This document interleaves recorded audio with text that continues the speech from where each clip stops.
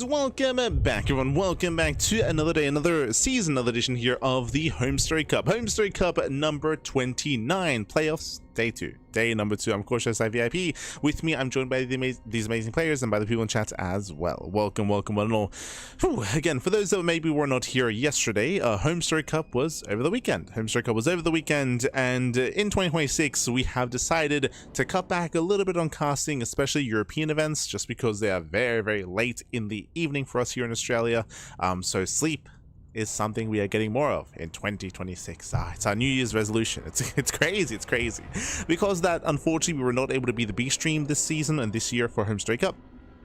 We were unable to be the B stream, which means we are now catching up on HomeStory Cup itself via replays, at least with the playoffs. Now, we already covered the first half of these matches yesterday. We were live, of course, with part 1 of the playoffs. Now we're here with part number 2. Let's go. Let's catch up.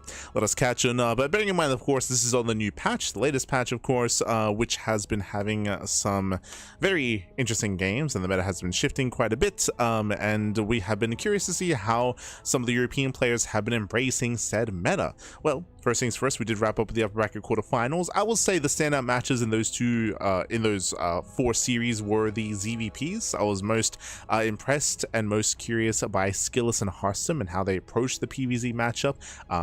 Very, very exciting stuff when it comes to quirky, unique builds. Otherwise, that led into the upper bracket semifinals, and now we have our upper bracket finals.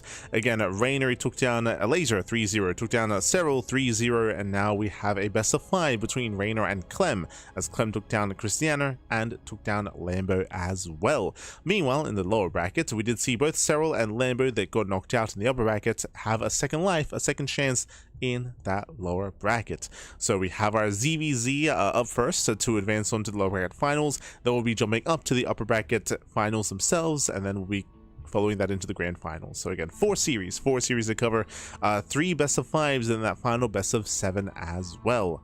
A lot of content, a lot of StarCraft. Let's go. Vámonos. Up first is going to be that ZVZ, Serral versus Lambo. We're going to be jumping into game number 1. It's going to be on Sanctuary 3. Let's go. Let us go. We're jumping into our first series, our first game of the broadcast. Sanctuary 3, of course, being one of the newer TLMC maps, which does have some unique features. We'll get into it. This morning, in the left-hand corner of Sanctuary 3, we have the German Zerg player. We have the blue Zerg representing Shopify. It is a Lambo. And spawning in the top right-hand corner, we have the red Zerg player. The red Zerg player himself, the Finnish Zerg. For Basilisk, it is Serral. Here we go. Oh, it's his turn. It's his turn, baby. So Serral, he was struggling against the 10 pools versus Reynor, and here they come. 10 pool out of Serral. 10 pool abound in the Z season of the playoffs. For those who are maybe unaware, for those who maybe have not been watching StarCraft over the past couple of weeks, 10 pools have been very prevalent in ZVZ amongst the Koreans and Europeans alike, and it can be very difficult to defend. Again, you do have to minimize losses and preserve your workers, otherwise you will take a deficit. You'll be playing from behind. We did see Serral struggle against the 10 pool. We saw likewise a Laser struggle against the 10 pool as well, and we'll see how Lambo does keep up, if at all. Bearing in mind that this is not an all-in, but this is a kind of like the new variation of 12 pool, where you can apply pressure, get some damage done, and then take a lead from there, assuming that you find damage. So again, the pressure's on Serral to get damage done, the pressure's on Lambo to defend successfully, as he does go hatch first. Does open up hatch first. And we'll see if he can hold on. We'll see if he can keep up.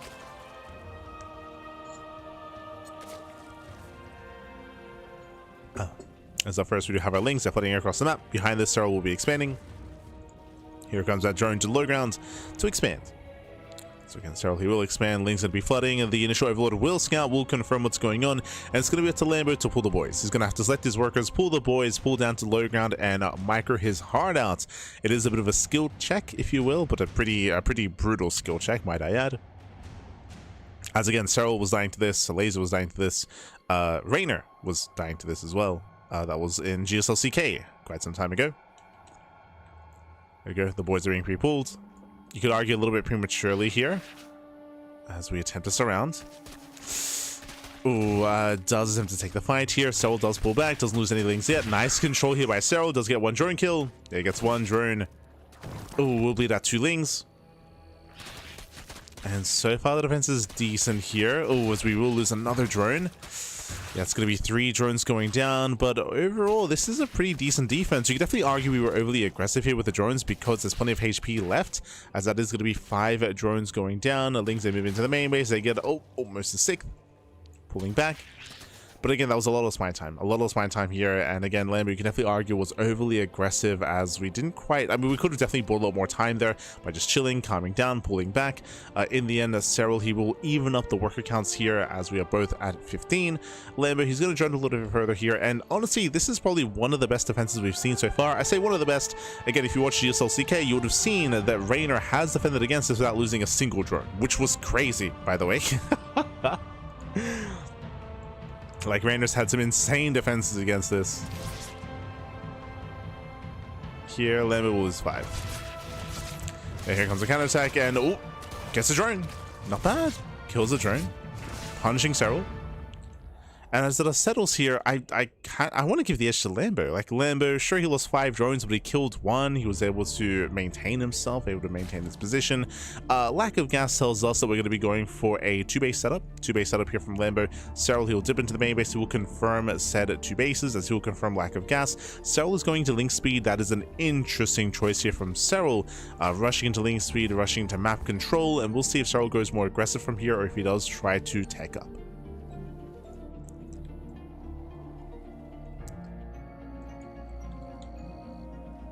Go.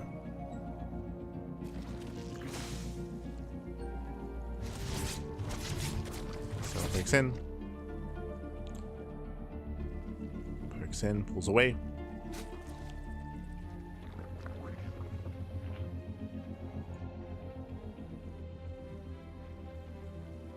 And once again, just keeping an eye on the droning, keeping an eye on the gas income as well. 3rd base. Oh, this is crazy. Wait, whoa. 3rd base we can take from Lambo.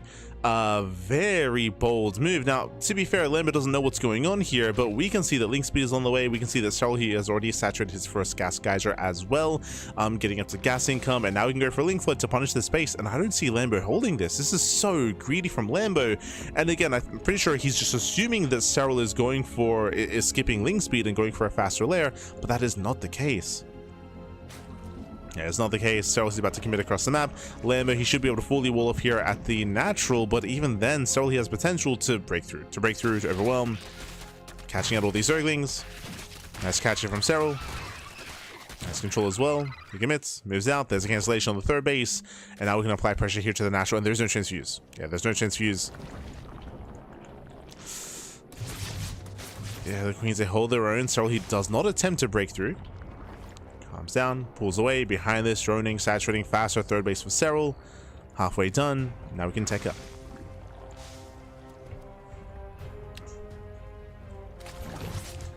And now Serral, he can tech up.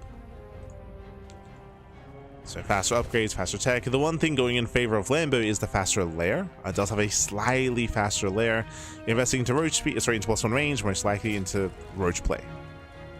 We might go for a spy just for a handful of meters, but especially with the commitment range, it does scream more roach play. Yep, there we go, double upgrades.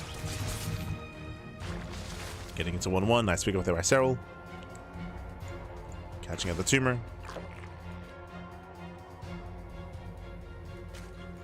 I'll have to fix that bracket. I'll fix up the bracket command. That was for this morning's broadcast, my apologies.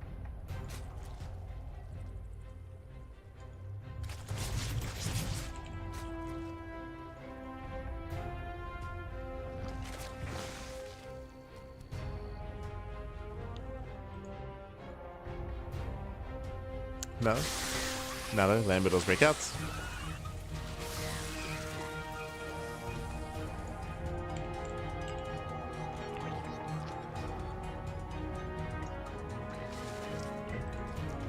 Take it over the weekend.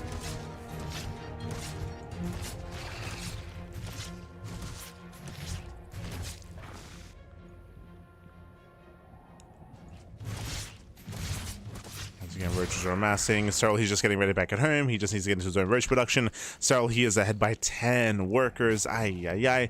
The one thing threatening Serral is going to be an all-in. They could just straight up 2-base all-in here from Lambo. But Serral, he is, again, just playing calm, not overdroning, making plenty of safety roaches. Overload speed is on the way, just to make sure he scouts.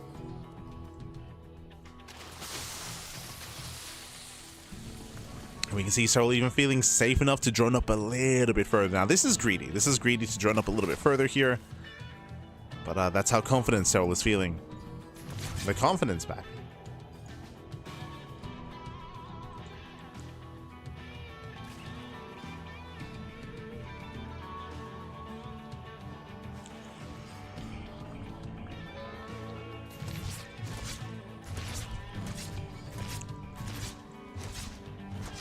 It does pick in. Picks in, pulls away.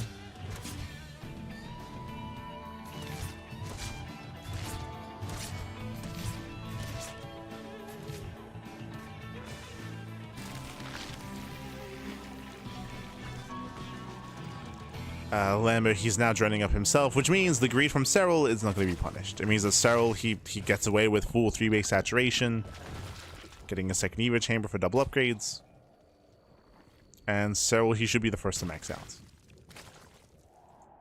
Should be the first to max. And it's going to be a tough hold here for Lambo. As it's just a very open area here on the low ground. Very open third.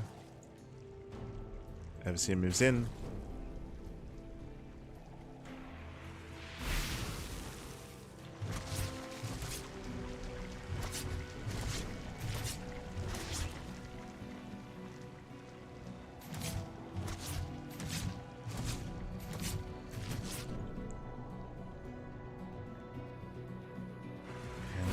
That max out moment.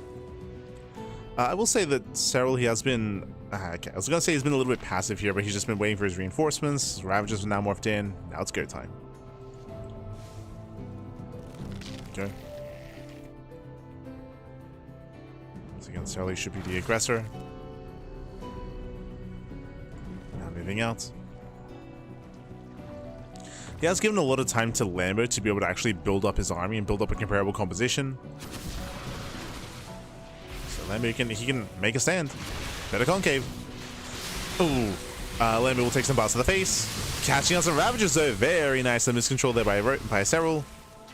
He does miscontrol. At the same time, Link's coming from behind. They don't quite catch a queen. They get a handful of drone kills, but not that many. Maybe just 4. 4 drone kills. So far, nice defense by Lambo. Moving up for a counterattack. So that lead that he once had, he is slowly losing it.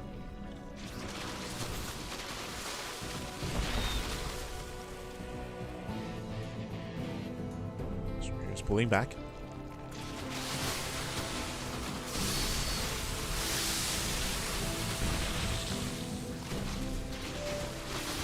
does pull back. Ravager going to be focused down.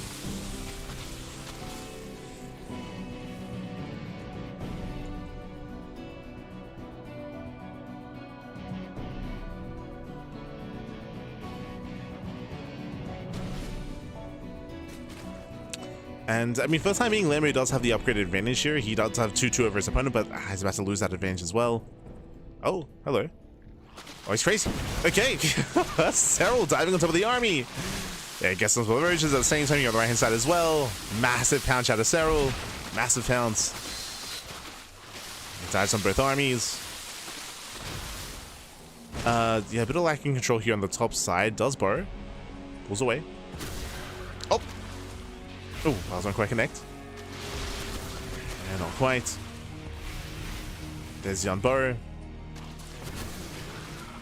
They got some cheeky moves out of Serral with the burrow. It's crazy.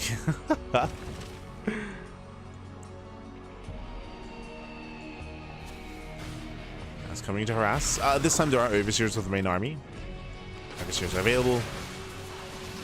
So moves in. He's just been out trading. Has the bigger bank, taking a bit of Hydras. Zoning Lambo away. Oh, Lambo coming from behind. Nice around. Nice flank. Better flank at the Lambo.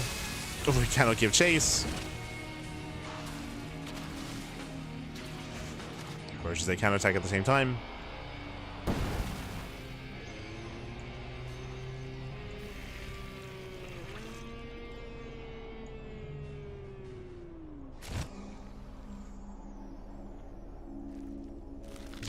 In, they counterattack. Lambo, he did split up his army. Not quite in position. Oof. Miles once again they connect. Oof, Lambo does take them to the face. The Miles to the face, Bappy. And Serral's overwhelming. Yeah, at this point Serral is looking to overwhelm. Once again, Miles forcing out control, forcing out micro. Miles, they still connect in favor of Serral.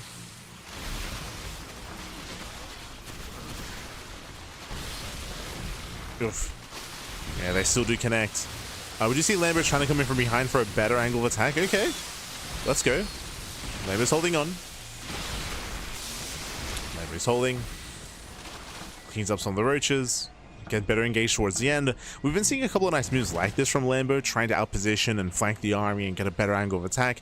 And it's allowed Lambo to hold on and to survive. Unfortunately, though, Serral has a bigger bank. He's had the better economy for longer, and Serral still has more momentum on his side.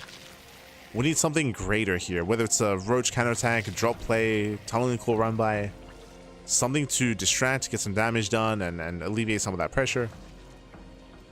Without that, it's going to be a tough hold. Serral still not stopping. Oh, God. Once again, the Miles to the face. Roach counterattack, getting 6 drone kills and the expansion as well. Ay, ay, ay. More damage being done. And slowly over time, Lambo, again, he's just slowly falling apart here. I mean, it was a rough start. It was a rough start.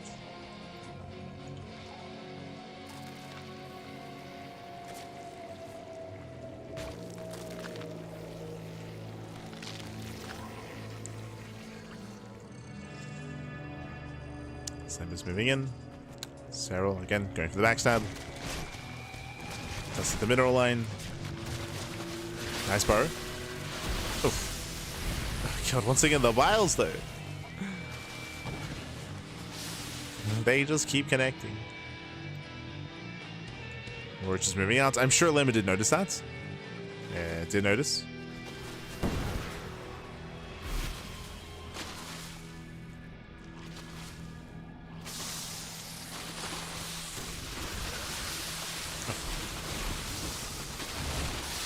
So moving in. Once again, Lambo is able to max out.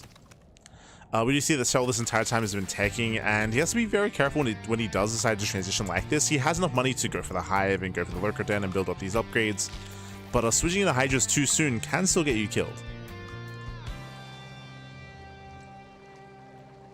It's a very delicate balance. Very delicate. Speaking of that, Lambo comes in from behind once again, does outposition Serral. This is what, for the 3rd time this game? Oh God, but he just keeps taking the Miles to the face though. It's that does kind of nullify like the advantage that we've been seeing from Lambo. Here, Lambo, he will surround these roaches. Not without bleeding units himself.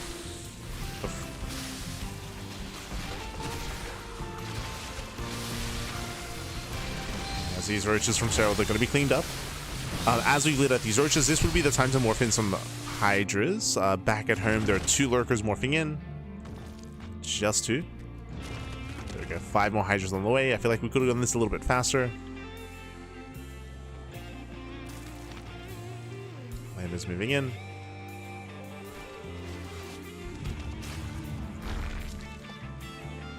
And there are going to be, what, 7 Lurkers in total. 7 Lurkers. Let's go. First one's in position. Again, Lambo does smile. Doesn't quite connect. Trying to move in. So he was out of position. Better fight for Lambo. Oof. Yeah, nice connections, nice smiles. And Lambo, he does take the better fights. Yeah, takes a better fight, pushes on forward. We spoke about this earlier, but again, when you try to make Hydras, that's when you're at your most vulnerable. And this is Serral. He's being vulnerable. Despite that, Lurkers are still coming to play. Yeah, massive spine shots going up.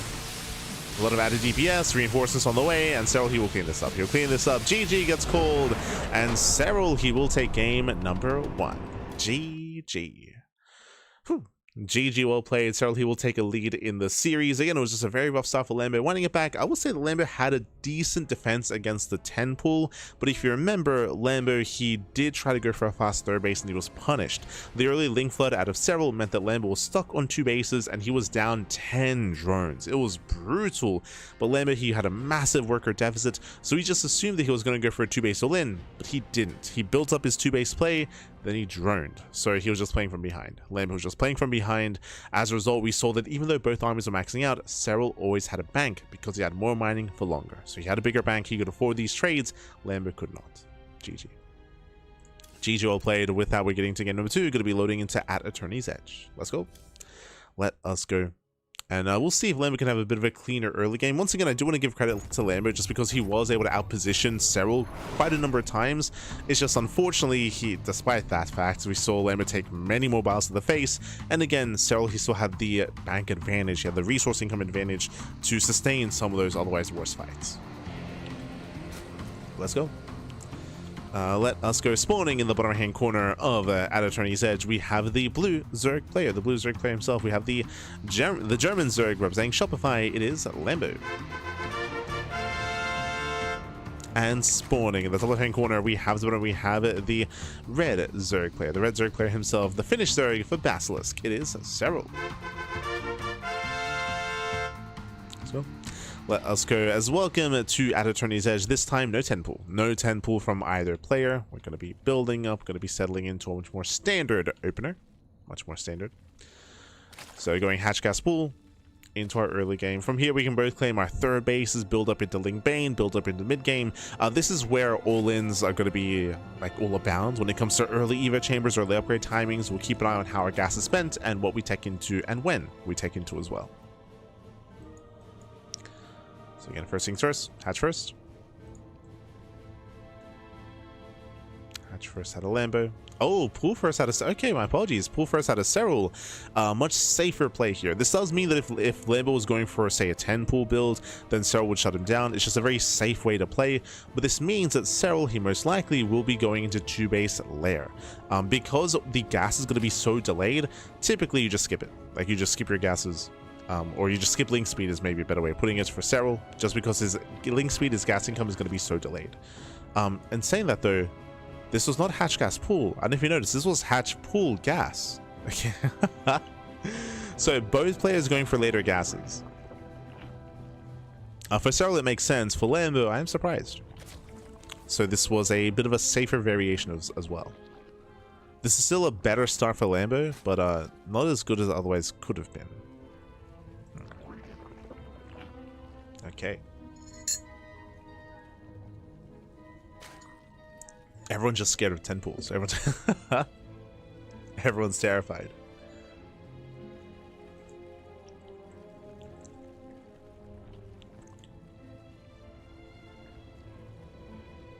I mean, it worked already once, so, I mean, kind of. Understandable. Overlord does scout, does confirm the hatch first. So he does confirm the pool first, I meant to say. As Lambo's the one that went hatch first. So Serral the one pool first. So from here, Lambo playing it safe, pulling back. Link speed is out on the way for Serral. We'll see if Lambo skips link speed. He does have the gas. Okay.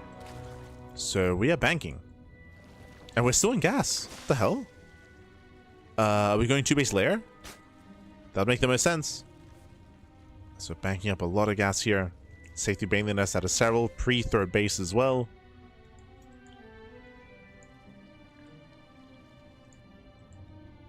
Yep, there it is. 2-base lair.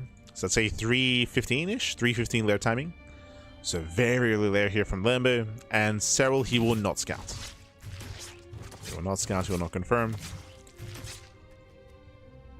Serral's early Baneliness is making me question things here. That's what the plan is. And it's going to be a limit to fully wall off and to get away with his greed, and Serral is droning. So droning, saturating again, very late third base of Serral. Just very tentative play from both players. From Serral specifically. Oh. And Serral, he won't get a scat off. Now, he sees the 2-base setup. He does not know the timing of the lair, so he's working with very incomplete information. We can see that, again, the lair's already done at this point, and we're expecting a Spire.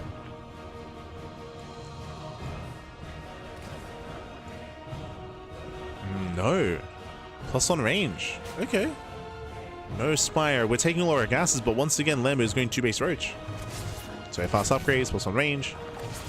Into Automation, plus on Carapace. Into Roach Speed. It's all coming. There's that Roach Speed. And this is going to hit quite hard. Now, whether Lambo commits or if he just drones, I'm still not entirely certain. Don't think Lambo is either. Like, it's still on Lambo to determine just how vulnerable Serral is.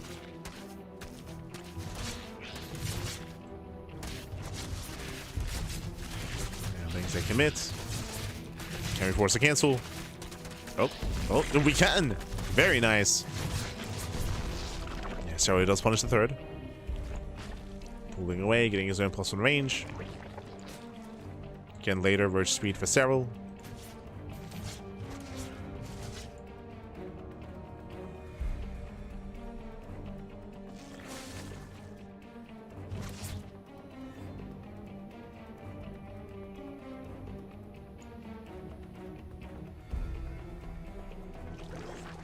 Zone him back.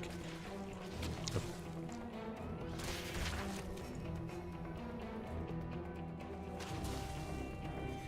And so far, Lambo, he's still not. I mean, he was already denied his third base, and yeah, he now starts to drone. Never mind. So he's droning up. I do feel like there was a window of opportunity there for Lambo, but no, it's just going to be droning, which means that Serral will be able to enjoy a better economy. Remember, Serral this entire time, he's on 3 bases. He's on 3 bases. He has better saturation. Lambo far behind. And because Lambo's droning up, this means that, I mean, there isn't really a timing available to him. The best he can hope for is maybe force an overreaction out of Serral, but yeah, this is a rough kind of early to mid game for Lambo.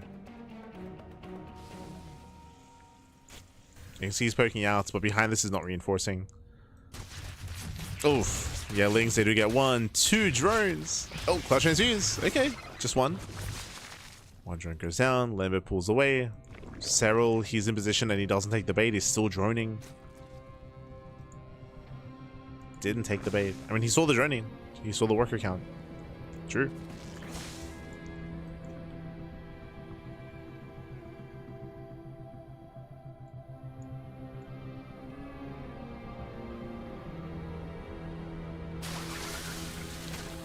There is going to be a window in time where Lambo has 1-1 upgrades over the 1-0 Serral. So Carapace is about to kick in. Lambo, he's done droning, stopping at 58. So cutting workers under 3-base saturation. He's making more roaches. Lambo's going for it. This is it. This is his time. And the longer this goes on, I mean, the more difficult it's going to be for Lambo. Serral is massing on more roaches. He already has a higher roach count. Lambo's going to have more Ravagers. Has more micro potential. Now moving in. So it's in position.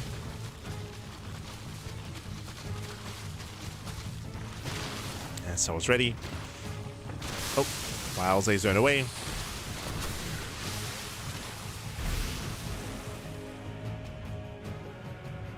Also buying time.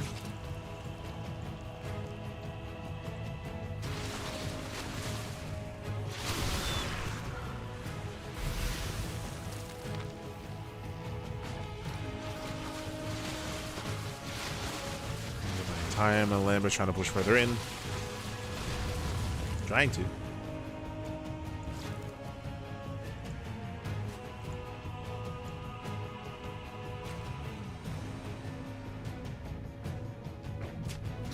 Shooting over. Oh. Likewise is going to get caught out. It's Serral's turn. Serral's turn to dive in. Yeah, flanking the army. Better engage from Serral. Bearing in mind that Serral's fighting with an upgrade deficit.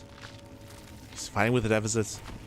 And that deficit is about to run out. He's about to catch up. About to catch up in the upgrades.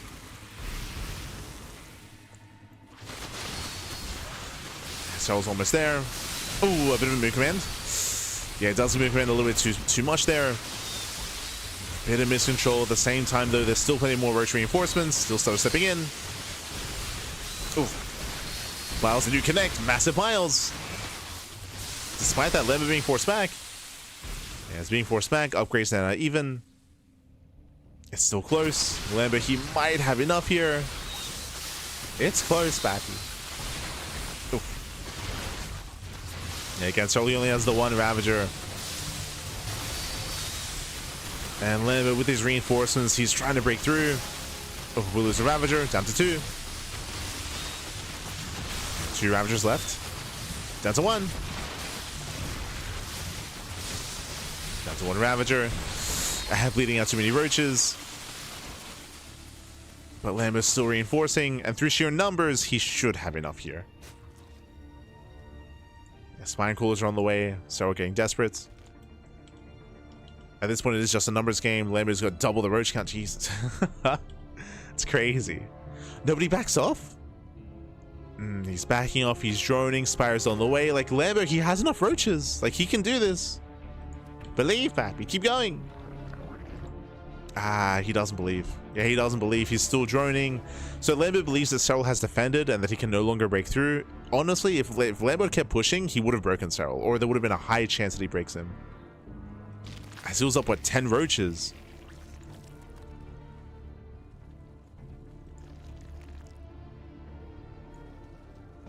And now Serral stabilizing. So Lambo just misjudging the situation and misjudging the game state.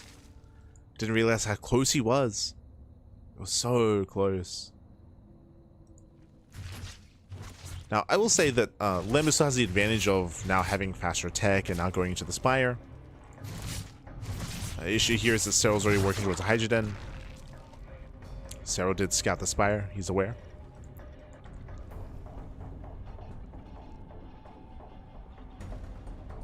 It should only be a handful of meters, like I'm thinking 6. Just to hunt down Overlords.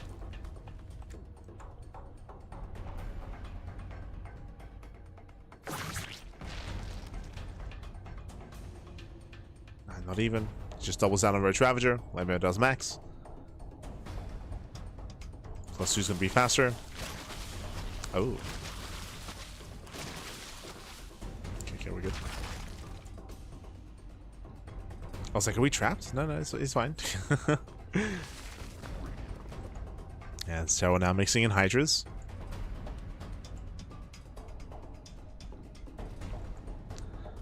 So in the end, this fake out is gonna kind of work because Lambo knows he got scouted. He's not making any meters, and it means these Hydras are not gonna be as effective as additional Ravagers. But we'll see how they do engage. Does Lee supply book Lambo? How's it graze the army? At the same time, Lambo going for a massive backstab. Does hit the 3rd. Serral out of position. Drone's going to be going down. Nice damage. 4 drones. 4 drone kills. Lambo moving in. And once again, limited biles here for Serral.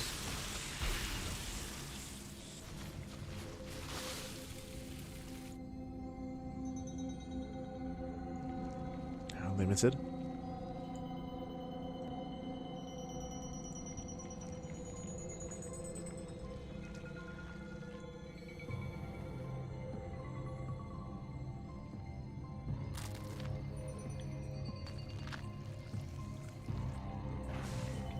And every time Lambo's about to be outscaled, the Hive is on the way. Like, the Hive is going to be on the horizon. And because it's already a Hydrogen, we can start working towards Lurkers. Like, Lurker Tech is going to be big threats. We just see a better surround here from Serral. Oof, brutal concave. And collapsing the army, a lot of free hits. Ay, ay, ay. Miles, they help. But that was one of the best fights we've seen so far this game for Serral. One of the better fights.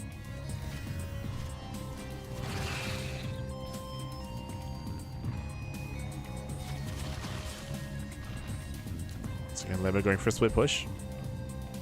Trying to force an overreaction. Who catches who? Uh-oh. Yeah, Lambo has to get out of here. He has to get the hell out of here. Has to pull away.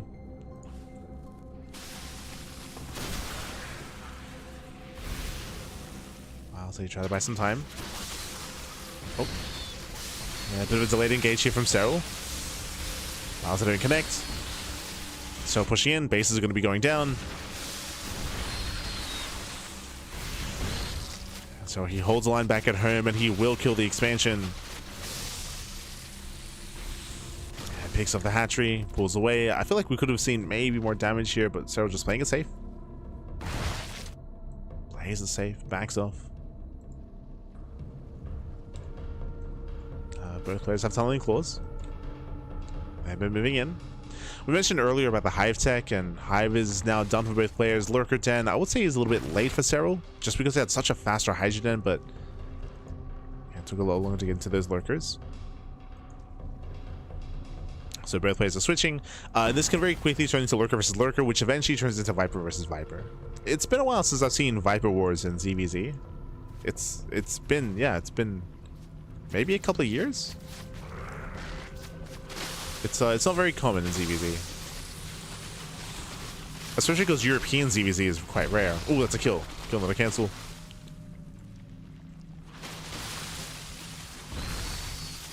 And Korean ZVZ is usually over by now. I think the game would have ended by now. Long ago, actually. We'd be in game 3. Would be. Lemon moves in. Does break through, getting himself the Hydras again. Hydras are exposed. Massive pickoffs. Some rough trades there from Serral. Same time counter-attacking across the map.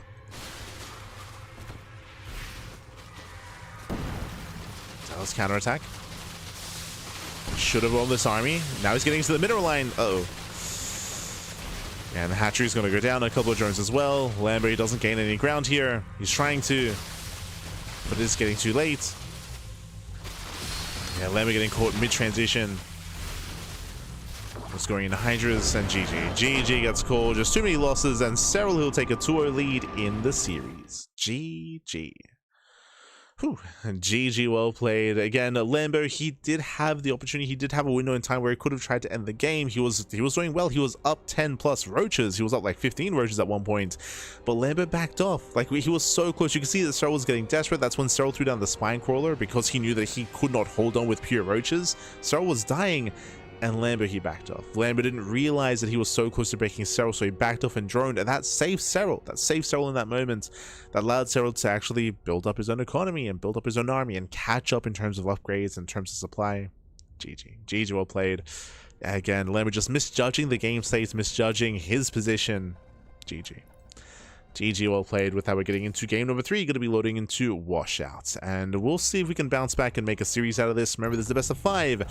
First to 3 will claim the win. First to 3, Pat.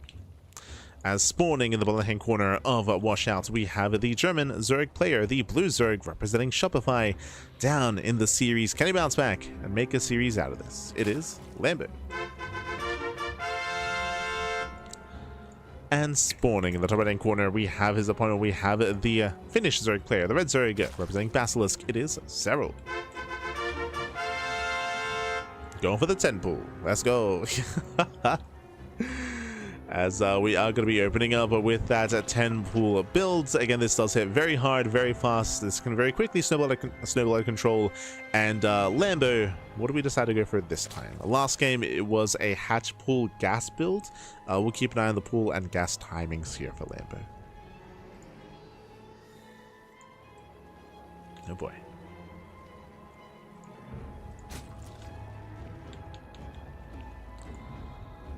From here again, we are going hatch first. It's going to be a hatch first build, and I'm curious to see the timing of the pool. Due to the strength of 10 pools and due to what we saw in game 1, I would imagine that Lambo will once again play it a little bit safer here with a later gas. We'll see.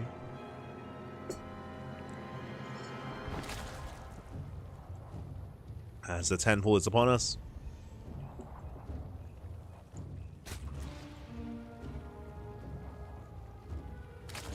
We should be seeing our spawning pool soon. And it all comes, yeah, here we go, is going hatch pool gas. And it's all about that worker defense. It's all about those workers, all about those drones.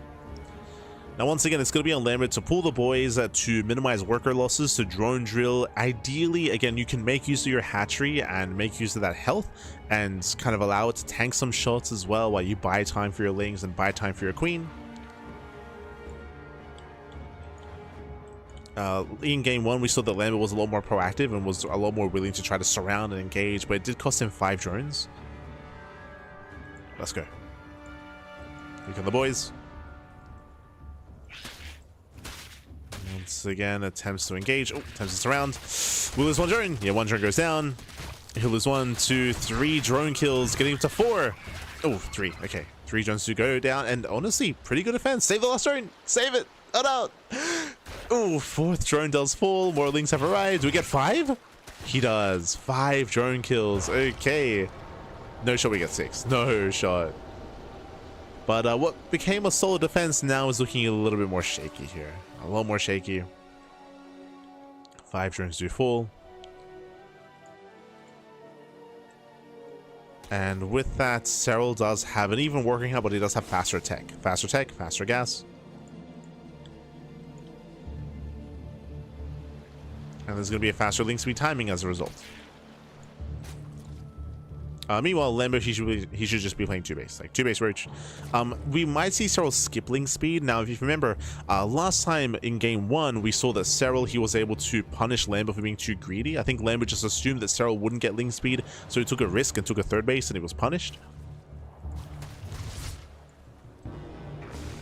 I'm hoping that this time Lambo plays it safe and just walls off on 2 bases. But we'll see. It's on Lambo. That's a gamba.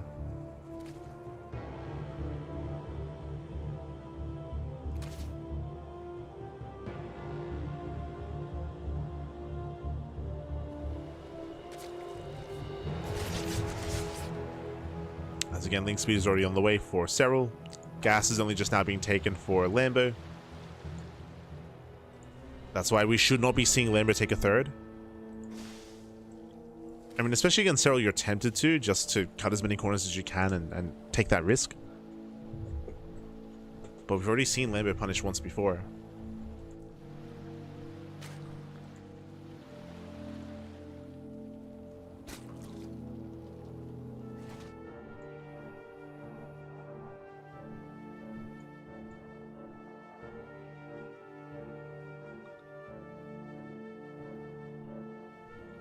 No shot.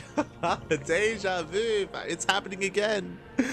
Just like game 1. So what's happening here is that Lambo, after defending, it is standard because Serral went for a 10 pool. It is standard not to take your gas. It's standard not to take your gas here and to drone up and to go into like a faster layer, like what Lambo's doing typically. That's what you're supposed to do. So Lambo is assuming that from Serral, and that's why Lambo's getting a 3rd base. Meanwhile, Serral did take his gases early on, which is abnormal, and which means Serral can punish. Serral can punish. Link speed is about to kick in. Serral, he floods across the map. Again, this is catching Lambo off guard. Lambo, he took a risk, he took a gamble. It's not going to pay off, and this 3rd base is going to be denied. Oh, he wants more than that. He wants more. Getting to the 3rd. Just check the wall. Wall is still quite fresh. And there's no saving this. There's no saving this expansion. Oh my god, he wants a queen. No transfuse. Yeah, there's no transfuse. Serral's being greedy. He wants the queen. And he won't get it. He won't get it. Was he too greedy? Now the hatchery might finish. Uh-oh.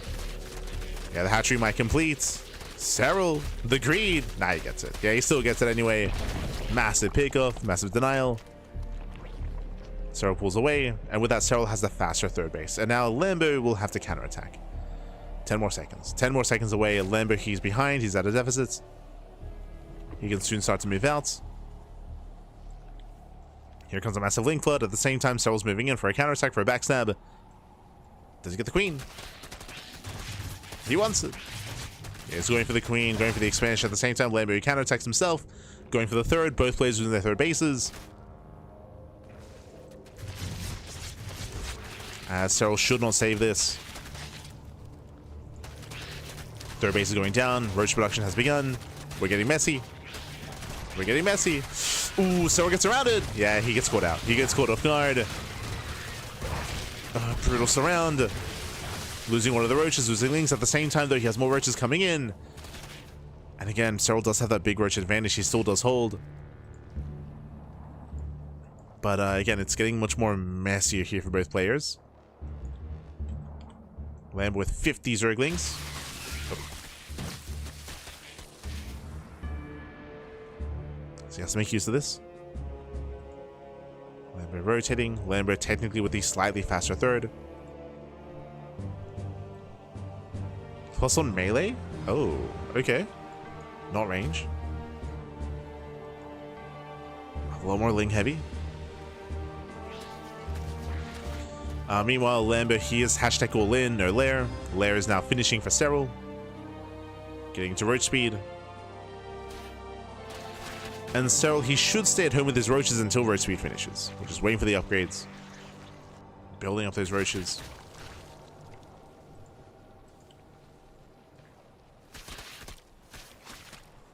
Charlie pokes in, pulls away. Upgrades are evening up. More roaches are amassing.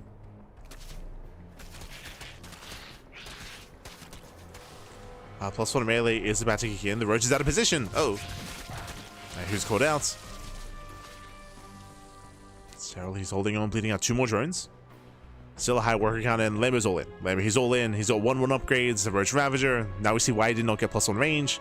Just completely hashtag all in. Now we also see why there's no lair as well. So Lambo, he has the bigger army. He has the bigger force.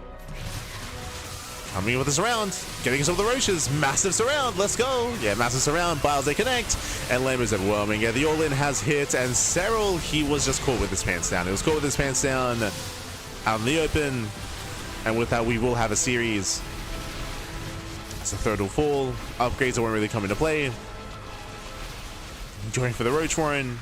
It's going to be Bile down.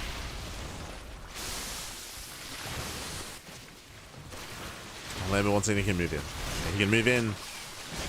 Once again, just lock down the army. Biles, they connect. Oof, massive connections. GG gets called, and Lambo does put a point on the board. GG.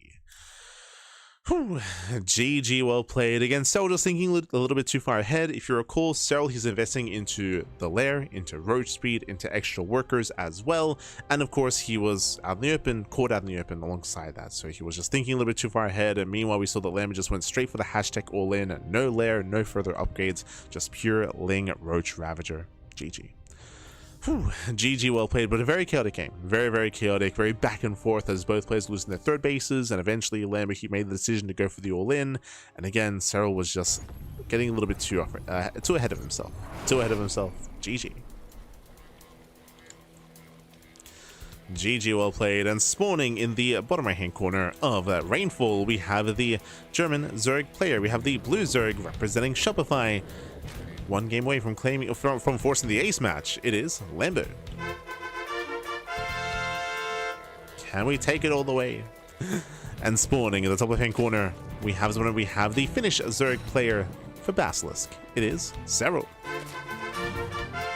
Oh. Hello. That's an 11 pool. Okay. So it is Lambo's turn. Welcome to Rainfall. Rainfall is a very small map of the map, or very small map. Short rushes by ground. Aggression is favored here on Rainfall, and Lambo is going for an 11 pool. Now, I'll be honest. I was going to say that I don't really know the difference between 11 pool and a 10 pool, but now we can see that with 11 pool, we do have a higher worker count to begin with. We have a little bit more saturation, and we are going for, as a result, a faster gas. So it's going to be an 11-12. Or was it 11-11? Gonna tentatively say 11-12. As with this should be hitting with link speed. This might even hit with banelings, so we'll see if the workers do stay in gas.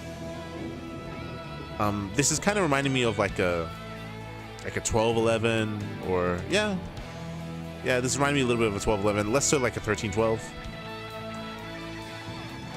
Just because it's gas after the spawning pool. So it's like the new variation of 12-11, which is 11-12, funnily enough. Ah. Interesting.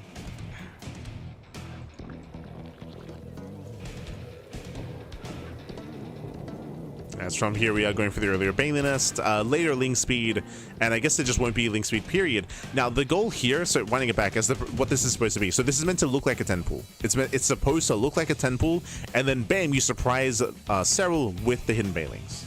Like, that's the goal. It's just like a 12-11 in the last patch. Like, it's meant to look less committed and look a lot more standard. It was pool first, though, by Serral. Oof. Yeah, pool first, safe build. Serral, he's willing to cancel, which is ideal against this build specifically. He doesn't even know. Yeah, Serral, he doesn't even know, and he's hard countering it. Or he's blind countering. As there's a cancellation, Bailings they waddle in. Usually this would be fine, and then Lambo could just expand and drone, but because it was more committed, because it was an 11-12, I guess much more all in, and these spines, they come into play.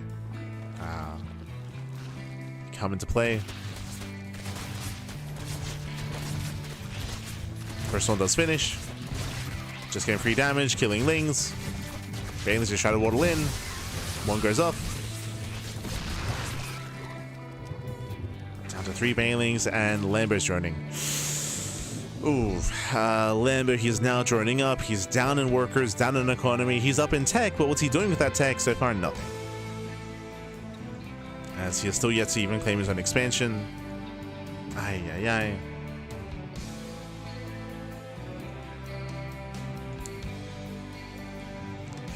And this is just falling apart for Lambo.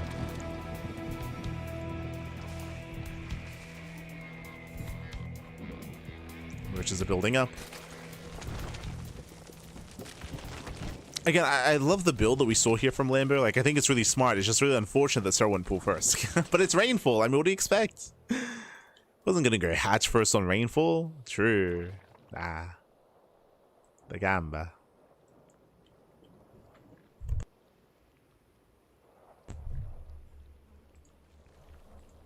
So yeah, just rough positioning for Lambo. He has to back off. He has to pull away.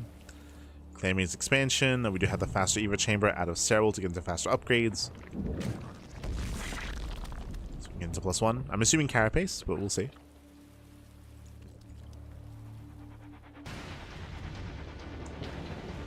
Now, there are ways for Lambo to recover here. Like, the one hope is that Serral, he tries to move out. His army moves out of position. Lingbane waddles in, and then we can maybe find some damage. Lingbane gets spotted.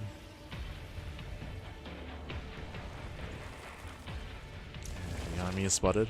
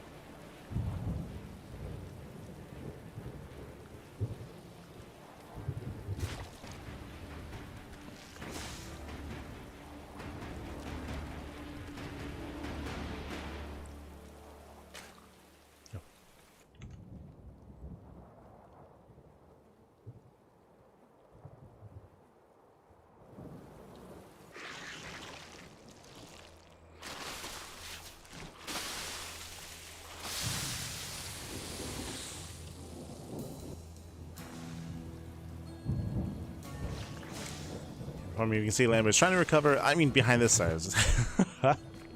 behind this, we have a faster lair, faster +1 range. This should lead into faster roach speed, into a faster move out across the map. Serral doesn't have to tech up into like Spire or anything like that, so may as well make use of what we have here. Oh. Okay, we're gonna end up with some flare. I assume just roach speed into. Oh, never mind. We were gonna get fancy. No Nidus. No Nidus play. Smurge. Nidus play is supposed to hard counter 2-base Muta, and which this might be, by the way. Like, Lair is on the way, gas is being taken. This is looking like 2-base Muta, so the Nidus would have been honestly perfectly fine. Is that Spire? 2-base Muta is coming.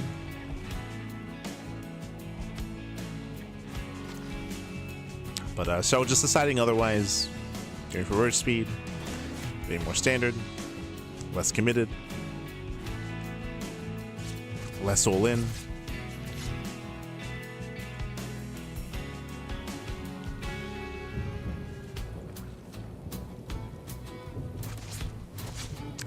He attempts a scout. Oh. A little bit unfortunate. That was a bailing on a changeling. And here comes Serral. So Serral, he's going to cut workers up 41, getting a third base just for Larva. This mid is hitting with road speed. Now Serral can push. Now it's time.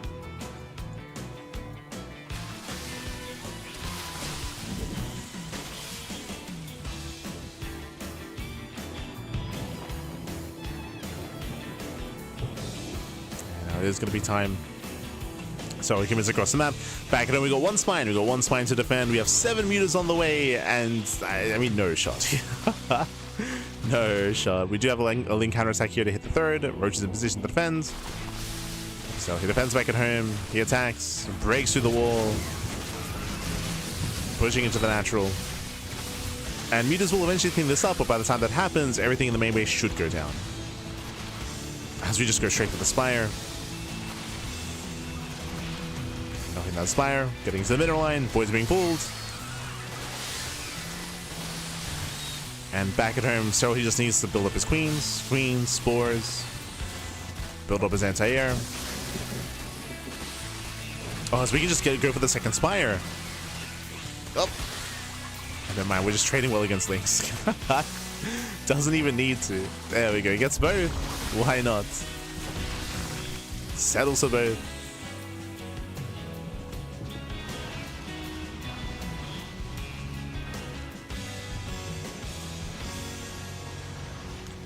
Catching at 8 workers, getting 9, another 10. Oof. Has 0 detection, we just borrow. Yeah, borrows in the main. Titan Claw is now done, we can now split up the army. And Serral, he's looking solid. I mean, it was just a rough start. It was just a rough start. That Lambo went for an 11-12 against a pool first. Just a rough start.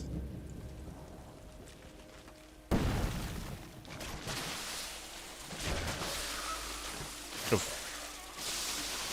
Catching at the mineral line. More drones going down.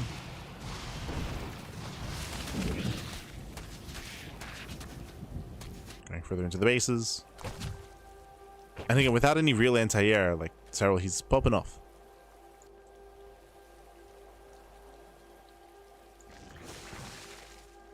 Hand is taking up. Going for the pit. Building up into the infestation pits, taking his gases.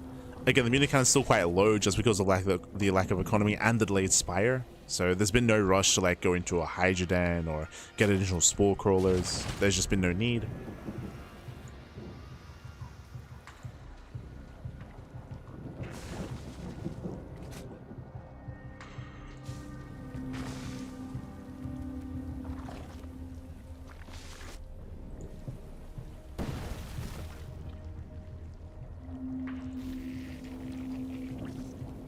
So I'm just gonna go straight hive into Vipers? No shot. Okay. Why not?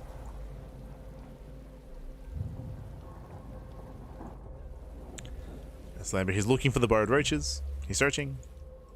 Still 3 here at the third, another 3 here at the opposing third base. Or I guess fourth. They still be chilling.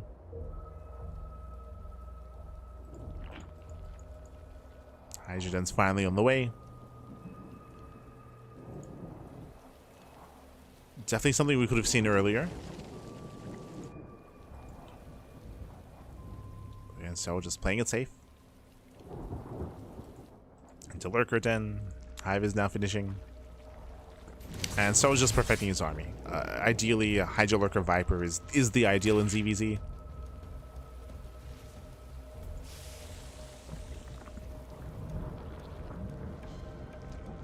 These meters, unfortunately, they just haven't really achieved much here. The meters that were a desperation move to try to get a quick lead over Serral, like if Serral was more passive. But he was not passive. He was not passive, Pappy. Slam is moving in. Show us the fungals. We're just waiting for the fungals. Whenever he backs up, he sees all the infestors. He's like, nope. He wants none of that. Has to respect the infestors.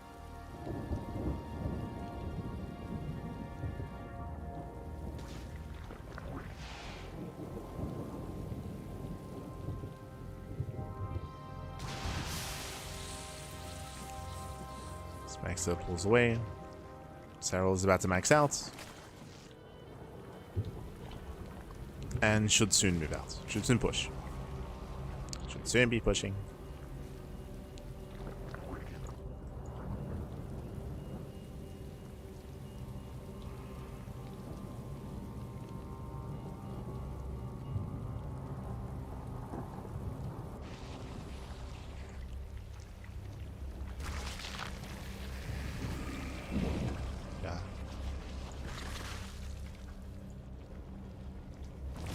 Just waiting for the upgrades.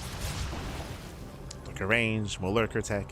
Like again, Serral does not have like this is the equivalent of just like dotting your I's, crossing your T's, like you're just making sure that you have the perfect army. He's just playing the game. He's playing some StarCraft. Why not?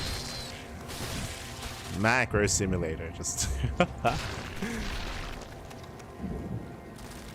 building in more Vipers. Once lurker range finishes, we can start to push out. Unless we wait for adaptive talons, which we might just, actually. Might just wait for adaptive. From the side of Lambo, the goal here and the hope is that he can collapse on top of the Hydras. If Bane can collapse on top of the Hydras and clean that up, then the mutas can kill everything else. But the problem is that it isn't just Hydra lurker like Bane, or it isn't just Hydra lurker, it's Viper as well. And because the Viper is here, and because of the fungals, or because of the infestors, the likelihood of this army collapsing on the Hydras is very low, because we should be seeing fungal growths and parasitic bombs as well. Is the issue that Lambo finds himself in. Usually where the muta play would go from here is to go into ultras. You go into ultra tech, then ultras, I mean fungals don't do anything against them. They can push through and try to collapse on top of the lurkers and break through lurker lines. But without having an economy to sustain that, then you just get outscaled. Nice snipe, gets one. One lurker goes down. Army moves in. Still holding onto that power bomb. So it does get across the map. And now we're collapsing. Ooh, massive lurker shots. Going for the power bomb as well. Nice splits. And nice splits overall. Every Hydra does go down. And Lambo, he will claim this fight. He will clean this up. And Serral, I believe he saves most, if not all, of his spellcasters. He's trying to. Oh. Waddle away! Waddle away, papi! Yeah, it looks like they were left on a different hotkey, so actually every infestor goes down. Best case scenario for Lambo. Miscontrol out of Serral. He just abandoned the infestors, abandoned the hotkey. Messy. Messy.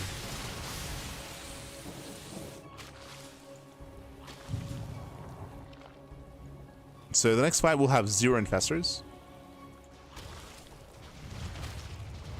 But we still have those Vipers. Full of energy. So now pushing.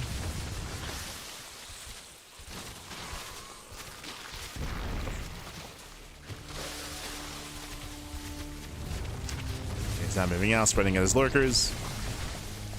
Getting in position. And Lambo, he has to try to commit in. Nice lunge. Yeah, Hydras, they lunge away. Massive power bombs on the mutas. Oh my god, they stack. No! Yeah, they stack one of the power bombs. Massive damage on the mutas. Almost every muta goes down. The Hydras, they hold their own, and GG gets called. GG gets called. Serral, he will claim the series 3-1, advancing on to the lower bracket finals. GG.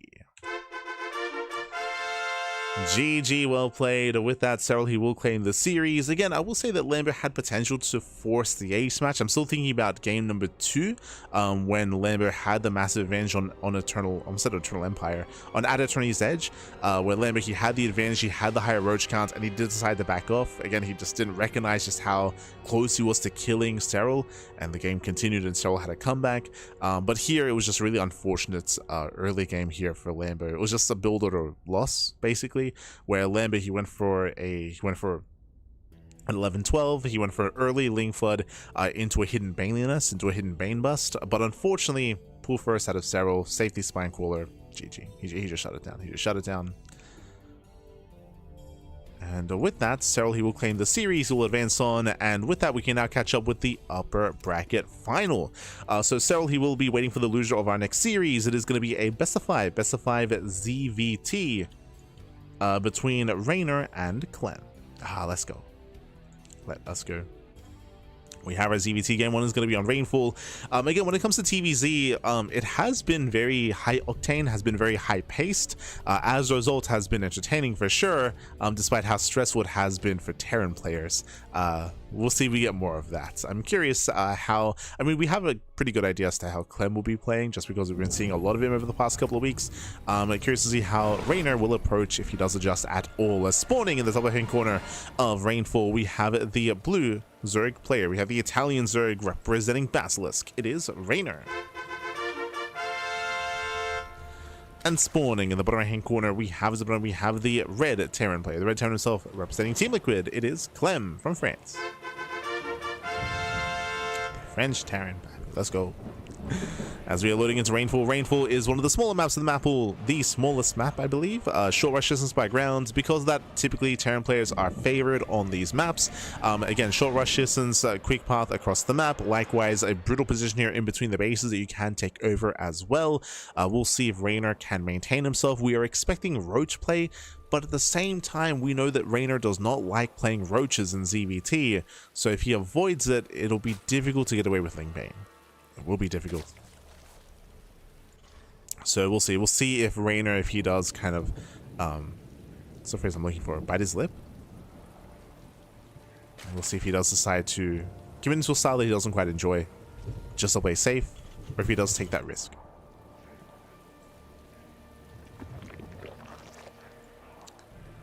So far we're opening up hatch gas pool. So standard openers. I say hatch gas pool. I believe hatch pool gas is more standard nowadays. Likewise, Clem does not go for any kind of 2-racks opener. No shenanigans. Standard play as well. We be settling in. Again, one of the reasons why you do want that earlier pool compared to gas is because of how fast the Reaper gets across the map, especially on Rainfall. So the idea of going for a faster gas geyser is very risky, as you do leave yourself vulnerable to Reaper aggression. Especially against Clem, you will lose a drone. Lose a drone. So Reynor playing it safe. Clem going for the SCV scouts. Reaper's coming. CC on location.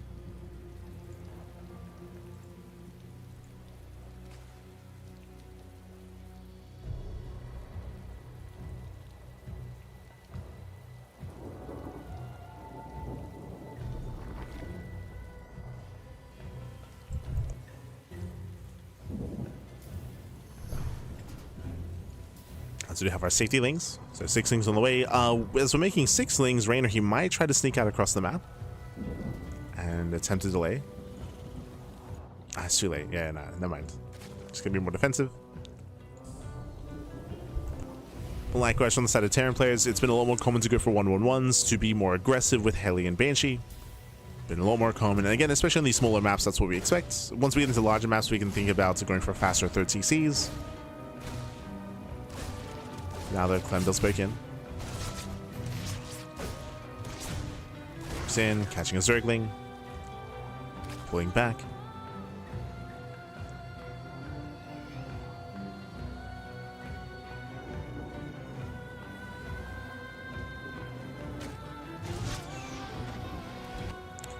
So just testing the waters, and it is going to be that 1-1-1. Again, this has become a lot more common, a lot more standard. in this matchup. One more coming. And we'll see if Clem can find some damage. We'll see if he can slow Reynor down.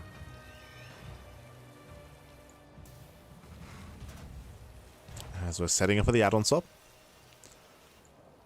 Likewise, we do see that Reynor, he's going for a later third expansion. Again, just because of the threat of the Reaper and the early aggression. So later third base out of Reynor. Does actually... Okay, we're good. Saturating his gas. Join up on 2 bases. And we've yet to really confirm whether or not Reynor's going roaches or not.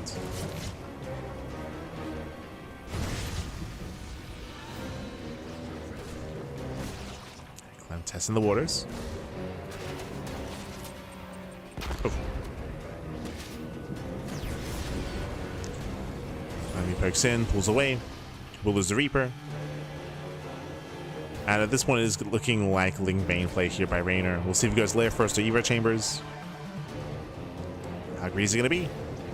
How greedy? It is going to be lair first. Okay. So faster lair. This does give access to faster detection and faster overseer play, which will help against the Banshee. As Banshees are coming. Reynor trying to keep up. Oh. Stim began for a moment there.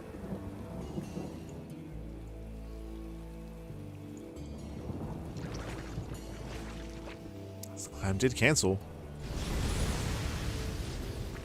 And we see why. So faster third TC.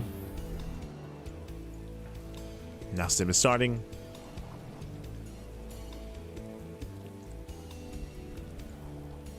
Clem is not being as aggressive. We have been seeing Clem mix in like 3-1-1 setups, but not here. Not this time. So now there is no overseer. We're diving on the queens, taking a lot of hits. Things are keeping up, and Reynor holds. And Reynor is holding on. Nice collapse. Oh, nice catch here on 1, 2, 3, 4 Hellions. Oh my god. If all Hellions go down, the Banshee as well, and Clem, he'll lose far too much here. He'll lose any kind of map control he was fighting for. Some brutal losses, losing 7 Hellions and a Banshee. That should not have happened. Second Banshee's moving out.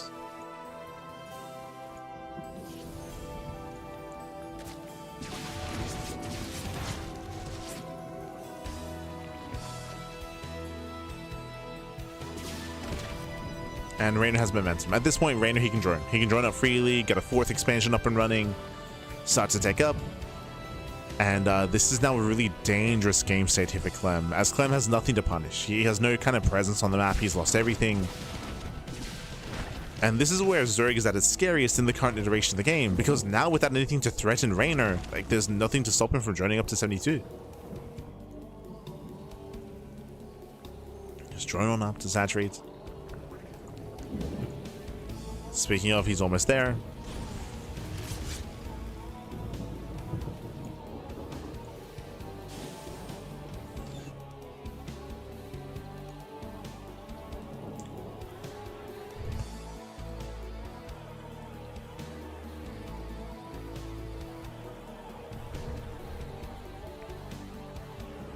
That's Reynor, he's able to chill.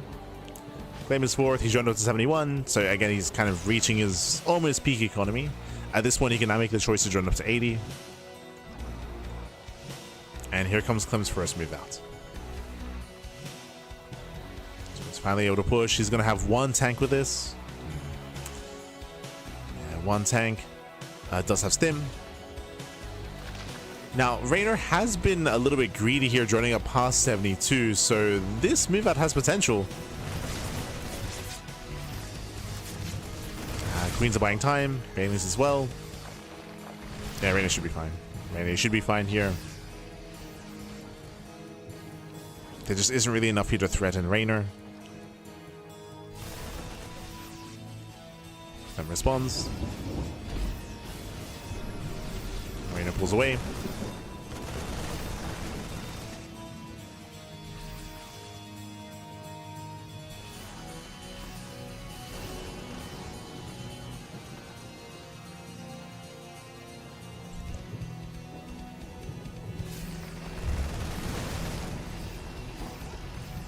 And bearing in mind that Clem is not reinforcing, like he's keeping his main army back home for the time being. So Clem's just posturing, denying some creep, and ideally setting up for the main push. No, going for a split push instead. Okay, bold move. It's moving on the right hand side. I was wondering why these tumors weren't dying, but it's because of the creep. So this is actually hurting Reynor more than helping. Cheeky moves, Reynor does collapse in. Catching at the bio, nice double stepping. Nice, very nice control. Banelings are focused down. Nice on burrow there by Clem, but the Wood Mine will still fall, and Reynor holds. Reynor, who does hold on the right hand side at the same time. Reynor holds on the left. He's going to be able to hold on. Reynor, he's going to try to dive on those tanks. It's going to get messy. Nice chance on the Banelings. But Reynor's holding. And Reynor, he does hold, shuts us down. Cleans up the tank. Clem getting desperate. But the big issue here is what we mentioned previously, is that Reynor, he was able to join up very, very quickly, and now he's able to focus and fixate purely on Link Bane. Just on that Link Bane. Oh my god, massive mine shot. Jesus, I didn't even see it. Mine shot goes off. We have another. Up. Oh my god. Oh dear, the mine shots are carrying here, papi. Ay, ay, ay. The mine shots are crazy. Clem, he's keeping up. So far is keeping up. Once again, just rattling everything across the map. We spoke of this last time, but again, it's very common nowadays to just barely leave anything back at home. Limited SimCity, and just keep rattling across. And oh no, Reynor, he wasn't looking. Reynor, that was it. That was his moment. Oh no. Yeah, it passed him by. Yo, these Banelings, they're asleep, papi. Oh my god. Mine's just connecting. Oh, doesn't quite pull it off. Doesn't quite pull it off. Clem pulls away. Can we make up for it? Can we make up for it? Oh no. We have two more Banelings here on the right hand side as well. So 2 pairs of Banelings. Clem into the main. Does go for a massive drop. Oh, at the same time, Reynor is holding on to the front lines. And Reynor, he defends against the main push. Denies the drop. And Reynor, he'll soon max out. Will soon be able to max.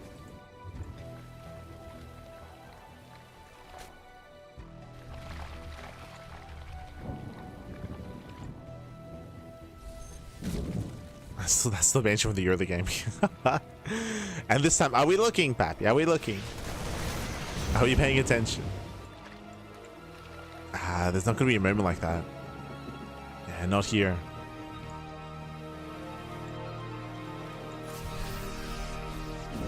It's time to push to the center. Again, Reynor's in position. Show some mine shots. Oh, dragging the mine, forcing with a friendly fire. No major connections yet. Oof. Yeah, better connection towards the end, but Banelings, they still crash in. Yeah, they still crash in. We actually activated the bar Banelings. They were activated. Clem plummets in supply, and now it's time to move in. Now it's time to push. Oh my god. Oh jeez, that's a lot of mines. Drag them back. We'll drag them. We're lacking Link Bane though. Yeah, Reynor extending, has to pull away. Where's that Link Bane? Not coming in. Oof. Mine shots going off. Once again, very nice target firing. And Reynor's bleeding out too much. He's bleeding out too much. He's going to lose everything. Massive losses here for Reynor. Bleeding out more Hydras.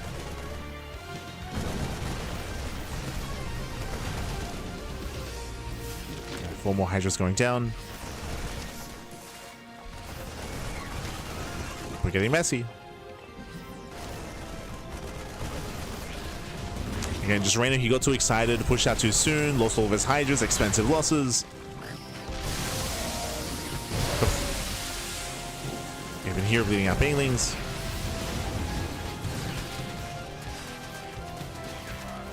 And Reynor, he needs time to breathe. He needs to calm down. And looks like he has. From here, 3-3's finishing up. Viper production is now well underway. He's got 3 full Vipers. Oof.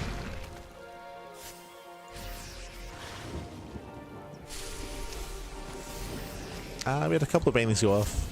Okay, nothing massive, nothing massive, nothing amazing. Oh.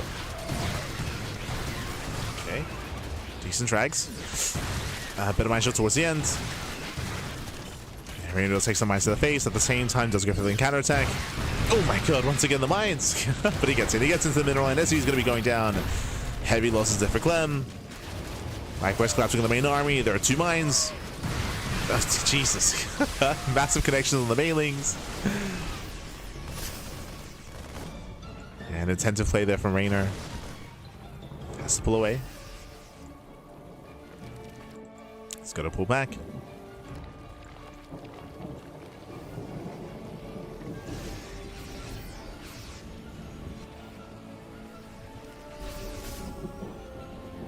Clem is now maintaining his 5th. Okay. Right towards his 5th base. Now he's been able to switch to Master Liberator. This is something that we shouldn't have necessarily gotten into here. But again, because Clem was trading so well earlier, we have the freedom to do so. Oh, even here, massive mine shots. The Liberation has arrived, and there's no good answer to this. We have a Mass Libs. The freedom is here. He has the freedom, Pappy. Despite that, Will is an entire mineral line though. 19 SCV kills. Will lose all his workers. Reynor moving out. Oof. Oh. Still having a rough time trading. Clem dropping into the main. Uh-oh. The spores. Oof. Full medevac goes down. But Clem, he has control of the main. And Reynor, he's moving back in. Oh god. He's pushing back into his own main. Through the freedom zones. Stunner stepping in, working through 1, 2 Liberators. Bangs they crash forward, and Reynor looks like he will barely clean this up. Will he though? Down to 5 Hydras.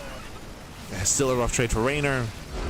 And GG gets called. He does not clean it up. Clem, he'll break his way through, and Clem takes game number 1. Whew. GG, well played. Again, a very messy game here from Reynor. Clem, he was able to gain momentum, able to gain control. We spoke about how earlier when Reynor overextended, bleeding out all his Hydras, that was a massive moment for Clem. Up until then, Reynor, he was taking a better fight and he was able to counterattack. We thought that was his time, but Reynor got overly aggressive. He got overconfident, overly aggressive. He was punished for it, and with that, it all fell apart. It all fell apart there for Reynor. Clem's no out of control. He had the freedom to take up into Mass Liberator as he was just taking better fights, being more efficient. GG, well played. Clem does take lead in the series. Now we're loading game number 2. Let's go. We're dropping in.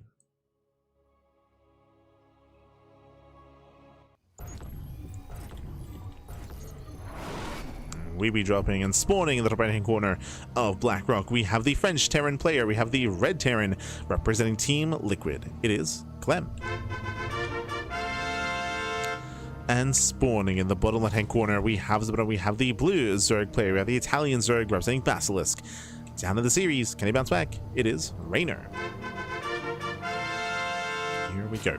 Now, when it comes to this aggressive style that we've been seeing from Terran players as of late, it is strongest on maps like Rainfall, right? The map does help the aggressing player, it does benefit the aggressing player, it does make it more difficult to defend, of course, it does actually hinder the Zerg in that respect, but now we're loading into a bit of a larger map. Welcome to Blackrock. Blackrock is an interesting map in the map pool, has a lot of choke points in the center. It can be difficult for Zerg players to engage in the center of the map, that is true, but these bases are very open. They're very open, they're very exposed.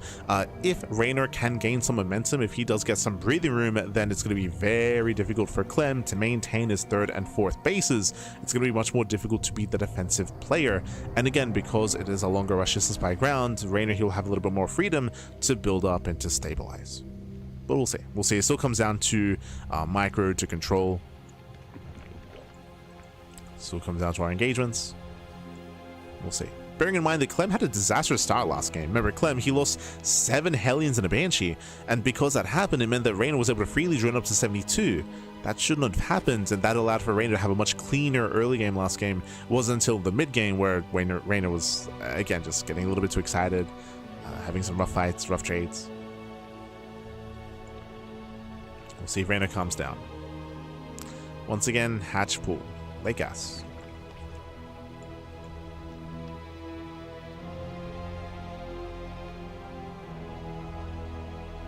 Los bienvenidos. Este paradoxical. 5-stream win streak. Win streak even. Crazy, papi, crazy. Buenos dias. Good morning. Not easy to get a watch streak going on the CranKy Ducklings. Not easy. Because we're live at different hours of the day depending on your time zone. So, the dedication, papi. Dedication. Crazy. Speaking of, again, we were live early this morning with Crank Gathers. You should be live tomorrow morning with Crank Gathers as well. Same time, more Crank Gathers. More StarCraft Evolution. That'll be in around 12-ish hours, 12 and a half hours time. We'll be live.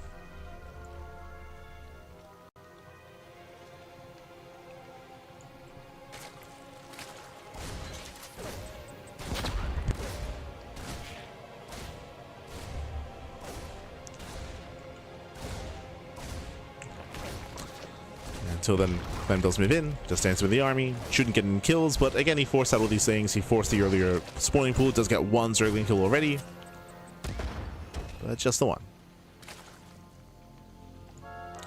From here, Reynor pulls out of gas. Clem getting to his own 1-1-1 setup. If he does go for a faster third CC, then we'll take note of that, of course, just because it's rarer to see that nowadays.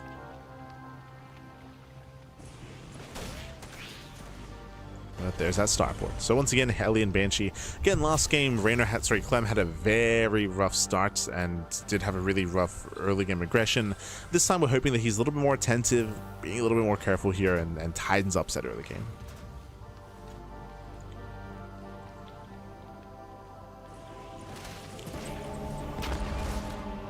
As Reaper does get in. Not bad. Gets in, picks off one more Zergling. Doesn't try to scout for any further tech though. Pulls back. Likewise, if Reynor doesn't play roaches on Rainfall, he's not going to play roaches, period. Like, no shot. Unless Rorschach made it through the vetoes, like, I don't see him going into roaches any other game. Hellions takes him into the middle line. One volley goes off, catching out 2 drones. 2 drones go down. Can we get more? Not quite. Better question, does Clem get away? No shot, he does. Yeah, the Hellions, they slip away just barely. Scout in the third. More Hellions on the left-hand side. Oh, catching out a tumor. Catching out both. Oh my god, Clem, calm down. Jesus. Catching both tumors, pulls out. And again, nice damage here by Clem. Does lose a single Hellion, pulls back to repair. Banshee soon to hit the field. And this time we see that Clem, he's being more aggressive actually. Remember, last game he cancelled Stim to go for a faster third. This time faster Stim into a later third. So slightly different build here from Clem.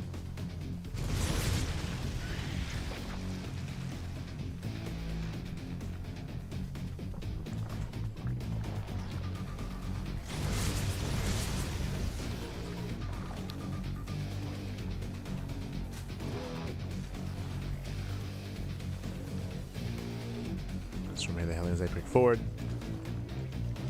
Reynor going for double Evo Chamber. Interesting. So Reynor's being greedier this game as well. Remember last game, Reynor, he went lair first. This game is going double Evo Chamber first. So double Evo Chamber, double upgrades.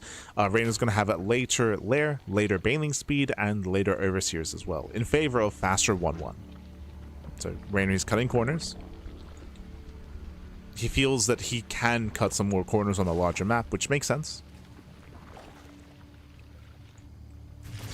Hellions, they dip in. Catching out one drone.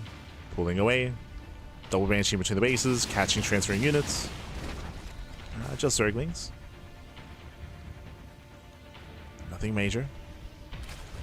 Denying some mining time. Scaring Reynor. Oh. A little bit inattentive. And the Banshee's going to go down. Yeah, we'll lose a Banshee and will not kill a Queen. Oh, Queen does survive. the same time, Clem tries to break into the mineral line, gets 3 drones. Oh, he's locked in. Yeah, he's locked in. It's one way. There's no way out. Gonna get surrounded, and without a brutal loss here for Clem, he killed 5 drones in total, 2 extra drones, but he will lose every single Hellion. That was not worth it. Without Reynor holds. And Clem just got too excited, got too aggressive. This isn't as bad as last game. At least here he killed 5 workers. Last game he didn't. Just lost everything. So from here, Clem will claim a 3rd base and get ready for his eventual bio timing. Stim is outdone. This time there is no early tank. Interesting. Last game there was that 1 tank move out. Here we're going straight into Widow Mines. I mean, hey, they're pretty good. Widow Mines are a lot more threatening now. And honestly, this is one of the reasons why ZVT is, at least for this from Clem specifically, is a lot more competitive. And the reason for this is just because of the higher amount of aggression and because of the Widow Mine buff as well. Like, it allows him to just out-trade. And despite the larva change, like, he can still keep the army relatively low, or keep up with it at least. But you have to be hyper efficient.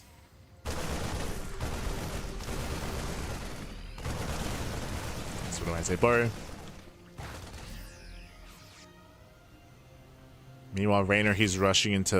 Oh, we're skipping Bailings. Okay. Playing like it's 2025. Let's go. So we're skipping Bailings, going for the fast hive, going Ling into Infestor. This is Reynor's style. No other player really does this. If you remember, Serral tried to do this last year in Maestros of the Game #1. Not #2, but #1 last year. And Serral struggled with it. Like, he had mixed results. Reynor's the only player that really still does this. It's just, it's very greedy. It's very, very greedy. Basically, if you look at players like Serral or Shin or Solar or any other top Zerg, they usually do this, but with Banelings and sometimes even with Roaches as well. Basically, this is just a hyper greedy version that Reynor likes doing. It's just very risky. It's very risky, and even Reynor, like, sometimes can't really make this work. But when it works, it works. Like, let me tell you that. Oh my god, massive mind shots. Oh, not again! Oh my god, Jesus! Massive connection center of the map. Reynor takes him to the base. That was 43 Zerglings for 2 mines, 3 in total. Crazy connections. Now remember how we said, like, when it works, it works. Like, when it doesn't, it doesn't work back. Yeah, we're rushing into the ultras. Again, it's all about cutting corners, cutting Banelings, cutting Roaches. Being greedy. And Reynor is struggling. Here comes Clem. He's moving out. Oh, we have how many? We have 4 Infestors, and again, Reynor is heavily reliant on fungal growths. He's heavily reliant. We need these fungals to connect. Hellbats, they hold their own. Clem pushing up the creep. Reynor, he abandons the base, he knows he cannot defend. Clem gets a free expansion. At the same time, Ling's hit the 3rd. Clem evacuates. Clem evacuates. We still have a lot of fungals. We have a lot of fungals left over. There's 2. There's 2 more left. 3. Fungals, they're buying time. Nice, better connections. Yeah, very nice connections here. But there's no follow-up. Yeah, there's no follow-up. We need more Zerglings. We need anything else. Oh my god. As a matter of fact, they're healing through the fungals. Ling's now the race back home. Ultras, they arrive just in time. And Reynor's holding on. And something that's really hurting Clem, actually, is what we just saw previously, his economy. Like, the economy has been very lackluster. You can see the store base is fully mining. It's only just now getting fully mining. Like, it's been heavily delayed. So Clem is hurting economically. Trying to claim his 4th. Ultras have arrived. Now, up until this point, it's been a very, very tense and very difficult game for Reynor. But as Ultras amass, now his army becomes so much more powerful. Like, this is going to be a big power spike once Kindness Plating kicks in. Kindness Plating is halfway done. Speaking of Kindness Plating, we have Marauders on the way. We have Liberators on the way as well. Clem, he's preparing his anti-Ultra army. He's preparing.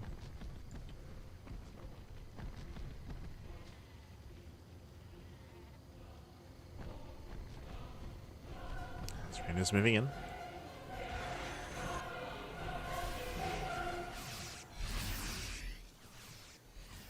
Okay, still waiting for those upgrades.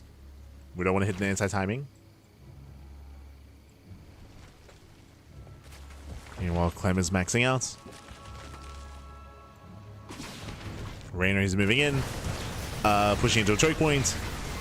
Jesus, yeah, this is not the angle to push in from. This is not this is not it. Reynor, calm down. Reynor pulls away. It's still just Ling Ultra and faster. Like, there's still no Banelings here. Now we see the Spire. That'll be for the Corruptors. That'll help against the Liberators.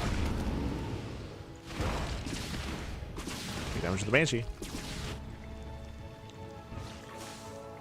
Corruptors now on the way.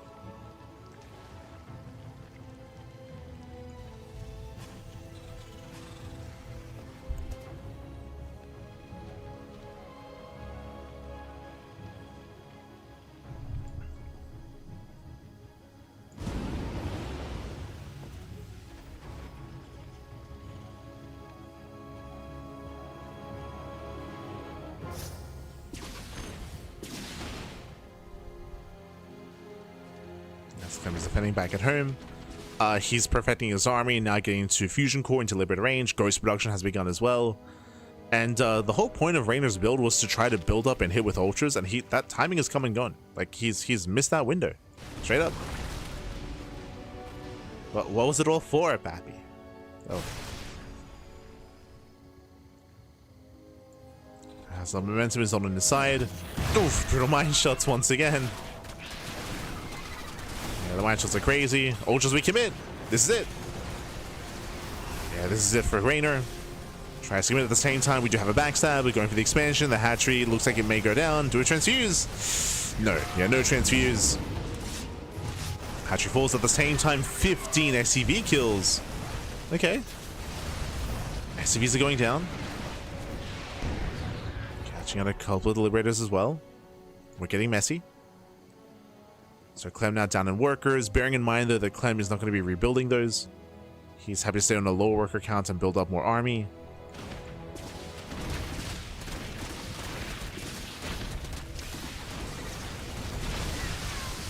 Ultras are trying to collapse in. I mean, now we have Baneling speed. Now we have some Banelings in the mix. Job comes back in. Punishing Reynor once again, out of position. Oh, that's a kill. That's a kill to cancel. Hatchery goes down. Oof. Clem will be cleaned up. Corruptors.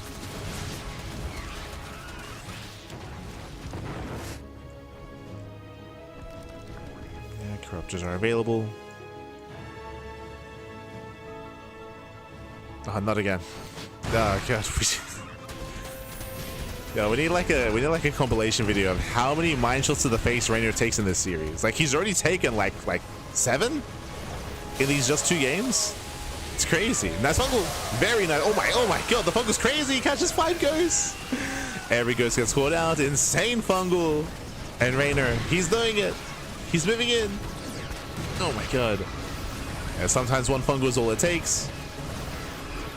Ultras, they do peel off. And the fungal grazes the army. And Reynor, he should have enough here. At the same time, he does try to hit the planetary. Oh, won't quite get the kill. Yeah, bleeding out ultras. We're getting a little bit messy. But again, should still break through.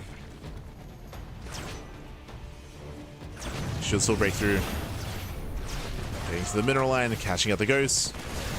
Oh, nice snipe. Clem holding onto his natural. But again, he's down to 59 workers. Down in workers, down in economy. Does have a fresh base up and running, though. And Reynor did lose most of his ultras. He's down to 1. 1 ultra left. Oof. Full medevac goes down. Losses that Clem cannot afford. And Reynor's economy should be enough for him to remax, rebuild, and overwhelm. Should be. Especially if Clem can't drop. Right? If he can't move out. If he can't go for drops, then what can he do? Because they don't find a good angle. Yeah, a little bit messy.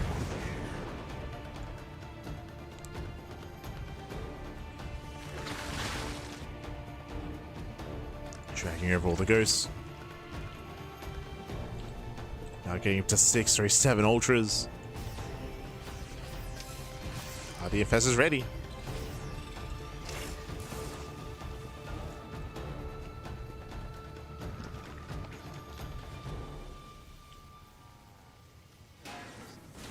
They're getting ready. Both players are maxing out. And once again, it will come down to the fungal growths. Like, at this point, Clem has a very healthy ghost count with 8 ghosts. After losing his liberators earlier, he's never been able to rebuild his libs due to all the medevac losses. So 0 liberators.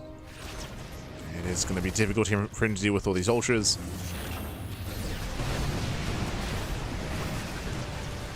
Moving in, shows the fungal. Ooh, nice connection.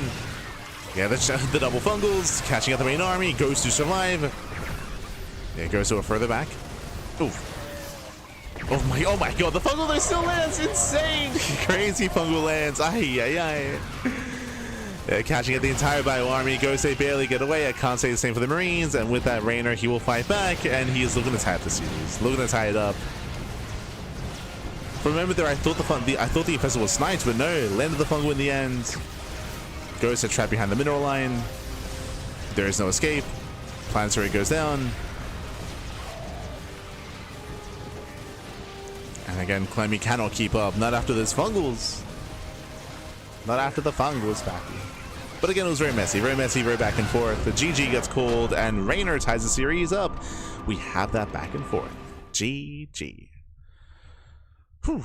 GG, well played. We're tied up 1-1, and we are getting into game number 3. Let's go. We're going to be getting to game 3 here. We're going to be loading into Sanctuary 3, as currently we're tied up, and we'll see who can take that lead.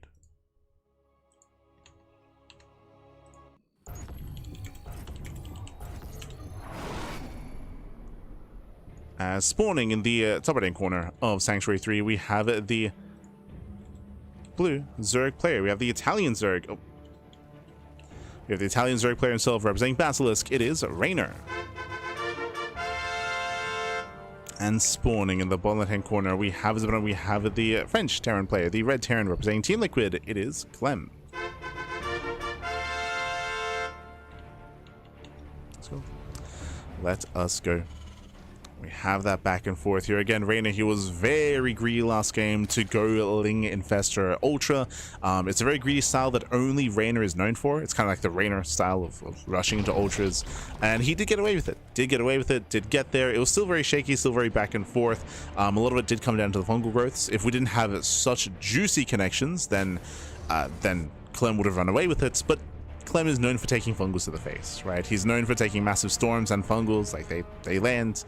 I will say that Clem often will win despite that, but not last game. Not last game. Won too many massive fungals. And with that, Reynor does tie things up, and we're getting to game number 3. Let's go. Let us go. Welcome here. Now on this map, I would say it's a little bit easier here to build up and to be more defensive, but I don't really think that's too applicable here to this matchup at the moment. Again, it's all about just being in the face of the Zerg player as much as possible, and yeah, I feel like this map is going to be helping Reynor that much more. I feel like these main frontal pushes are quite difficult to get going. The slow zones don't help, of course. There are some points of elevation that you can make use of, like this area here on the low ground can be very difficult for a Zerg player to engage into. We have seen some Zerg players struggle to do so, depending on the terrain, depending on the angle of attack. So we'll see if Clem builds up into tanks or once again rushes Widow Mines. In game 1, he played around with some tank play. Game 2, we committed into mass mine instead. I will say that Clem had, I want to say, the better mid game for sure. But the problem is the mid game was cut short because Reynor was rushing into Hive. I don't think he'll be doing that this game though. We'll see.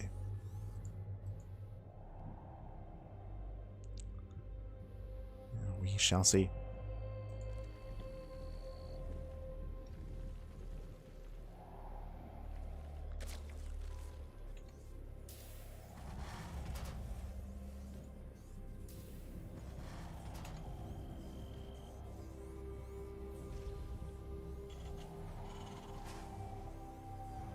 Lustretius in the chat, in the YouTube chat. Is it because the patch changed the mine behavior? Yes.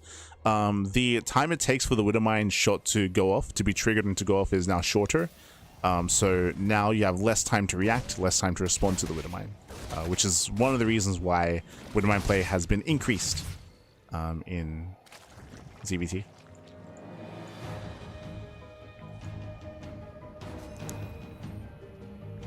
And honestly, I think inadvertently it's allowed for ZVT to otherwise be closer than it was previously, like pre that patch or pre that change. Just because I mentioned this earlier, just because now Zerg players are being less efficient, and that's helping Terran basically keep up with the production of the Zerg. Like they're able to keep up a lot more because the Zerg is losing so much more. Like they're, but that's only like specifically for games where we're seeing that happen. If like we don't get like these big mine shots, if we don't get these like better efficient trades, then we still have seen players like Clem and Maru struggle.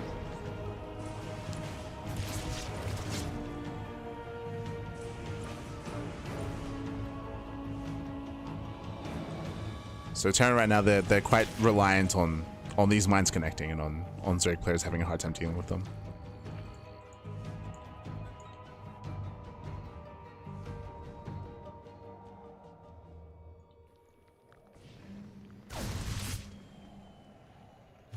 As once again, 1-1-1. Going to Hellion Banshee.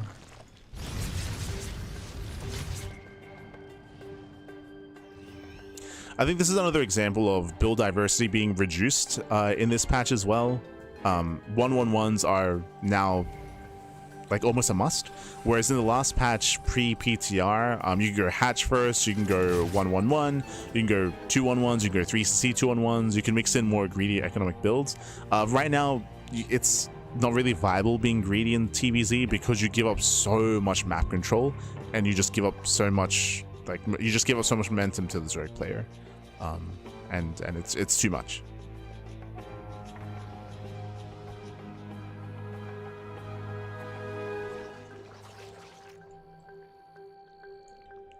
So a lot of build diversity has been reduced, at least in this matchup, and other matchups as well, but for different reasons.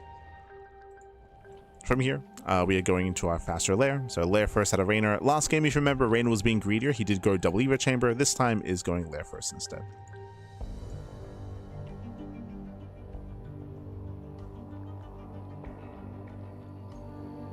So just safer play out of Reynor. For faster baneling speed, for faster overseers, faster scouting.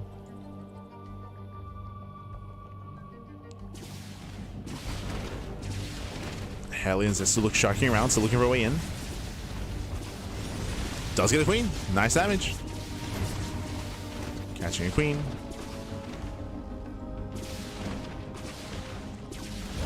And do we get another? Not quite. There was a transfuse. Second Banshee moves in. Ooh, but Clem does overextend. You're losing one Banshee. Ay, ay, ay.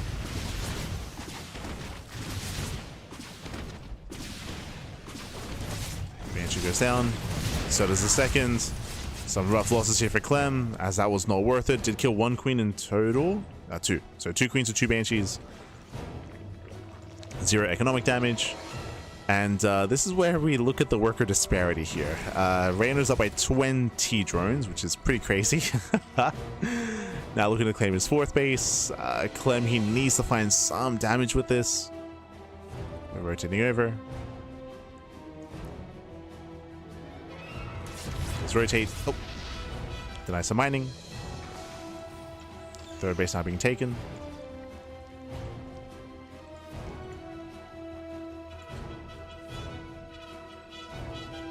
At this point, Reynor, he's done droning, at least for the mid game. Like, we're done droning, now it's purely going to be Ling Bane. Catching it with 1-1 upgrades, Baneliness into Baneling speed. Reynor's building up.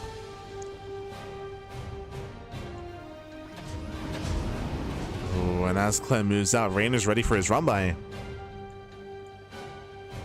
Who hits first? Reynor is in. The wall! Ooh, the wall's open. Yeah, the wall's wide open. Links, they flood in. They shouldn't get into the main, but they will get into the natural. And SCVs aren't going to go down. Ay, ay, ay. Clem, he's racing back home to defend. He's racing back home. Oh. Lings, they don't actually get many SCVs, though. Gas Geyser. Now into the mineral line. Nice control here by Clem. Does mineral walk, saves the SCVs. And this could have been a lot worse, but this will delay Clem's push. Does delay. But again, a very clean defense here by Clem overall. Barely losing any workers, but his aggression is denied. And with that, Clem, now he's running up to 73. So he's getting up to 3.5 base saturation. A very comfortable drone count. Ooh, catching at the Hellions as well. Nice around. Yeah, we'll catch the Hellions. And once again, you can see that Clem, he wanted to push. He wanted to move out, but he can't. Ooh, Reynor overextends. Yeah, big overextension, massive tank shots. Reynor, calm down. We're being a little bit too wasteful here. A bit too wasteful.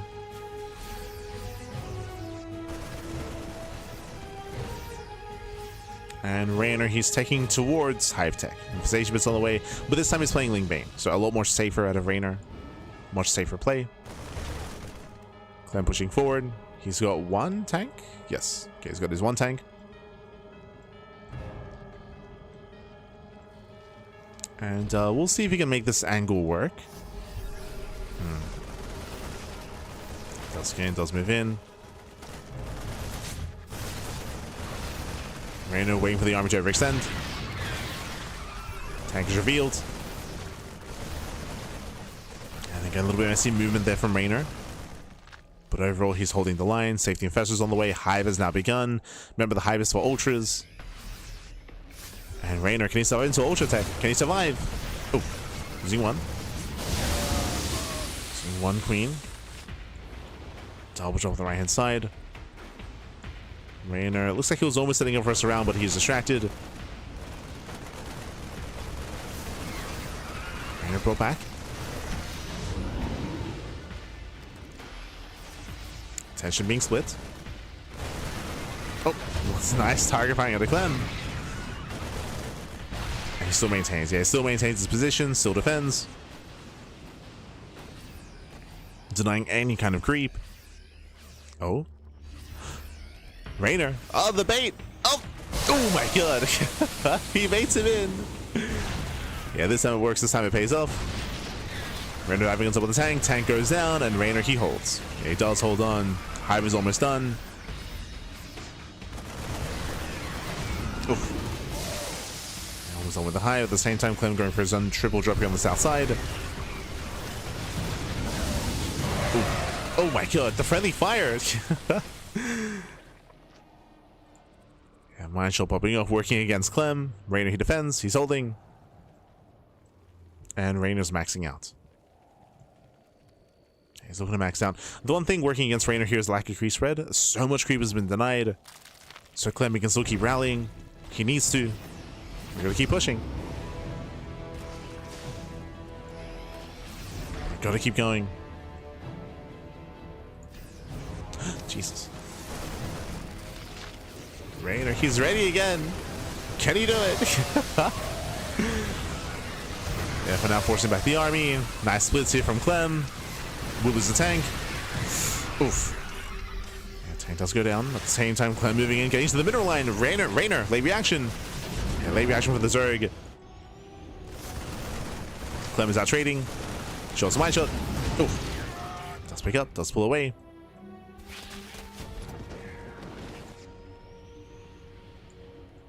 And again, behind all this, Reynor is getting his Clem is getting his 4th base up. 5th base is now on the way. Clem is expanding, keeping up the momentum.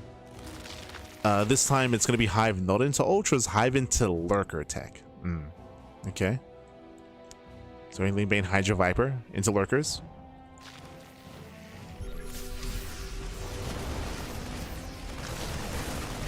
Lurkers, they're still a ways away from really coming online. Oh. Getting at the mine shots. Okay, no major connections, but Ling Bane still is cleaned up. He's looking to stem in. Where are the infestors? Yeah, none here in the Southern Army. 2 infestors are on the top side. We need more infestors here. Does end the fungal. Very nice. Yeah, chain fungal. All the Marines go down. Nice defense here by Reynor. Again, no fungals here.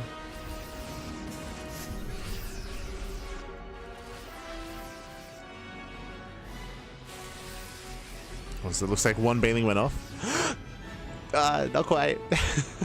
Close though, close. Just one Baneling grazing the army.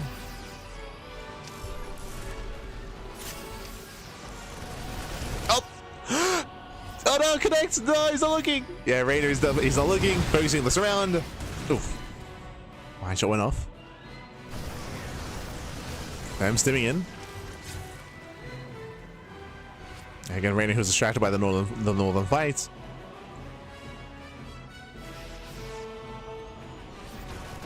He was distracted. Chop gets in. Uh-oh. Drop into the main base. Ooh, Medivac's gonna be going down to the spore. Reynor, he's holding. But again, still very tense. Yeah, still tense. I like how these Banelings originally were actually closer to the edge, and then Reynor moved them, and now now Clem is hugging the edge more. Oh my god. Massive mine shots. 2 mines connect. Knocks down the rocks. Getting a cleaner trade here from Clem.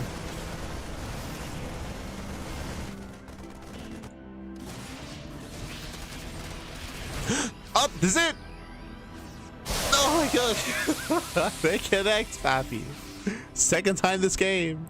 The Reynor. Yeah, nice connections again, making use of lack of infestors, lack of fungals, and now what do we have? Lurker tech. Lurkers are now coming online. Lurkers that will help defend.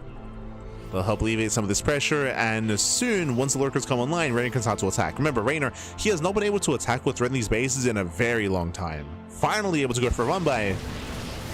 Slipping to the natural, Lings they peel off into the third, tank goes down, and Clem finally forced to react. He's being forced to react. Oof. As we do pick up a couple of SCVs, that's 9 workers going down. Nothing major. Oh, it does notice. There's the scan. Let me notices.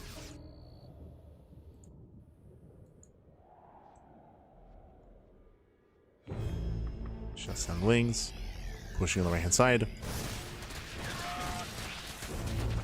Again, there's still no creep here. True. But there is that infestor. And you have the defensive lurkers. Now Reynor can defend with the bare minimum. The bare minimum. Yeah, lurkers they run away. We need that liberation. Not bad. Catching the queen.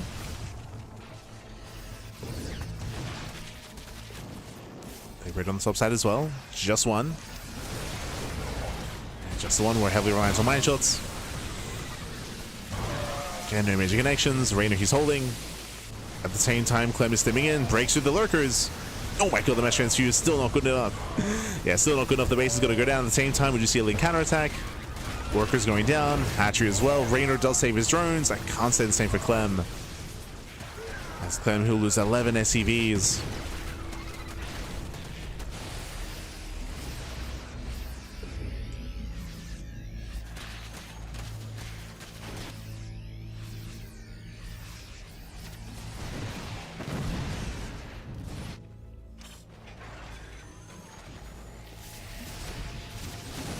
Catching out 13 SCVs, 13 workers, both armies being maxed out.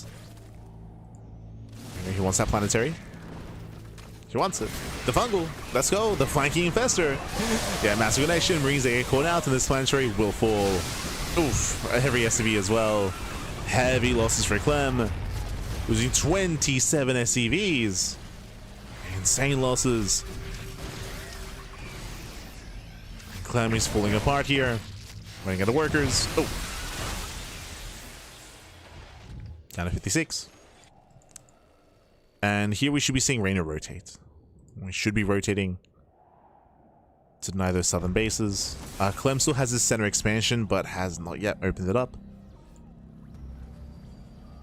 Not yet open. Getting more CCs. Jesus. It's 9 liberators.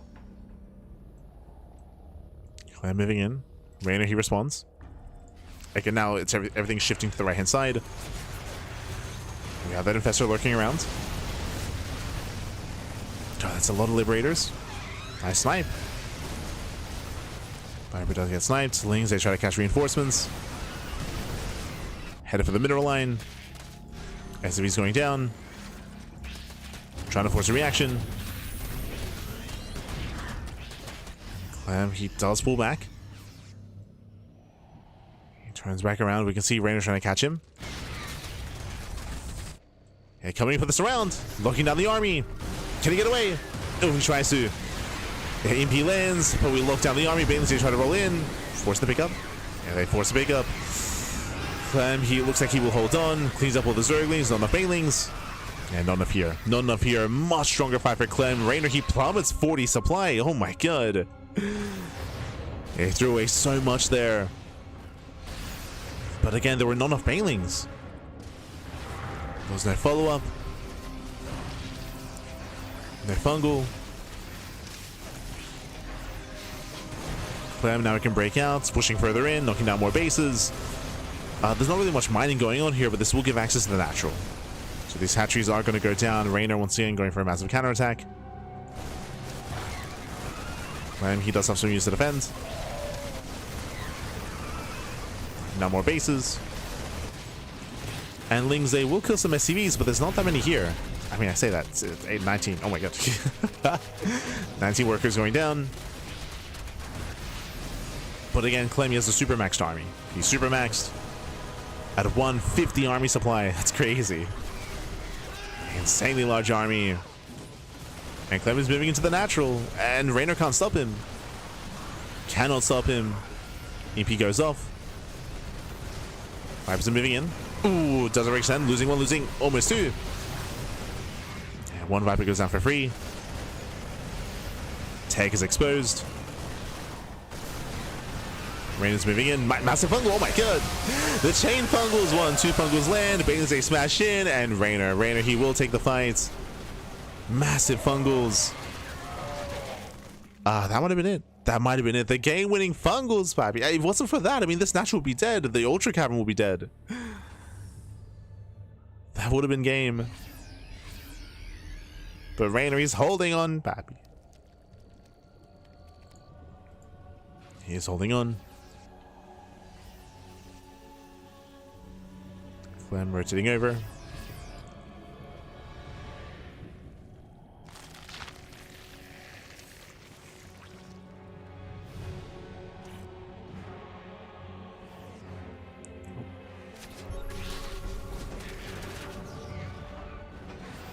I'm able to move in.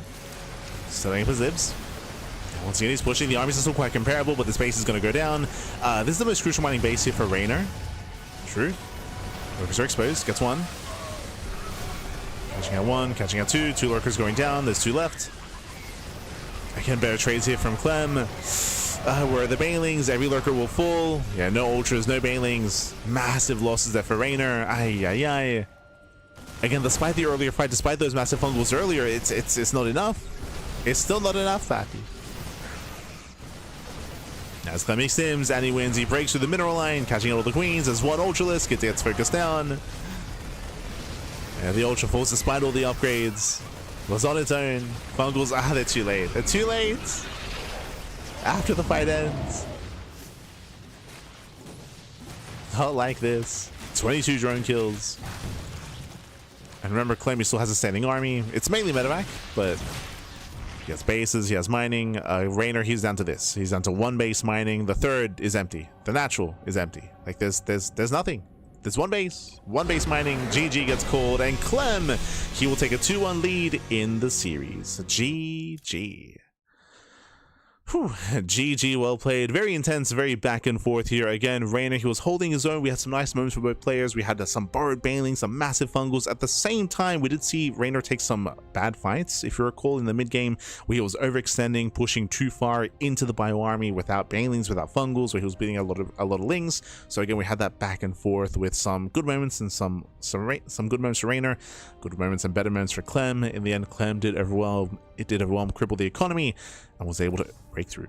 GG, well played. With that, Clem does take a lead, and we're going to be loading into at Attorney's Edge. Let's go. We're loading into game 4 here. This is an interesting map in the map pool. We can expand in a couple different ways. There are gold bases, there are high yield gas bases as well. Oh boy, let's go. As spawning in the top side of Attorney's Edge, we have the French Terran player. We have the Red Terran representing Team Liquid, leading the series 2-1. It is Clem. And spawning in the bottom right hand corner, we have the blue Zerg player. The blue Zerg player, the Italian Zerg representing Basilisk. It is Reynor. Let's go. Let us go. Again, we've had that back and forth, and it's been a very chaotic series here from both players, is what I will say. And we'll see if that chaos continues here as we load into Attorney's Edge. Again, larger map, longer rushes and spike rounds. Hoping that we can embrace some longer mid to late game here, depending on how we expand. We have seen many players struggle to expand and maintain these southern bases. The northern ones are a little bit closer together. They're a little bit more easier to maintain. But we'll see. We'll see how Clem wants to expand. As typically, you want to be expanding with your army and towards your opponent, typically. So once again, we're expecting a Rax expand into 1-1-1. A Hellion Banshee has been the go-to, has been the meta. And once again, there's no 2 Rax Reaper setup.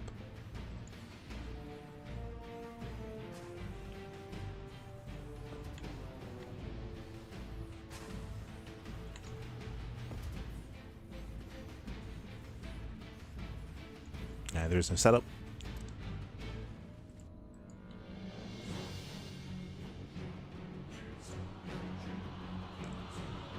I feel like hold on.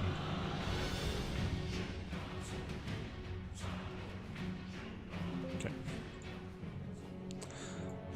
I was gonna say, I feel like I might have over reduced the volume from previously.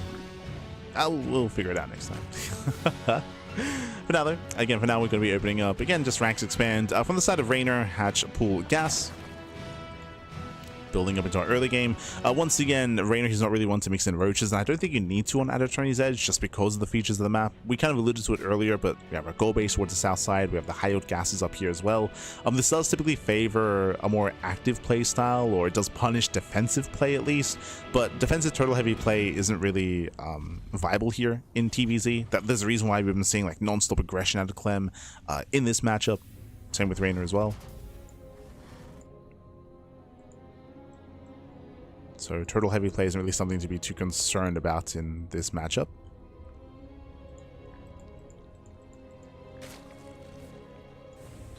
And again, we'll see if Clem can keep up and hinder Reynor's growth. Now, Clem breaks in, gets a drone kill. Very nice pickoff. That should not have happened. Let's catch a drone. Reynor slipping up.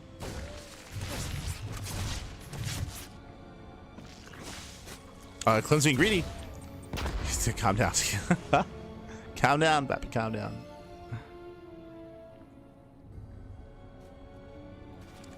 Clem pulls away.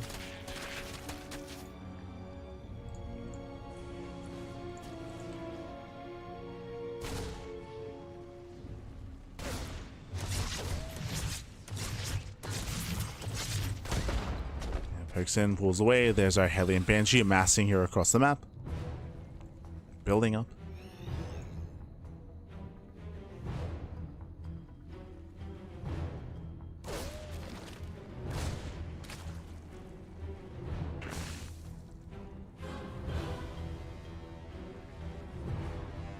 And again, it's on Reynor here to minimize losses from the Hellions, from the Banshees, secure his third. We are expanding here on the south side, on the low ground, and pushing towards the gold. That's the main target here for Reynor. The main target, the main kind of big growth spike, is to push towards that gold base.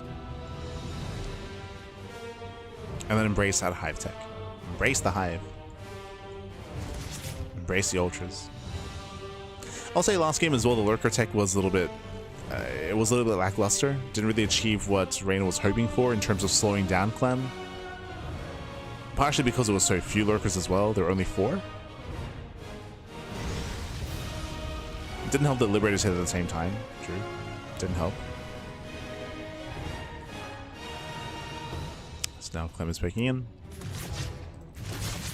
Oh, almost going for the dive. Calm down. Once again, he's looking for an opening. And we cannot lose his Hellions too early. It's the one thing keeping Reynor at bay. These Hellions. Gotta be careful. Banshee is going to be reinforcing. From here, ideally, the Hellions want to distract the Queens, and then the Banshee goes into a mineral line. Otherwise, last game, we did see that Clem brought everything together and did snipe Queens instead. He was able to kill 2 Queens, but he did lose 2 Banshees as a result.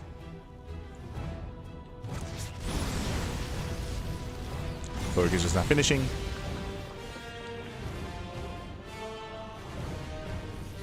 And Clem, he tries to back in.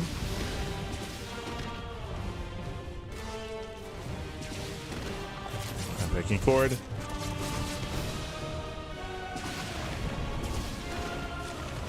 Hellions, they get into the middle line. 2 drones go down. Just 2. Catching at 2 workers. Clem picks in, pulls away.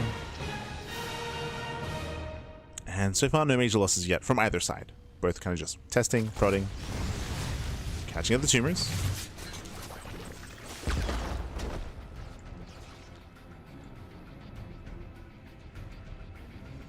Just catching on a couple of the tumors.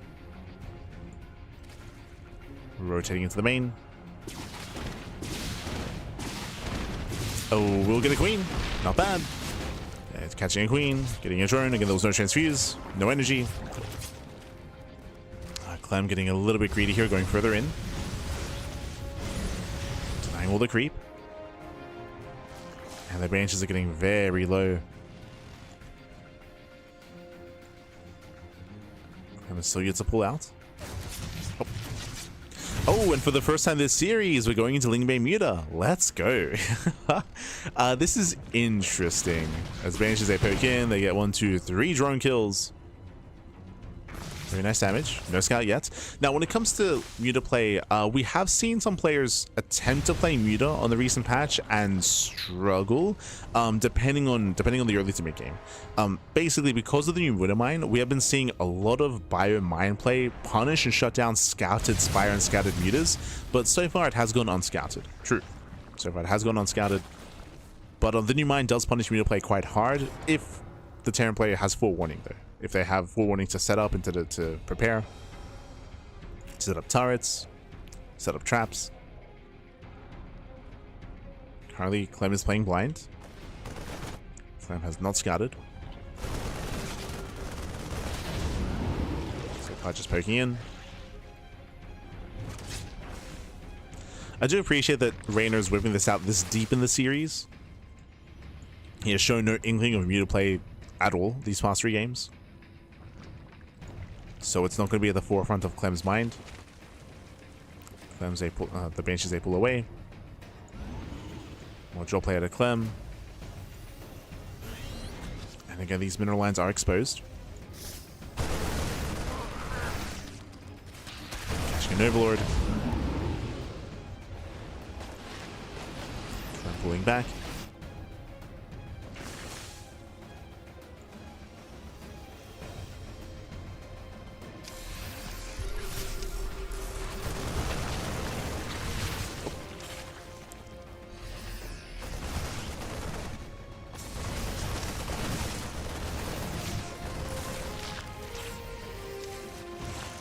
Then pulls back to the Banshees. At the same time, Mutas, they do get across the map. And they get so far unscouted. Ooh, the mine shots. Baits him out. Baits out the mine shots. Drop is denied. Mutas, they bust into the mineral line, and SCVs aren't going down. They're getting 1 SCV so far. Dropping into the main. No turrets. No setup. Just dead workers. Dead workers here. Nothing crazy. Just 2 more SCV kills. Clem turns around. Turns around to defend. Mutas, they do distract. Catching out Marines. 3, 4, 5 Marines going down. Oof. Muta's trading well. I don't think a Muta's gone down yet. Yeah, zero losses. 0 losses with Mutas. Solid trades. Keeping Clem busy. And Reynor, he's now turned up to 80. He's gone up to 80 workers. He's getting up to 4 bases. 5th base now on the way as well. Creep is spreading. Again, this is something to bear in mind here. The Mutas, they haven't dealt critical economic damage. What they have done is that because everything turned around, creep is spreading, Reynor's getting more comfortable, getting ready for an easier defense. As Reynor, he's maxed out. Oh god. He's already maxed. Yeah, the power of map control. It's really looking fine. Oof. See the Banshee.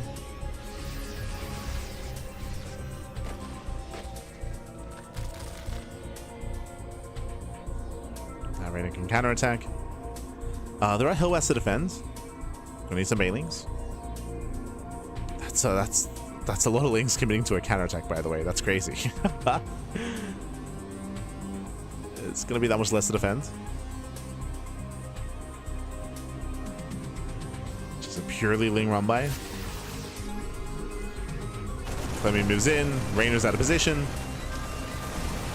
So Clem has time to set up. Reynor backstabs. Ooh, massive mine shots. Yeah, mine shots are going up, but there's enough Lings anyway. They break through. They still break through at the same time. Clem kills the base. Lings to get 12 SCV kills.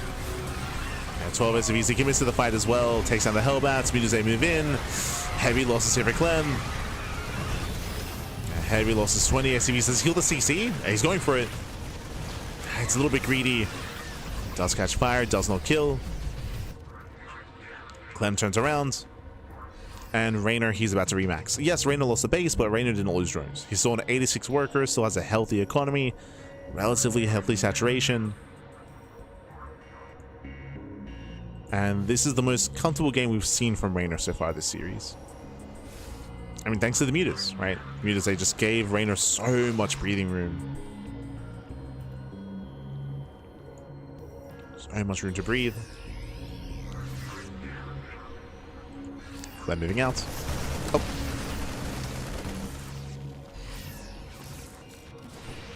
Catching Muta. Was that the first? That was the second. 2 mutas have gone down this game. Let's go. And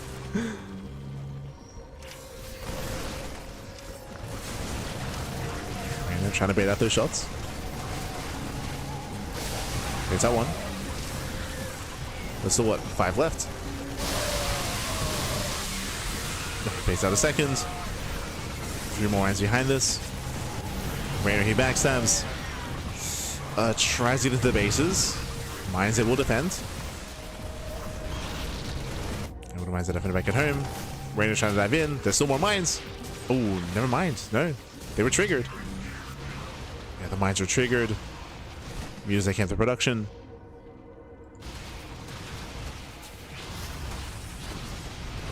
Going for the starport of all things, and he will kill it. Yeah, one more volley. Starport goes down. Just camping all the Marines. He just fights head on. Even here, there's not enough bio to kill another cancel on the gold,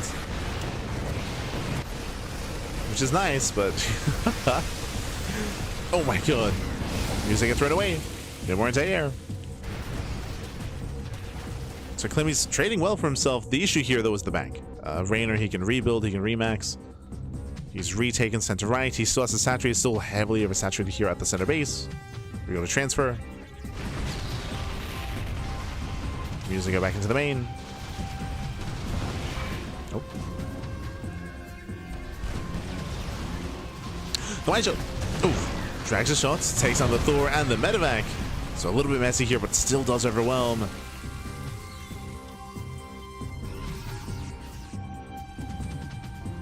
Again, came with that production. Catching reinforcements. Clem, he's becoming all in. Nice split. Nice spread. Nice spreads from Clem. But again, he cannot reinforce this. His army's limited. No more mines. No more mines. Just a handful of marauders, mainly Marine. Reynor, he can just engage. He can just engage. And GG gets called. GG gets called. Reynor, he ties up the series 2-2, and we are going to the ace match. GG. Whew. GG, well played. Again, unscouted Spire here. Reynor, he got away with his muta switch. He was able to, with that, gain so much map control, get very, very comfortable. And this is an example of what Zerg looks like if the Terran players aren't able to be aggressive. If they can't be aggressive, they can't be active, then bam, suddenly 80 workers, 86 workers, maxed out army, full map control. GG. GG. Clem still had some nice moments himself when it came to punishing some of the run-bys. Some of the counterattacks and run-bys from Reynor were questionable for sure. Was a little bit questionable with like pure Ling run-bys, no banelings. It meant that things were a little bit shakier than they otherwise should have been. But overall, GG. GG, well played, still did overwhelm. And with that, we're getting to the ace match. We're getting to game number 5. Let's go. As spawning in the bottom right-hand corner of the Old Sun Temple, we have the blue Zerg player. We have the Italian Zerg representing Basilisk. Tying up the series, forcing the ace match, it is Reynor. And spawning in the bottom left-hand corner, we have the French Terran player. We have the red Terran for Team Liquid. It is Clem. Let's go.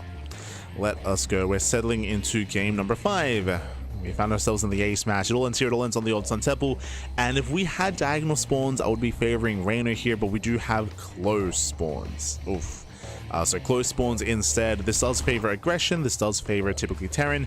Specifically on this map, it is quite difficult for the Zerg player to claim a 5th base when we have these spawns, whether it's a southern 5th base or whether it's the northern 5th base. It's very, very spread out and very difficult to take.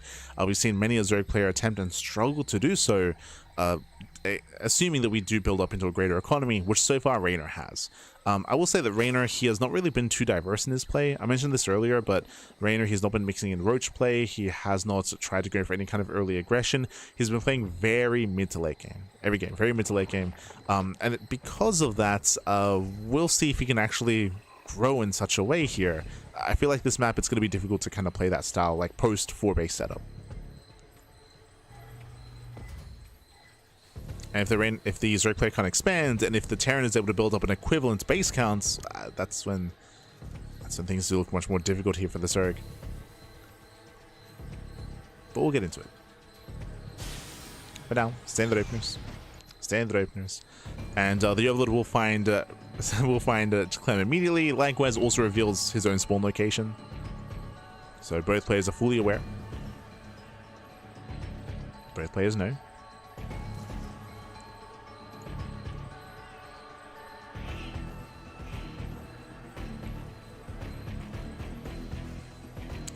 I don't know why Terran just doesn't build 1 turret per base, just to be safe. There's no reason to build a turret if they're not going Spire and going into Mutaplay. There's no reason to do so. It's a waste. It's inefficient, I should say. It's inefficient, and that's a lot of resources that can be spent elsewhere, and it is impactful. If you're referring to post mutas being revealed, the reasoning for that is because Clem believed that he could be aggressive enough where he wouldn't need to have any defensive structures back at home to be able to defend. If you've been watching the entire series, that has been the mantra of Clem.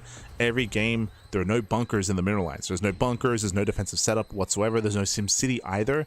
It's been hyper aggression from Clem, because any resource kind of spent on site defense just weakens that aggression and gives the Zerg player more freedom.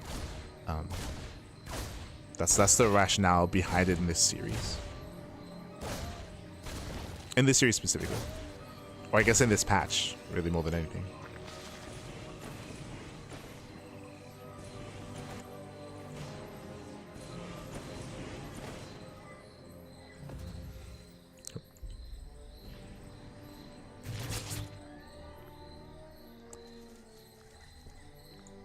As Clem does break in, Reynor will be expanding away from Clem, taking the linear third base.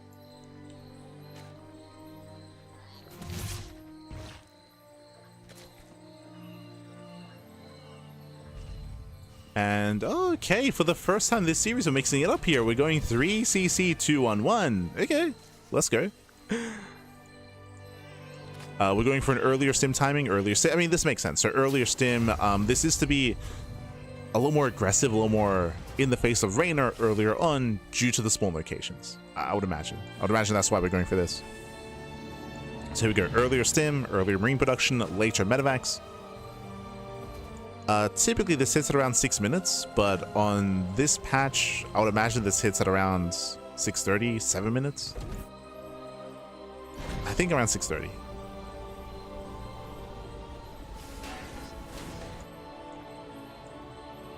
I still don't have my timings down for this patch. Just ballparking it.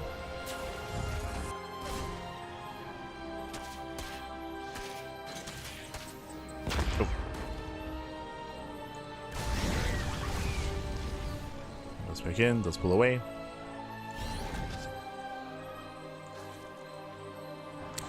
Reynor, he is going Evo Chamber first. Did he scout the main? No. But he's going for the first Evo Chamber and a +1 carapace. I would imagine that he's just taking note of the lower Hellion counts because there are less Hellions. So good read here by Reynor. Nice catch. Catching at the Reaper. There's the add-on swap. And Clem, he will soon move out. Oh no, this is still lined up with 6 minutes. Okay, never mind. Still more or less lined up. Oh.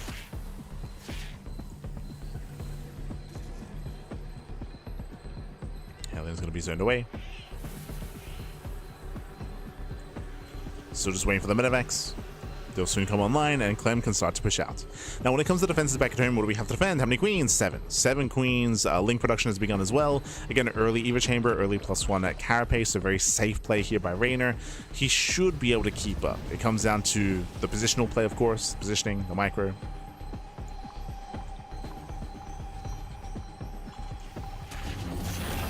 Reynor, he does spot this. Clem, he's already across them. He's already here. That's crazy. 610. Jumping to the main. Once again, the Lings are keeping up. Oh, Hellion support here does come in. Okay. No armory, but they do come in. Lings are deflected, and the base is going to be denied. Massive pickoff. Ay, ay, ay. Denies the 4th. I mean, that's all that Clem really wanted. Deny the 4th base. Slow down the Zerg growth.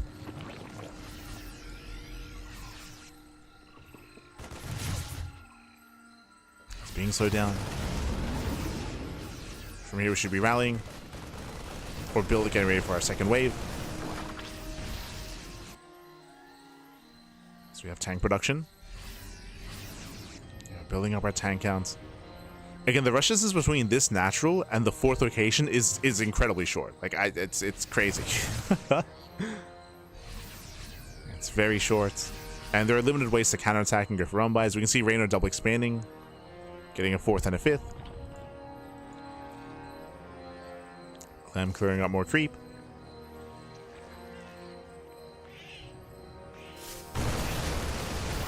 Doesn't get the tumor. Okay, there's no catch the active tumor. Nice shots with the Hellions, but they will get surrounded. Does not save them.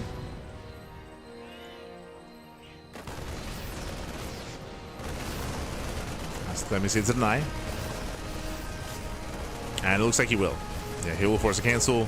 Here comes the Southern double drop. Denies the 5th base. Drop is moving in. The queens are in position. Going for the medevac. Nice defense. Reynor is holding on. Clem sims in. Just trading. And again, we're still just setting up. This is all still just set up. Setting up for the main push. Reynor behind this, he's going for early infestors. This is a way to shut this down. Are we skipping Banelings again? No, okay. I was curious.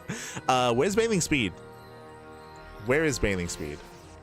Hive has begun. We're getting a hive before Baneling. This is an oversight. This is straight up. This is an oversight. Hive before Baneling speed? That's crazy. We're gonna have slow Banes against the main push. Oh no. Reynor. Reynor! Papi! I mean, we're relying heavily on the fungals. Did you forget he has a Baneling nest? He's not morphing in Banelings, period, so... Just a Ling defense. Okay.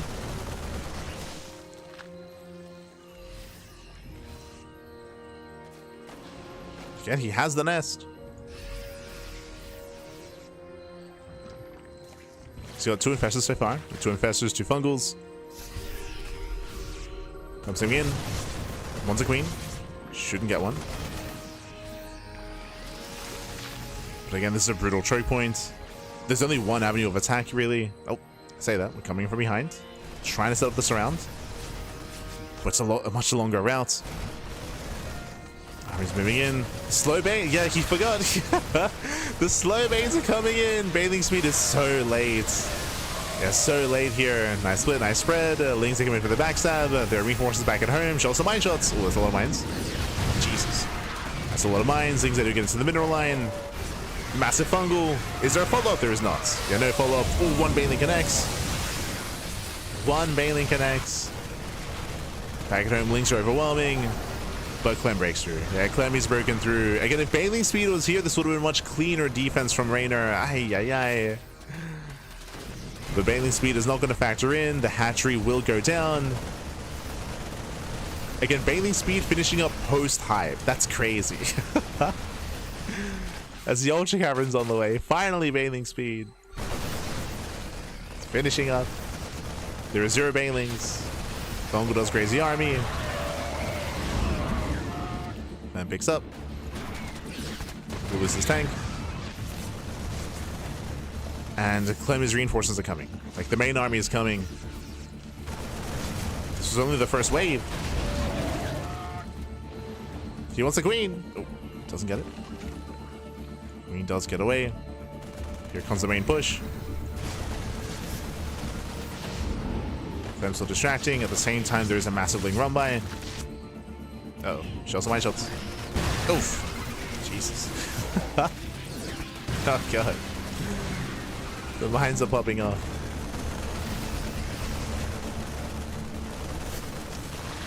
And speaking of, ooh, once again, decent bundles. Jesus. Mines they pop up. 14 SVs that do go down across the map, so there is some counter damage here. 17 SCV kills. Clem will lose workers, but he's still just out trading. He's still being more efficient here. Just out trading Reynor. Reynor, he can't afford this. Reynor, he lost the northern base, the southern base as well. Reynor stuck on 3 bases. And we spoke about this earlier in a different kind of context. We spoke about how difficult it is for Zerg players to get a 5th base. On these spawn locations, it's difficult to get a 4th. Like, the 4th base is non-existent. Without a 4th base, Reynor just can't keep up. He cannot keep up. He cannot macro. He cannot spend his money. He can't do it, man. There's that one Ultralisk. We have 2 upgrades, no kindness plating. So yeah, the Ultras are made out of paper. They just melt. They do melt. GG gets called. Clem has done it, and Clem will claim the series 3-2, advancing on to the Grand Finals. GG.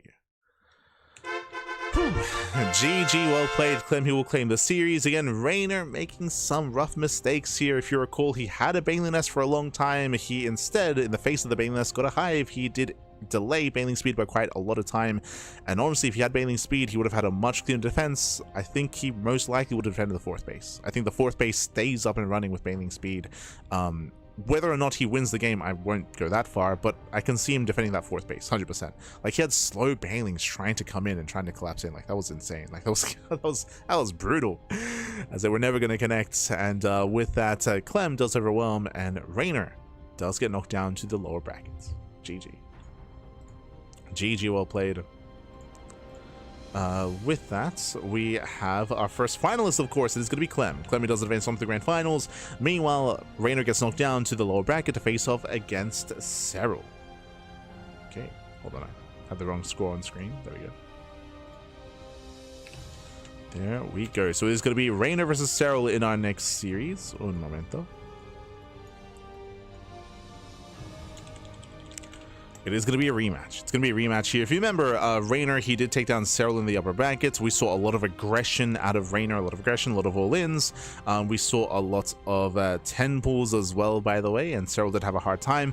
But I will say that Serral, clearly he learned from that experience, because we did see Serral even embrace 10 pulls against Lambo to great effect. So again, I'm sure Serral took that as a learning experience, and we'll see how he does compared to Reynor in the rematch.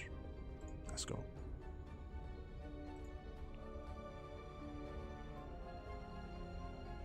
Here we go. They don't have Banelings in League. True, true. No. They're not in League of Legends, Pappy. What can he do? What can he do? We can't blame him. As spawning in the bottom right-hand corner of the Old Sun Temple, we have the red Zerg player. The red Zerg player representing Basilisk from Lena, Finland. It is Serral. And spawning in the bottom right-hand corner, once again, same spawn locations exactly. Close spawns on the Onsen Temple. We have the Italian Zerg, also from Basilisk. It is Reynor. Oh, interesting, as we are going to be opening up, and this time we're droning. We are droning, we're saturating again. Welcome to the Old Sun Temple. Random spawn locations you can spawn in: bottom left, top right, and bottom right. So 4 possible spawn locations. So it will be a risk to go for an early pool. As a result, both players are droning, saturating. No 10 pools, not here in game 1. We're calming down, and looks like both players will scout each other as overlords are sent horizontally across the map.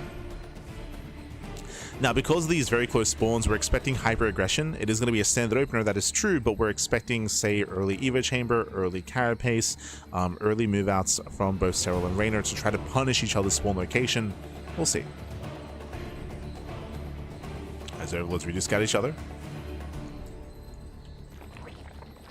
Scout each other.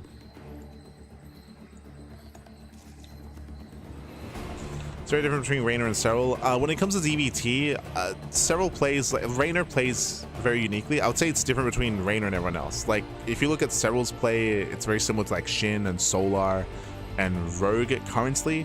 But we'll get into it potentially. Like, I'm making assumptions here when it comes to mid to late game play. Like I mentioned earlier, for example, Reynor, he was going into like Ling Infestor Ultra, which we try to emphasize that's very Reynor. Like, no one else does it. Serral tried to do it last year with mixed results, so Serral, he abandoned it. Shin and Solar and Rogue, they feel like it's too greedy. They don't like playing it either. So it's very unique to Reynor, like that style.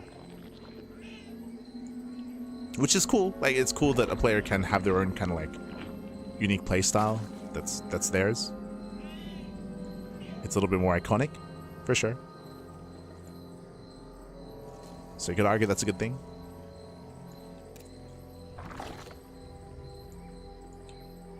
I mentioned as well that Reynor, he does not like playing roaches in ZVT, even though it's safer to do so. Doesn't like it.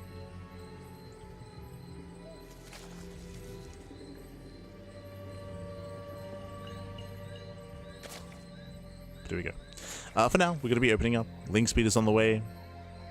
We should just be playing standard from here. Just hatch gas spool into link speed into our third base. If anyone doesn't get a third, we'll point that out. And likewise, if anyone skips their Bailey nest, we'll point that out as well. We'll take notes.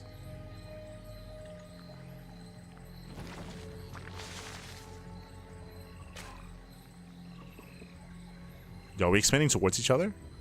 Okay, never mind. We are.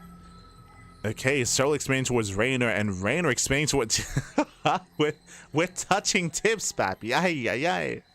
Again, this is how small this map can be with these close spawns. We're on the same screen, papi. Okay, let's go.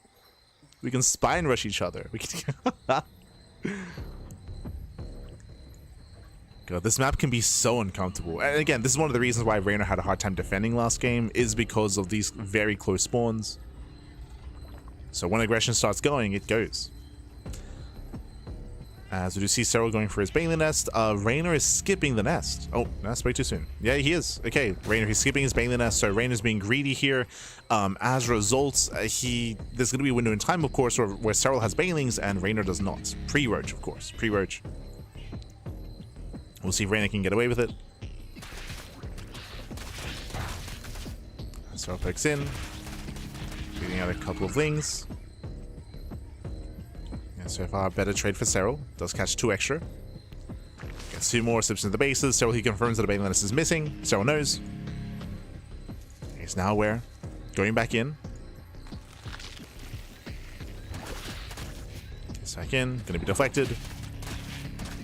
Reynor applying pressure. Bailings are on the way for Serral. They're coming. Bailings are coming. Likewise, Reynor rushing into roaches. And so far, Reynor is getting away with it. It's getting away with it. Serral's just being more defensive. He cannot waste his Bailings. So only 2. And Serral, he has gone away with a higher drone count, but I believe Reynor is intentionally not droning, of course. Yeah, he's intentionally not droning. Reynor's all in. He's going for a hashtag all in. It's going to be Roach Ling Bane. These Bailings, we only need a couple of them, but the goal here is to protect the roaches. To make sure they don't get surrounded.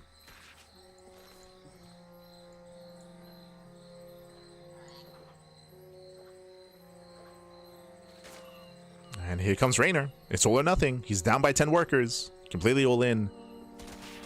Which again is what we expect on Ultimate Temple. We're just going for the all in. Serral, he's keeping up on the top side. Serral, does he still only have 2 banelings? That's crazy. Only 2. This is so risky here. There we go. Now morphing in 2 more. Getting up to 4. Reynor coming in. Ooh. 1 baneling spaded. 1 baneling goes down. Roach is trying to hold their own. Ooh, massive connection. And Reynor's pushing in. Reynor, he's pushing in. Getting into the queens. Ooh, gonna be deflected. Yeah, barely deflected here, but there's just so much army for Reynor. He's overwhelming. Breaks through the roaches, breaks through the queens. Lings, they flood in. There's 1 baneling. Just 1. Nah, it's not gonna connect. Yeah, it's not gonna connect. And with that, Reynor, he has done it. He's breaking through the main army, pushing into the natural, surrounds the roaches. And Reynor, he should have enough here. He should have enough. Reynor playing it safe, pulling back those roaches, but there we go. Comes in for the surround. Boys are being pulled. Desperation out of Serral. He gets desperate. That's what the banelings are for. They come in to protect. GG gets called, and Reynor takes game number 1. Whew. GG. GG, well played. Again, Serral being greedy here, staying on a lower baneling count, droning up past 10 workers, whereas Reynor went for the all-in, and again, the map was helping Reynor with that all-in. Very close spawns. Again, we were right next to each other. Very close spawns, short rushes by grounds, and Reynor was able to catch Serral with his pants down. GG. GG, well played. With that, Reynor takes the lead in the series. We are loading to game number 2. Let's go. We're loading into game 2 here. Again, as Serral called out. Again, he was unaware of the baneliness, of course, so he didn't know how committed Reynor was going to be. He also lacked scouting at the 3rd base location, checking for drones. And again, had that much less time to react, due to the size of the map. But here we go. Here we go. We're loading into game number 2 here, and spawning in the bottom-hand corner of Blackrock, we have the red Zerg player. The red Zerg player, the Finnish Zerg, representing Basilisk. It is Serral. And spawning in the top right-hand corner, going for the 10 pool. Let's go. Going for the 10 pool, we have the Italian Zerg representing Basilisk as well. It is Reynor. Here comes the 10 pool happy. Now, Serral now has more experience against this opener, against this build, and I'm curious to see if he does go for an early pool here. Does he mind game his opponent successfully? Like, can he read his opponent? Do we go hatch first or pool first? Now again, Lambo had some more impressive defenses against 10 pools. I would imagine that Serral watched Reynor defend against 10 pool in GSL CK as well. I would imagine.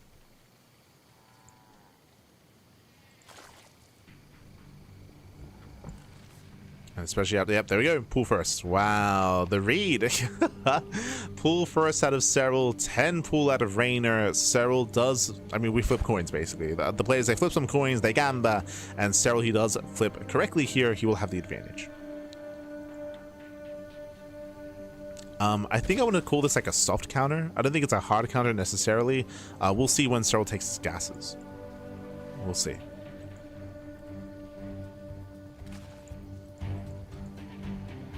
As Reynor, he's amassing lings, moving out across the map.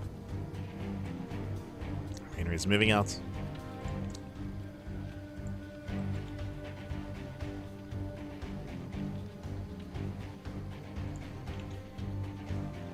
Also, you're an animal, Pecco. You're an animal. Oh, no. Early gas. So it looks like Serral, he's going to defend, and then he's going to try to counterattack with Link Flood. We saw this in the Lambo series as well. So early gases out of Serral. He'll have faster link speed as a result. Remember, 0 gas out of Reynor, so 0 link speed. Links, they poke in. Reynor, he's now aware, of course, it was a later hatchery. Boys are being pulled. And Serral shouldn't lose many drones here. Comes down to the controller. That comes down to the micro. Nice round. And nice round. Lings, they tanked. It's going to be 2 drone kills. Wow, 2 drone kills. Very nice defense by Serral. But it's not really about the defense. It's about the follow-up. It's about, oh, no, sorry. I thought it was taking gases. Never mind. He canceled the gas geysers. Okay. Did cancel the gas. So no link speed follow-up. But Reynor instead, the first take a gas geyser instead. Okay. We're getting rowdy. Getting rowdy here. Again, this early gas is abnormal. And Reynor gets a full scout. He confirms no gas out of Serral. Serral does sneaky gas behind this. Sneak out the gas. Oh. bit of miscontrol to Serral as well, bleeding out Lings. I mean, Serral is still ahead. He's still ahead. But it's looking like Reynor's setting up for... No, never mind. I'm like, oh, is he taking his gas? Okay, he's going to have faster gas. Nope. Cancels. Serral gets a faster gas instead. And I'm curious to see what this is going to be spent on. Do we go into Link Speed or Fast Lair? Which is it? Always spend that gas on. As Reynor should be full... He should just be walling off. Should be walling off here on 2 bases. If Serral does go... If Serral confirms the lack of gases, he can go for a faster 3rd base himself. And get a better economy. Serral's going to try to poke in. Checks behind the mineral line, confirms droning. But he should not get into the main.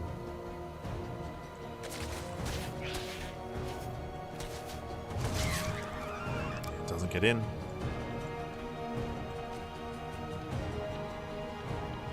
The Link Speed is on the way. Reynor, he's pulling a Lambo. Yeah, Reynor is going for the 3rd base. No shot. And Reynor should not be able to defend this 3rd. Should not happen. So we were alluding to it earlier here, but this gas geyser is very abnormal to get gas this quickly. So Link Speed is going to be coming as a surprise. Reynor's expecting that Serral doesn't have Link Speed. That's why he's going for the 3rd. But because Serral has Link Speed and Serral just confirmed the 3rd base, Serral should punish this. Should punish.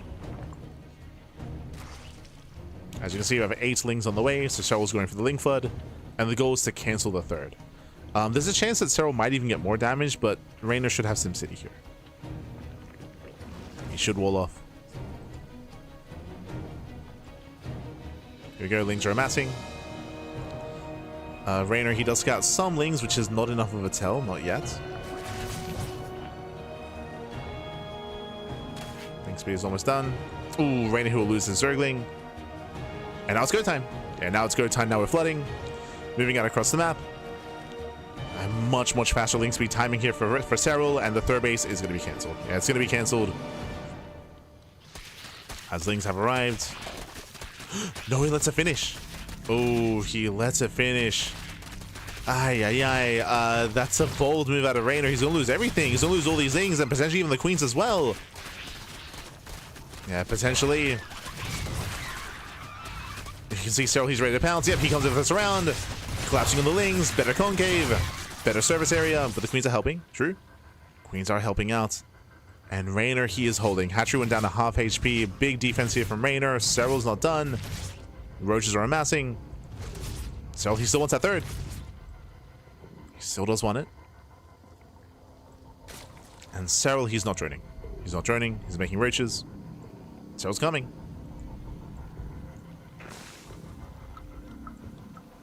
It's Serral's turn to all in. True. It's his turn, Pappy. And here it comes. Here comes the all in. It's going to be purely a Link Queen defense. Oof. Again, it's going to be a tough hold. As you mentioned, it was just so greedy for Reynor to claim this 3rd. So greedy. And Serral's here to punish. We're going for the base trade. We're going for the base trade. Let's go.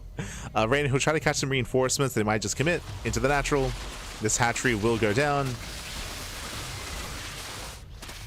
There are Lings that him defends. Wow, Serral, he races back home with the Lings. He spotted all these Lings earlier with his Overlords. Serral, they killed the 3rd base. Serral, he has his own. Still pushing in. Okay, still pushing forward. Going for the wall, denying upgrades. Behind the Lings, they do flood into the natural. They tried to at least. Going for the Queen. He's going for the Queen, and Serral, he was a little bit out of position, but he does race back. He races back home. The Queen does go down, but he will save the mineral line. He will defend. At the same time, Roaches are pushing in. Files are connecting. Ooh, catching an Overlord and the spine. And Reynor can't keep up. Not like this. Not like this. As Reynor, he'll lose too much. He will lose too much. Oof. As Files connect. Army floods forward.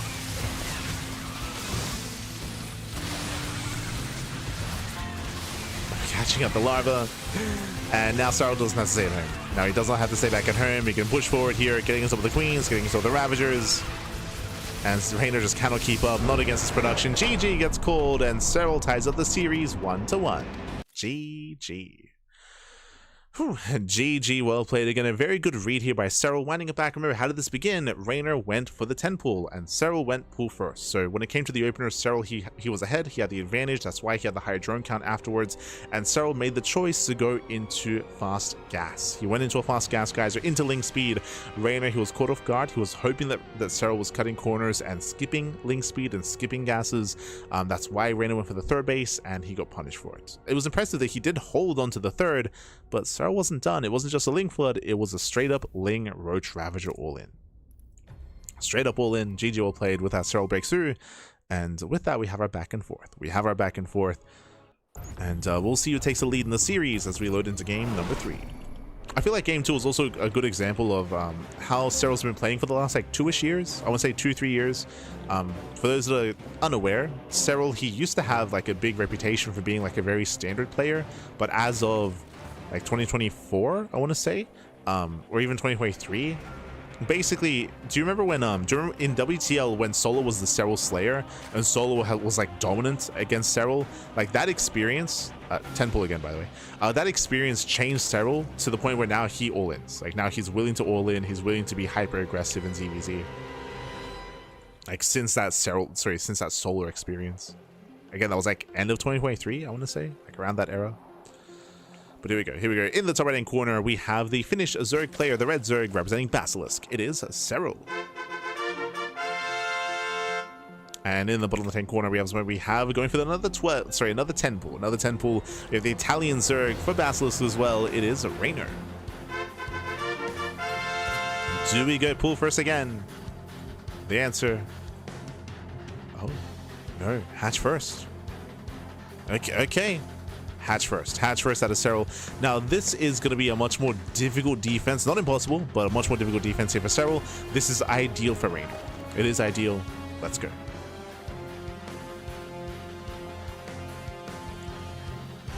Let's go. As things are amassing.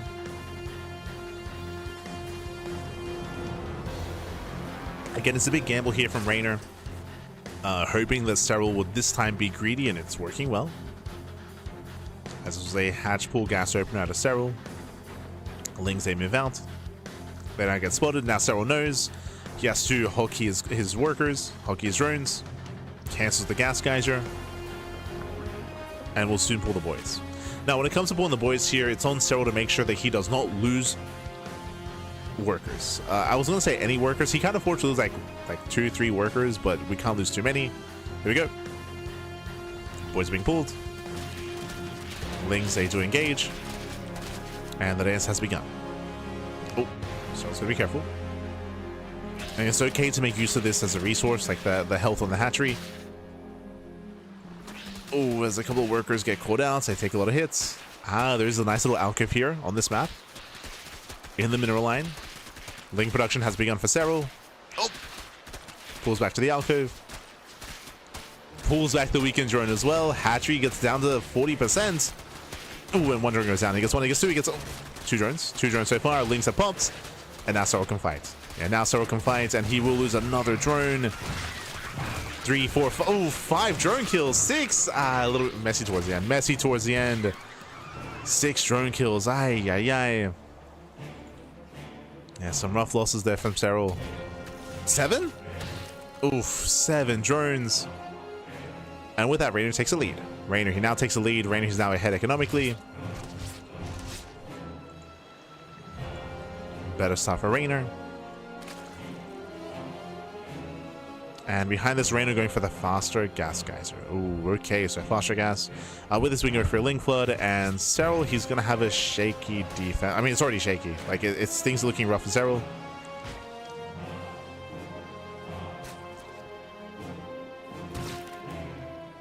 Now, if Serral walls off on 2 bases, Reynor has the option to, instead of going into Link Speed, we can just go for the lair. We can just go into lair and then just go into 2-base lair instead. That is another option. Where do we spend our gas? Serral claiming his gas at the natural.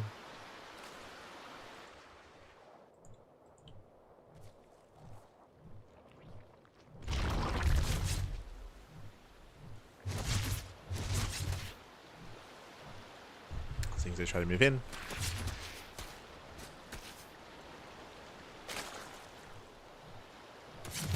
Again, Serral's being as active as possible. He's trying to force out Zerglings, and it is going to be Link Speed. Okay, so Reynor, he's going into Link Speed. This will give Reynor a timing. He does have a timing available here with Link Speed over his opponent.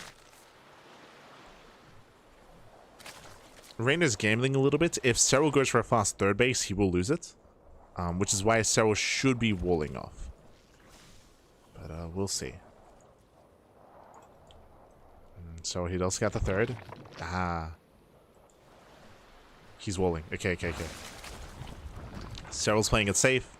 He's walling off. Reynor, he will maintain the greater economy with a faster third, and Serral's just going for two base play, just fully walling off for two bases. This is a good thing. If Serral tried to expand, he would have been shut down.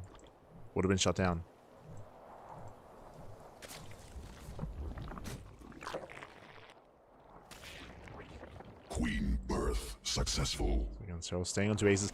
Reynor is going for a Link Flood. This is a little bit risky here. We're going for a massive Link Flood. 16 Links are on the way. Bearing in mind that Serral doesn't have a third base. So it is much more difficult for a mass Link to break a two-basing player. Not impossible, but it's going to be much more difficult. Reynor, he's putting a lot of pressure on himself, as this could have been drones, right? This, like, Reynor, he's now down in the economy. This could have all been workers instead. He made a choice. Yeah, Reynor made a choice. Link Speed is revealed. Serral now knows. Serral's getting ready. He does wall off. And here he comes. Yeah, here comes Reynor. Serral, he did have forewarning. Full wall off here at the natural. Okay, fully walls. He's got 3 queens behind this. Secondary wall behind the Evo chamber. And Reynor, now he's forced to drone up. Late drones, late saturation. These things were not worth it. Yeah, they were not worth it here. Again, the wall doesn't even finish. And that lead that Reynor once had, things are evening up now. He's losing that lead. Now the game is evening up. Serral going for a Spire. 2-base Muta. Scouts across the map, confirms the lair isn't even done.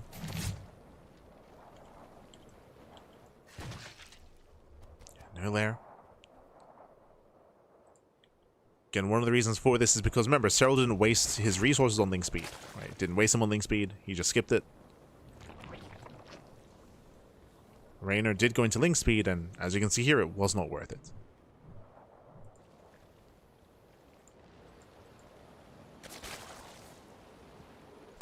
Now, because of all this roach production, Reynor, he can still try to kill Serral as Serral is trying to switch into Muta play with like a roach all in.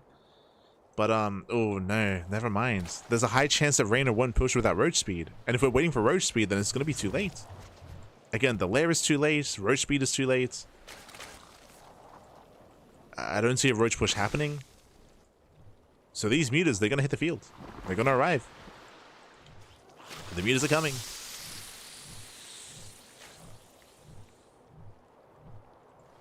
And here they come. Muta production has begun. Again, Reynor still stuck at home until roach speed finishes. So there's no punish.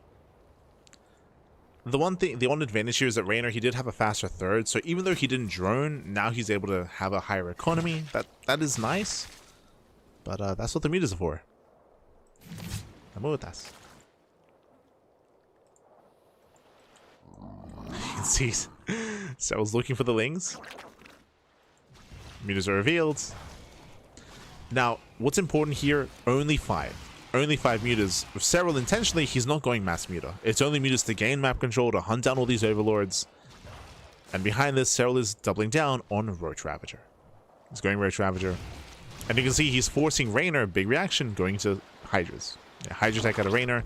This will hurt Reynor, as you don't want to make too many Hydras against Roach Ravager. As Roach Ravager is much more efficient, especially in the mid game. It's cheaper, it forces a micro out of your opponent.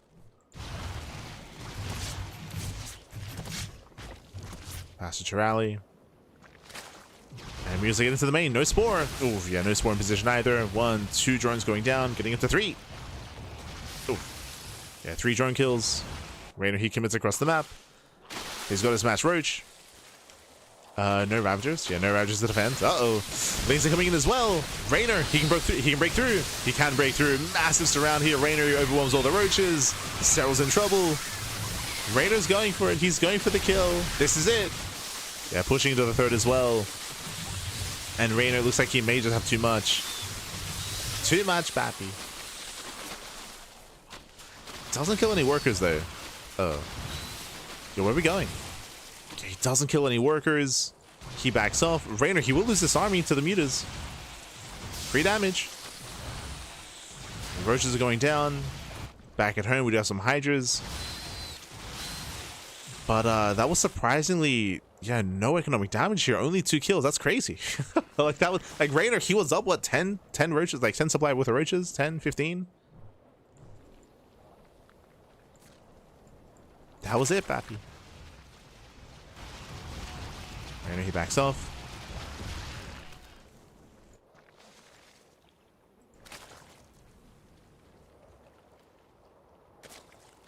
And with that, Serral's recovering. He's recovering.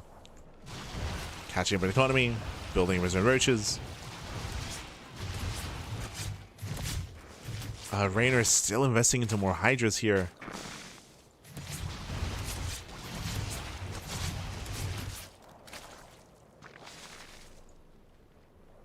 Still going into more. And I'm starting to like Serral's position a little bit more. Like Serral, he's stabilized, he's building up his Ravager. Cheaper, more robust army. Now moving in. Again, typically in ZVZ, Hydras, they have their place against mutas, and they can be used, of course, to morph into lurkers. But head-on like this, like, Hydras, they do struggle. Here we go, so let's commit. He's maxed. Great Thomas maxed. Nice biles. Very nice. Jesus. Biles will connect. Still trying to go for a backstab. Reynor's keeping up. Ooh, Ravages are too far back as well. There's Reynor. He is holding on. He's holding on to his third. Again, a bit of a messy assault here from Serral. Getting messy. Mutas are still alive. Yeah, they're the same 5 mutas. Chipping with the base. Oh. One muta finally goes down. Takes out one of the mutas. Serral, he's remaxed.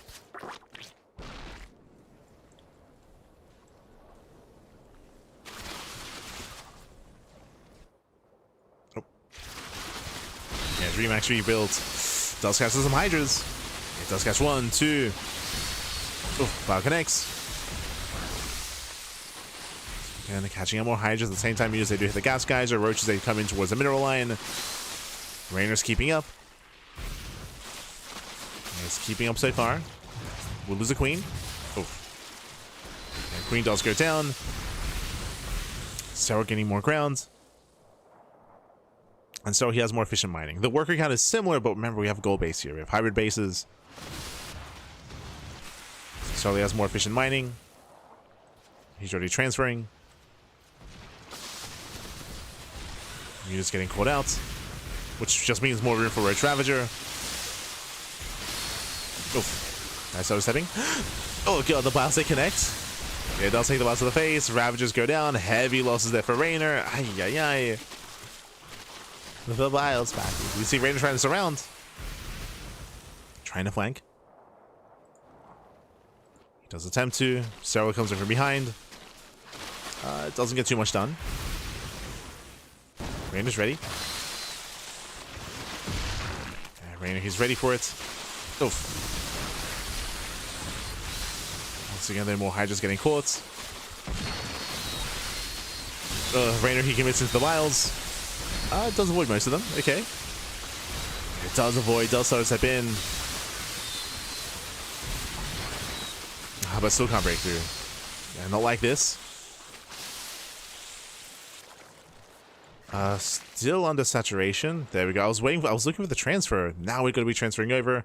So again, the soup was like, well, the economy that was lying to you a little bit here. The work count was similar, but only now we're saturating. And then now Reynor transfers.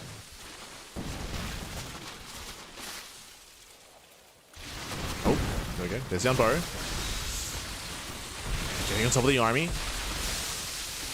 Once again, files to graze. Reynor trying to break out. Due to lack of economy here, Reynor, he was not able to take up into lurkers. That would have been the ideal, to have a little bit more income to make use of these hydras.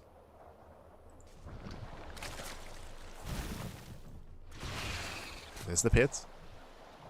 Thinking about that hive.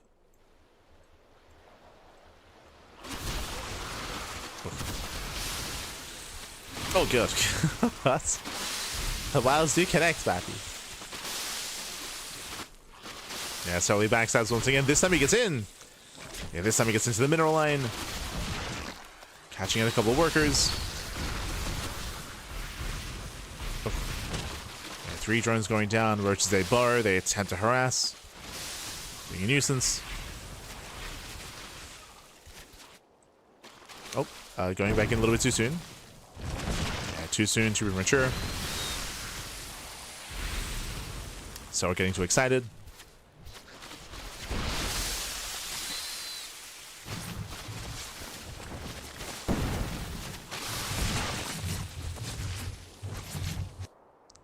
Getting too excited, throwing away these roaches. Does buy some time, does take up a bunch of the supply here. Distracting Reynor. Reynor even getting supply blocked. Nope. It does get blocked. So it keeps rallying. We have, there we go. I was curious where the hive was. Hive has now begun. Oh. Get a fight out of Serral. Reynor moves in, distracting Reynor. Reynor, he wants to break out across the map. Jesus, he did invest heavily into hydras here. 20 hydras. The issue here, we mentioned this earlier, but hydras are a little more fragile. They're a little more vulnerable. Like, they need roaches to buffer, otherwise they go down real fast and real quick. Hydras, they start to step in. Yeah, they're start stepping forward. Trying to at least.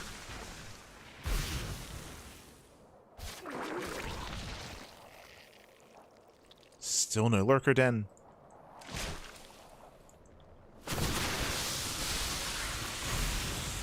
So position micro.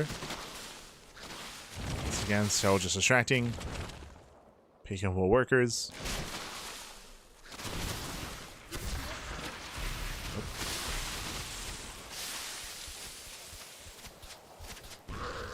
And I don't see Reynor pushing into this. He's going to go for it, though.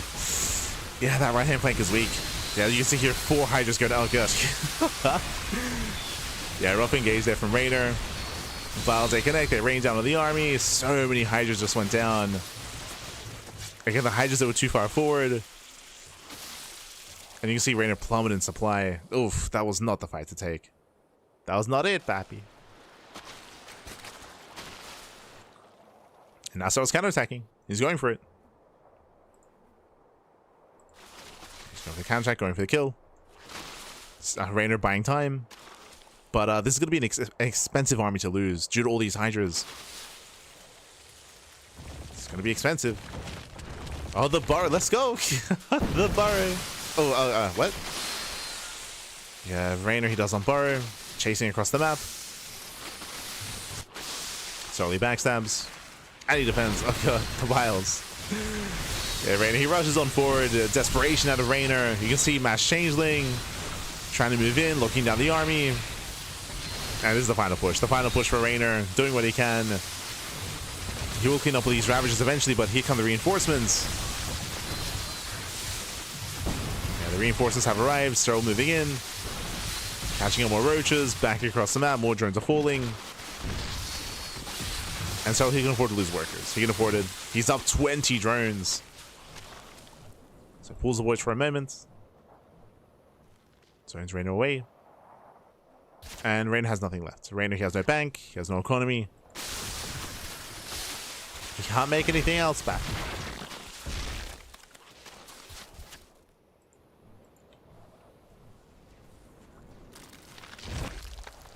Oof. There's barely any workers left to begin with. 3 more drone kills.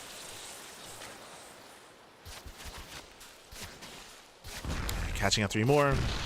Now we finally have lurker tech available. It's too late. We can afford what, 2 lurkers? 3. Let's go. 3 lurkers on the way. Yeah. And again, Serral had that boosted economy. His own mineral lines have been left untouched. At this point, Serral does also have to expand himself, as he is long distance mining. Needs to expand.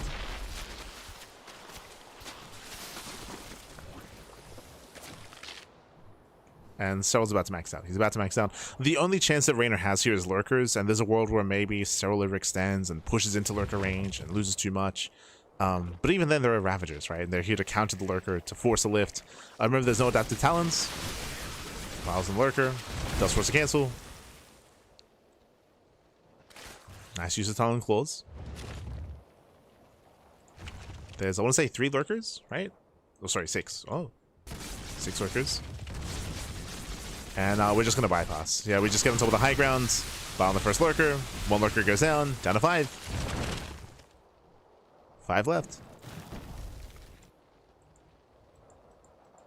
Oh, this healing is so good. So you just shark around.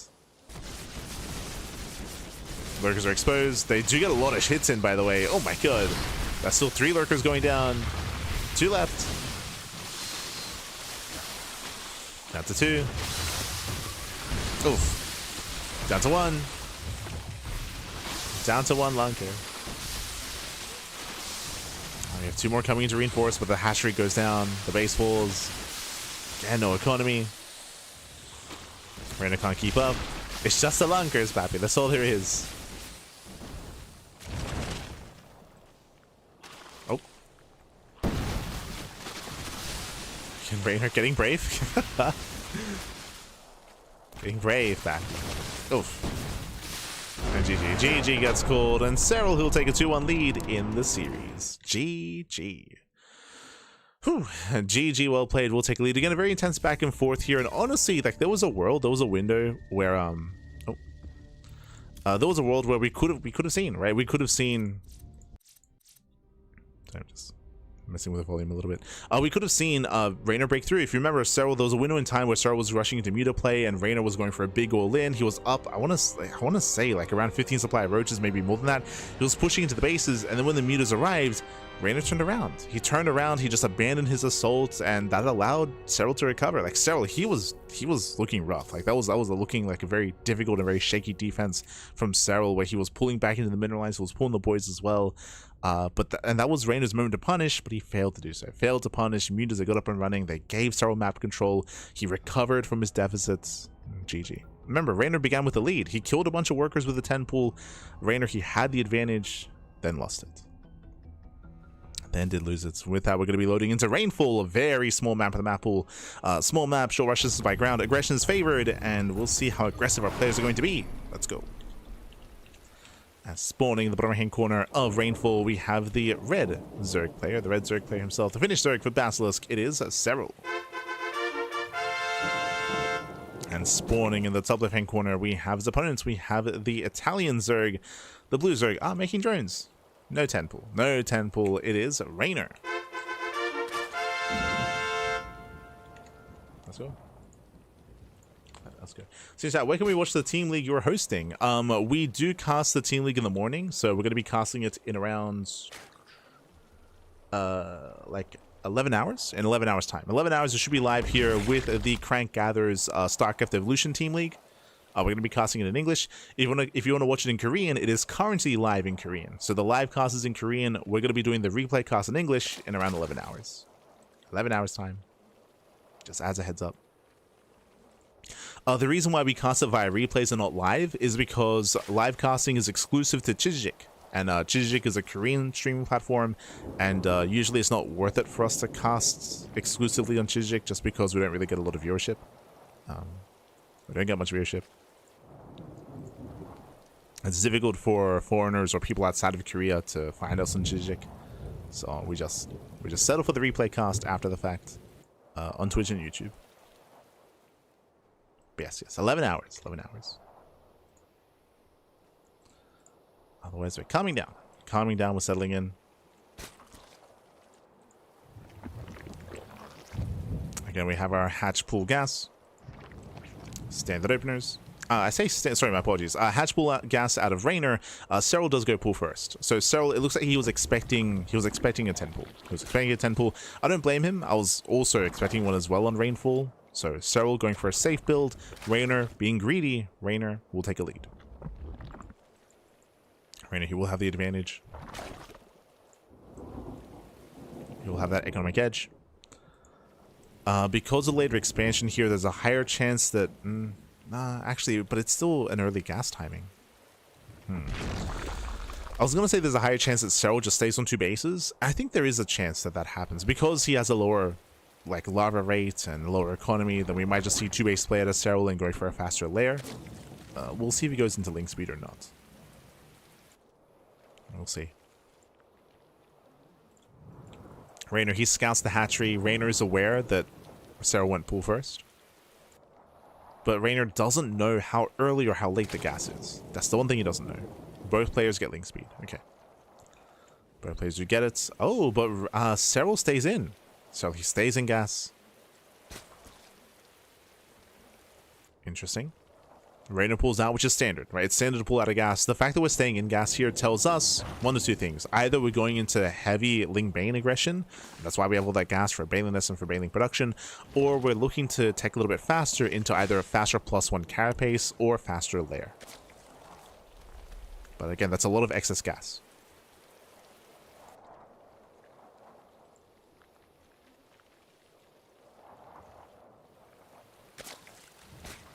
And we have the answer of Roach all in. Oh, okay, Serral.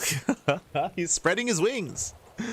Spreading his wings, Pappy. Roach all in at a Serral. Now we see what all the gas was for. In my mind, I was thinking fast Baneliness or fast Lair, but no, it's going to be fast Roaches. Into a Roach all in. I was also thinking fast Evo Chamber. Meanwhile, Reynor is unaware. Reynor's just playing standard. Reynor is just going hatch gas pool into a 3rd base, into Baneliness, safety Baneliness as well. Standard play out of Reynor. Now, Reynor, with the Overlords, he sees no hatchery. There is no 3rd. That is suspicious. Like, something is a little bit off here. Now, his assumption, my assumption, would be that, okay, maybe Serral skipped link speed and he's going into the lair. But we can see there is no lair. We can see that it is an all-in. And Reynor has yet to confirm. He's trying to. Oh, wall is solid. Reynor fails the scouts. Doesn't see what's going on. No Roach Warren yet. This is looking scary. This Reynor is still droning. Like, the droning is fine, but the lack of Roach Warren is terrifying. And here he comes. Yeah, here comes Serral. He reveals his Roaches. Here comes the all-in. He's flooding links across the map. We have the Baneliness on the way as well. Hidden Baneliness here for the all-in. It's all or nothing. Either Serral kills Reynor or he dies trying. And again, Reynor, he did make extra workers. And Reynor, he has no defensive Roach Warren. It's going to be a rough defense here. It's going to be a Ling, Bane, Queen, Spine defense. No Roaches. And this can work if Serral didn't have Banelings. The problem is the Baneliness is almost done. It's almost complete. We can see Reynor looks like he wants to try to catch reinforcements or just backstab. He moves in and... Oh, so he reacts. So he does pull away in time. Good defense, good reaction. Here come the Banelings. Yeah, here come the Banelings. Again, the only threat to Serral right now is the surround. And that's what the Banelings are for. That's why we have the Banes. You can see Reynor trying to backstab. Banelings, lose his zone away. We're overextending. Yeah, Serral, he does overextend. He'll lose 2 Banelings. Yeah, big overextension. Ooh, once again, he throws away Baneling to Broodlings. Miscontrol out of Serral. Does have some miscontrol. Gotta be careful. Okay, Serral can now focus on the main push. He's got 4 Banelings. They move in. Up. Does kite back. Yeah, does kite back. Does kite away. Baneling's gonna be spent. And Serral has to be careful. He spreads. Yeah, he does spread. He does splits. And Serral's done it. Yeah, with that, so he has done it. He breaks through all the Banelings. He's pushing further in. Roach production has begun for Reynor. Oof. Baneling connects. He's still got 3 more. Wow, he still has 3 more Banelings. He still has the... Oh my god, massive connection. And with that, there is no surround. There is no surround. Oof. Every link falls. Battles, they smash in. So he's still flooding. Yeah, still flooding across the map. Gonna be forced back for now. Reynor trying to hold on. Like, he's down to one spine crawler, but he does have roaches. Like, roaches are slowly trickling out. Oh. Spine is late to borrow.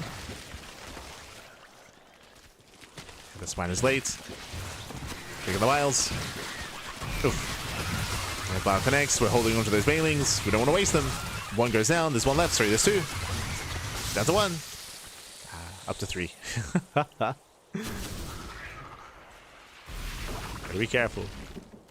And Serral, he's running up. He's running up behind this. Serral, he's down in workers. He's down in economy. When it comes to the upgrades, he's going to be up in +1 range. Like, we do see that Serral is transitioning. Reynor, not yet. What does Reynor have? Lair? No, no one does. Okay, no one has a lair.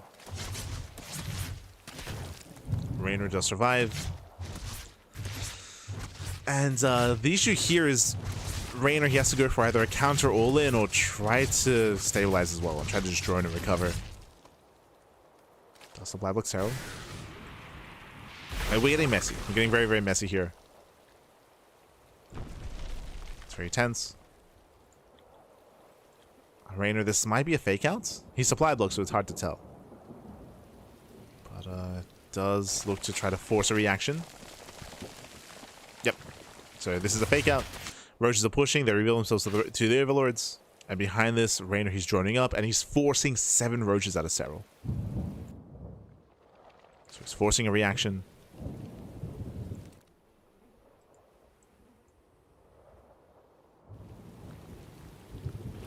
There is going to be a faster timing here with +1 range. So shocking around. Uh-oh. Gotta be careful. So he wants that overlord. He wants it. Oh, he gets it. Ooh, barely not. Yeah, it was misplaced. Misplaced the vials.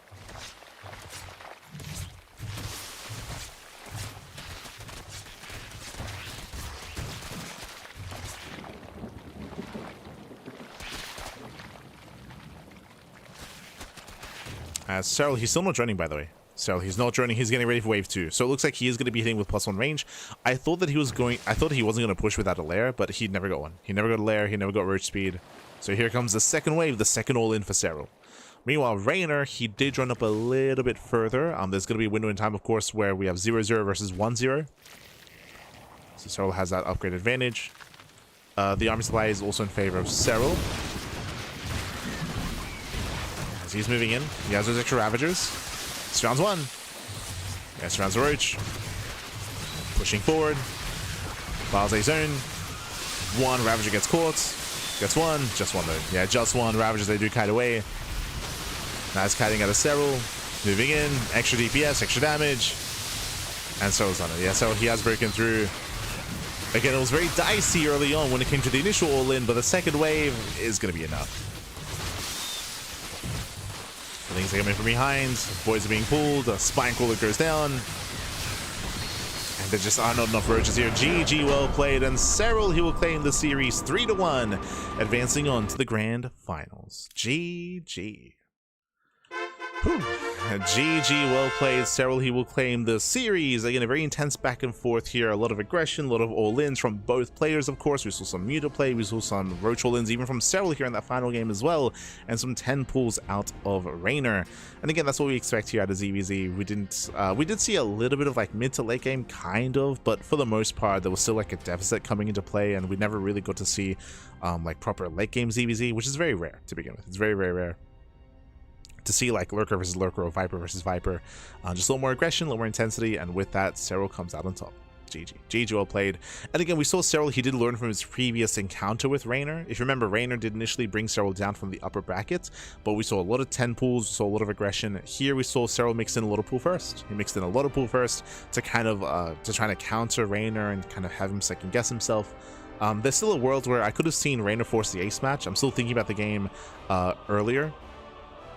I'm still thinking about washouts. I'm still thinking about washouts where Reynor, he had like a big timing available. He was pushing in, and then he lost faith. Like he lost faith in himself. He backed off. That allowed the mutas to get underway, and it allowed Serral to recover. GG, GG. Regardless. And with that, we're getting into the grand finals. Okay. It is going to be the grand finals here. It is going to be a best of 7, I believe. One moment.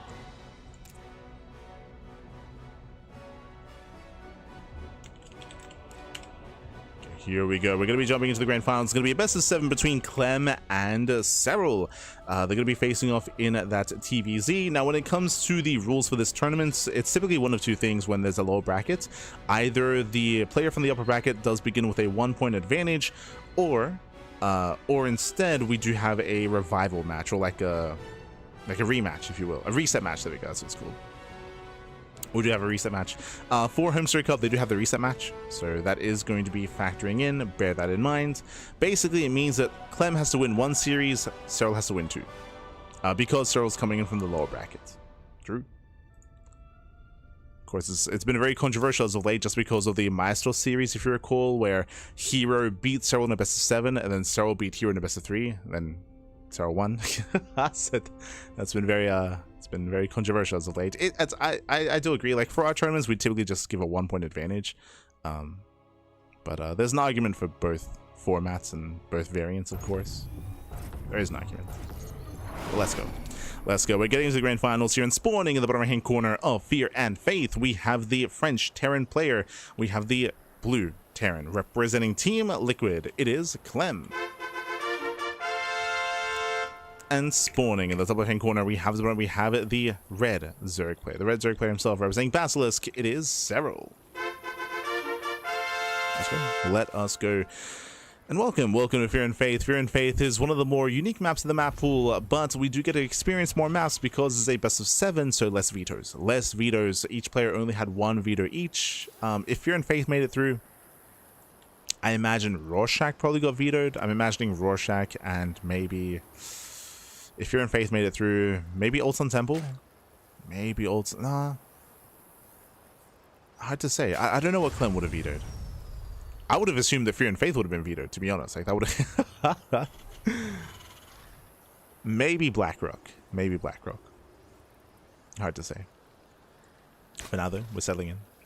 We are going to be settling in, and we do have cross spawns. Ooh, diagonal spawn locations between Serral and Clem.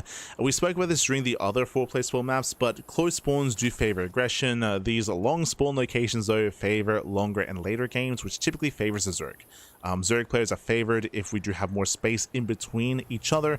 The reason for this is because aggression is subsided. Aggression is less effective. It's hindered because of the map itself. And when it comes to the meta of TVZ, it is heavily reliant on hyper aggression from the Terran. If the Terran player fails to be aggressive, if they fail to apply pressure, then the Zerg player very quickly snowballs out of control. Due to the larva change, their growth when it comes to their economy and when it comes to their production is heavily boosted, heavily strengthened.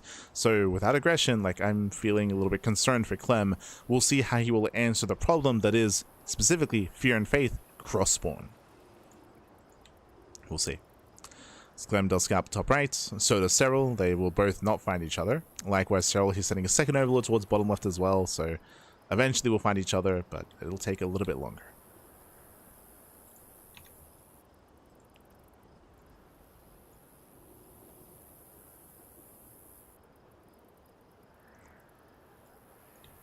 As Clem pokes in, pulls away, confirms Serral is not top right. The Grim Reaper has arrived. And from here, we're just going to be opening up. We can see Clem, he's walling off the southern monorail system, the southern tube. Scouting bottom left. And I'm sure to his dismay, he will find that Serral is nowhere to be found. So again, best case scenario for Serral.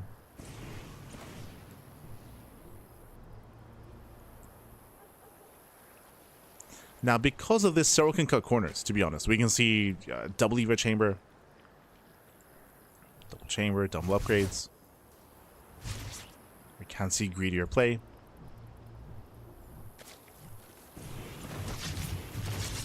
As Reaper pokes in, and is going to be deflected.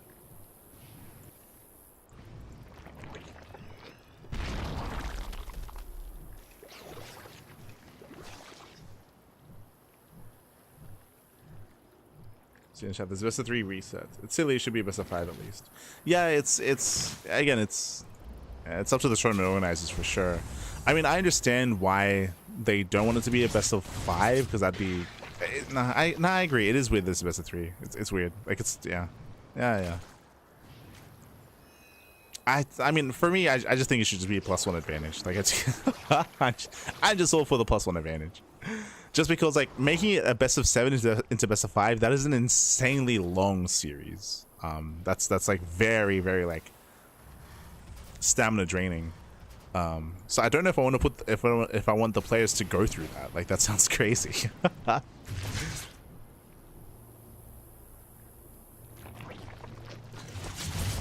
we go.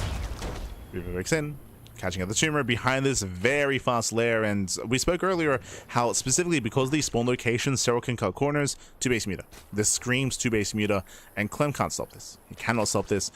Clem, he is going for a 3cc, 3cc, 2-on-1, so he's going for a stim timing. This does hit at around, on this map, around 630. Around 630 should be when it gets across the map.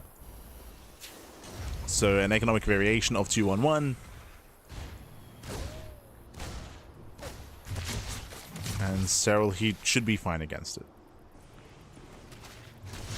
It's going to be on Clem to just apply as much pressure as he can to deny creep. Clem, he does notice how late the third is, so in the back of his mind, he should be thinking Muta play. If this was the last patch, we could be thinking 2-base Hydra, but 2-base Hydra is very out of the meta at the moment.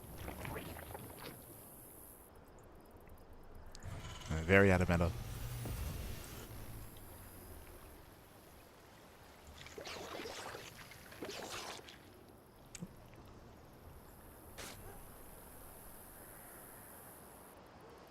So now again, Clem is still rotating. Spire is more than halfway done. Getting to our Spire.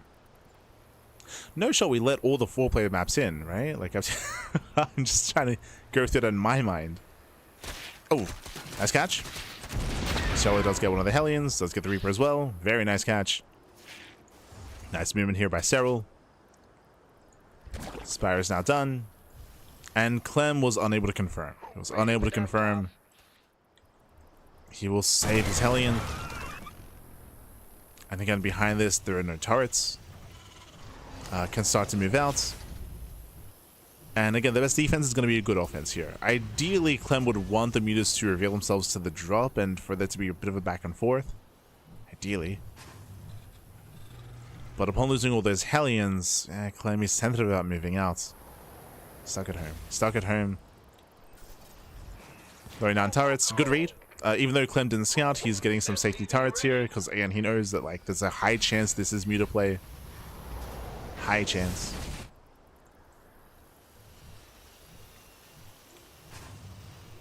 Wintermines are spreading out. Complete. Oh. Use their back in.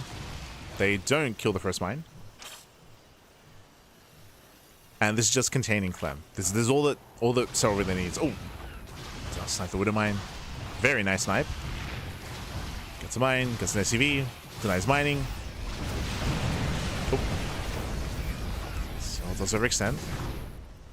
Mines going for the contamination on the factory. Let's go. Contaminates the factory, snipes the second Widow Mine. Nice pickups. And behind this, Serral, he's not droning, by the way. He's not getting a 4th base. He's intentionally going for a massive link bane push. Yeah, hyper. Okay, this I was not expecting, but Serral's being hyper aggressive behind this, just abusing the fact that Clem has no idea what's going on.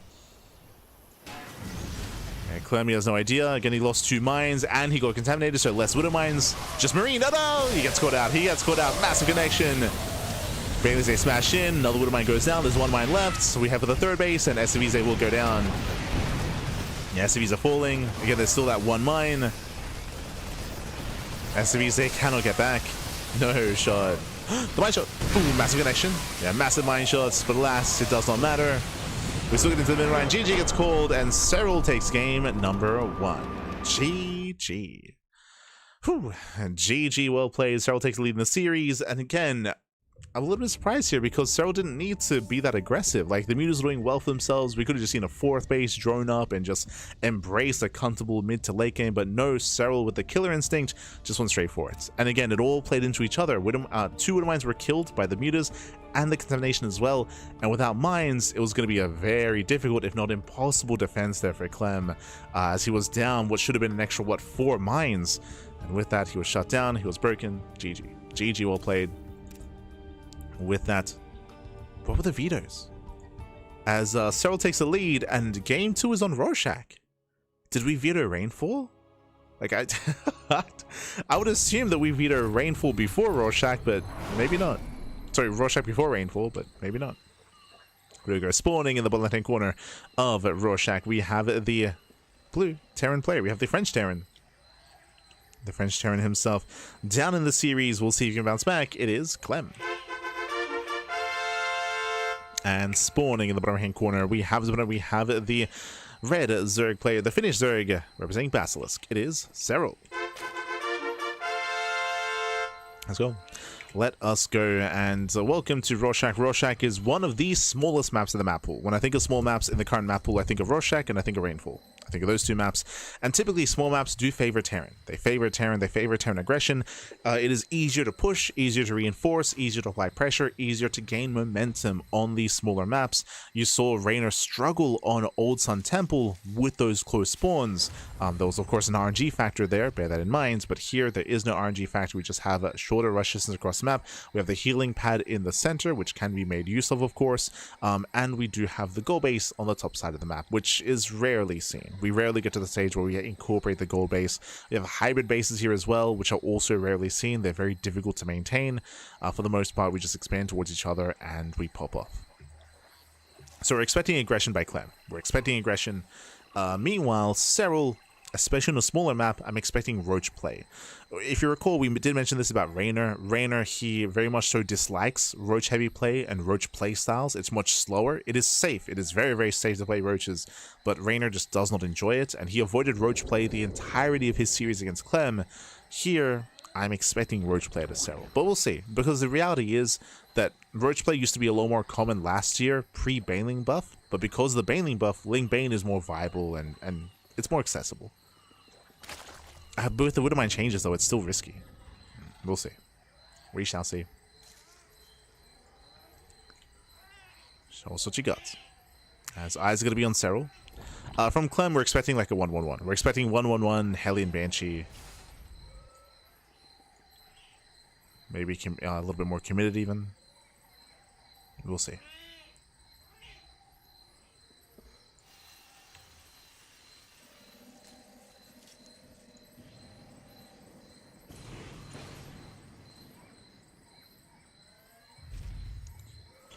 So far, we're just opening up, calming down. Reaper does move out across the map, just poking in, and Serral did go for the earlier pull, so the Lings should pop out in time to defend.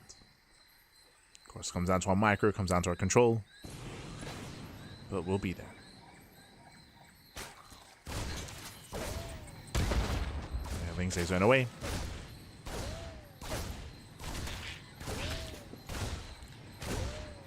They keep up with the Reaper. One Zergling goes down. Reaper does get very low. Jesus. Oh my god. Reaper pulls away. Serral, he pulls out of gas. Yeah, pulls out of gas, just leaving one in. Droning, saturating. From here, we can soon claim a 3rd base, or we could drone up a little bit harder. We'll see how safe Serral wants to be. You can see the Reaper in position, checking for the 3rd. And behind this, 3 CC. Okay, 3rd CC before Starport. I was expecting something more aggressive, but no. We go for a much more economic build. This build is quite rare nowadays. It's quite rare. But I do like this, especially if Clem believes that Serral's going to be playing a little bit safer. Maybe he can get away with some greed. 3 CC 2-on-1, just like last game. Same build. Same build. But this time, the sim timing is going to be hitting faster. I mean, it'll hit. Remember, last game, Clem never got across the map. He never got across the map. That's crazy. Okay, so Serral's going 2-base muta. He's going 2-base lair, 2-base muta. This is very risky, but we did experience something recently. Was it Clem versus Solar? Was it Clem versus Solar in Pegastar Cup, where we casted a game on Rorschach? We casted a game on Rorschach, and it was very eye-opening. It was a couple of days ago. Clem versus Solar, where Solar went 2-base muta. I'm getting deja vu. On this map, Clem went 2-1-1, which is supposed to punish 2-base muta.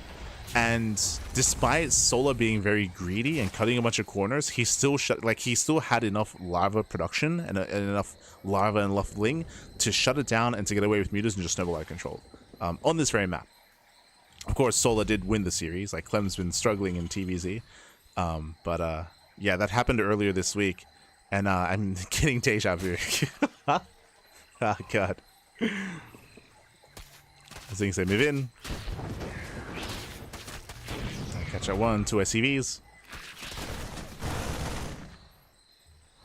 Once again, Stim is coming.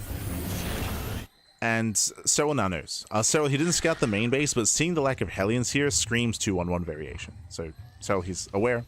There's only 2 Hellions, no 4, 6, 8 Hellions like there usually is. Oh no! Ooh, does catch the Hellions though. Massive catch, massive surround. Ay, ay, ay. Clem getting caught out. Spire is almost done. This is weakening the push as well. Bear that in mind. Clem's push is now weaker. Still waiting for the medevacs. Serral, he's going to be able to join up to 50. He's getting a little bit further. Maybe up to 55. He's running up. Here comes the move out. Spire is now done. Spire's complete. And yeah, Serral, he should be fine. He'll have plenty to defend.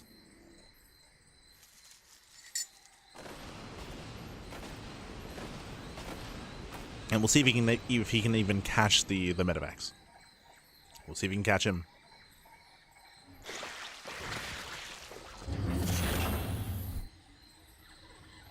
As the mutas are on the way. And again, they're designed to catch at the medevacs themselves, to shut them down, to stop the drop play, and to contain Clem on 2 bases. So Clem is expanding. Who catches who? Oh! Drop gets spotted. Add-on complete. Serral's aware. He reacts. Does react, does pull away. Turrets are in position. Clem is now where the mutas.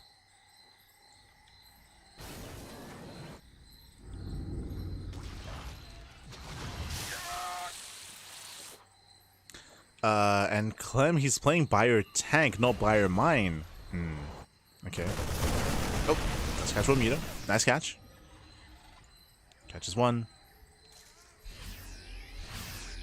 I mean, in my mind, typically when you go buy a tank like this, it's to go for 1 big 3-base push. Usually it's around 8 minutes. When it comes to this big move out. But it is going to be less effective against the mutas, as there's less anti-air. So I am concerned. As I poke into the main. Bays roll in as well. Once again, Serral, he's being much more aggressive here. Sending a dive. Clem is holding. Clem is defending. He's holding on. The army's on the way. This tells us that Clem wants to go into 2-2. He's going to 2-2. Looks like he's just keeping his tanks back at home and just slowly building up. But again, these 2-on-1s are supposed to give the Terran player map control. That's been taken away. That's been taken away because of the mutas. Oh, baiting to burrowing.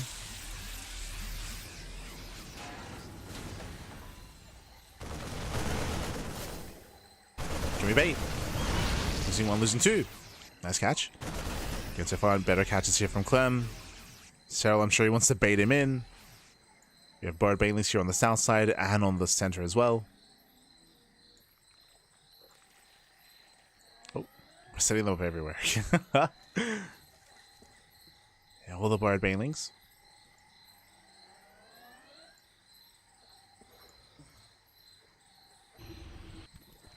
Oh, repositioning. Uh oh. Ah, he noticed. Yeah, Clem did notice. At the same time, oh no, he's not paying attention. Yeah, Clem is distracted. Ooh, he will lose 2 full medevacs. Ay, some heavy losses. On the one hand, yes, Clem, he cleared off 2 banelings, but he did lose 2 full medevacs as a result. Not worth it. Not worth it for Clem. You got caught.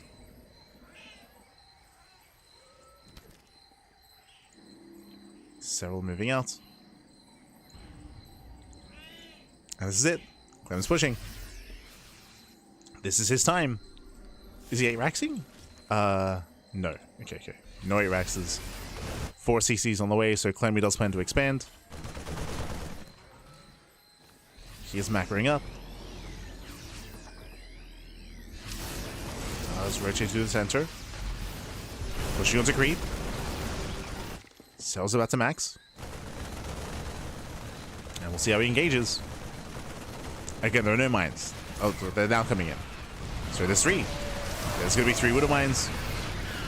Just in time. Whew. And Clem is pushing. Trading well against the banelings. Serral actually going for a massive counterattack instead. This base is forfeit. Yeah, the base is forfeit. It's just buying time. Hatchery should be cancelled. Oh, ooh, that's a kill. It's a kill, not a cancel. At the same time, you do get across the map. The mine shots. Quick reaction. Quick reaction there by Serral. 1 mine shot goes off. No major connections. Lings, they bust in. And he breaks through. Yeah, Serral, he breaks through the natural. Pushing into the mineral line. Clem, he turns everything back around. Ay. He turns back around. He races back home. He just pushing into the main. He's pushing into the main base. There's the 1 turret. Should be focused down. Mass repair though. Damn. Mass repair is holding. And honestly, Clem isn't losing too many SCVs, but he was forced back home. Right? He was forced back home. Serral double expanding, going for the gold. The pressure's been alleviated. Serral does remax. And Clem has to work back across the map. He has to do that all over again. He's going for it. Just try to move out. Oh. Things to engage. Base out the mine. Does drag into the army. And dragging the mine at the same time. Mass muted into the main base. Oh, Ling's over here earlier. Going for the turret. Trying to move in. Turret this time does go down. Yeah, breaks through the turret, breaks through the mineral line. At the same time, Clem looks like he will deny the gold, but at the same time, he's losing his main. Yeah, massive magic box here. Thor goes down. Yeah, no Thor. Rotates over, catching more SCVs. Oh no! Yeah, catching on an entire mineral line. 20 SCVs going down. Ay. That's not worth a base. That's not worth it, Clem. Oh, nice mine shots. Very nice mine connections. That was 14. 14 meters going down. Insane damage. The mine shots, Pappy. It's crazy. Serral pulls away.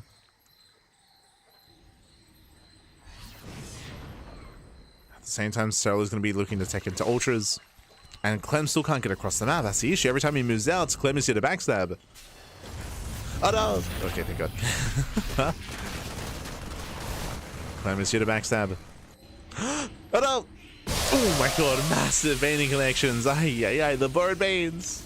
They catch Clem. Oh. They catch him out.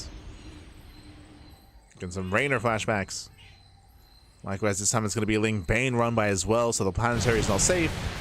Banelings will roll in, SCVs they will escape, but the planetary should fall. Should and does. Planetary goes down, tanks are unsieged. Oof. Clem getting called out. Oh. Yeah, he's getting called out here. It's a race back home. And again, on this map, aggression is meant to be favored, but it's Serral that's fighting hard for that aggression. He's been fighting hard for map control, and he's been achieving that. He's been forcing Clem to react to him, which often doesn't happen. Not in this matchup.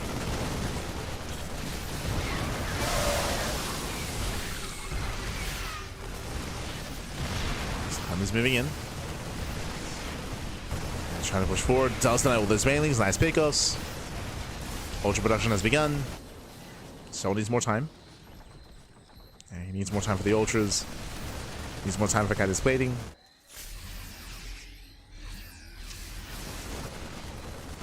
Oh, Serral catching out the army. Only 2 mines. Mines they do borrow. Clem holding on. But Serral has bought enough time. It was all just about buying time for the ultras, and they've arrived. The ultras are here. They've made it. Now we can tank mine shots. Tank the shots. Slings, they check the 4th base once again. Clem expanding the center. Oh.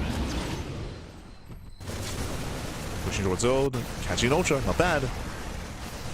Ultras goes down. Lings, they don't get much done. They push into the 3rd though. Oh, the mine shot. Oh my god. Massive connection. Nice defense by Clem. Oh no, but the drops. Yeah, Medivacs, they get caught out. Smooths, they rotate. Massive catch on the Medivacs. 3 Medivacs going down. Lings, they trade.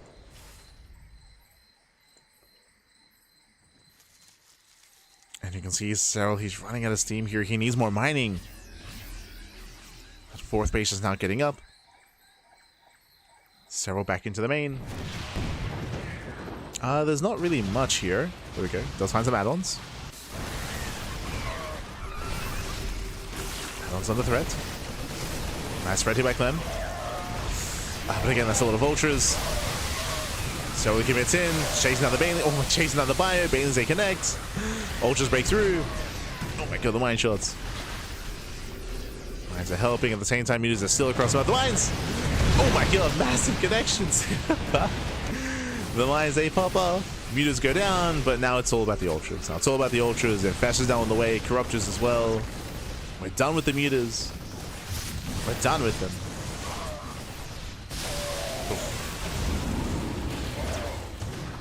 There's still a couple left. You just have to be careful. Grab some of the Medivacs. Yeah, 2 mutas go down. There's 1 muta left.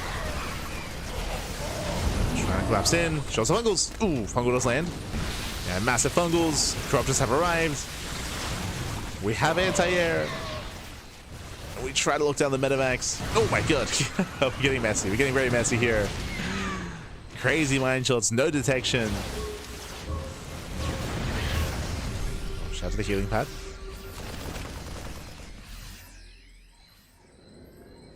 Overseers, they just now begin. These Widow Mines, they will reset. Clem, he can pull this off. So it goes. He has his Widow Mines. His hatchery is going to go down. Clem, he takes his own 4th. Or 5th, I guess. Gets his 5th base up. Clemmy's holding on. That's a lot of supplied mines, though.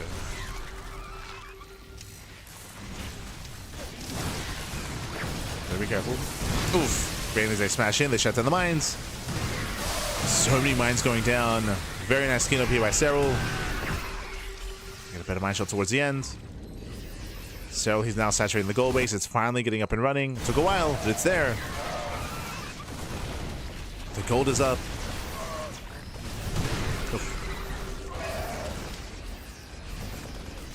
Yeah, what am I say? Punish. Can Clem trying to hold his own?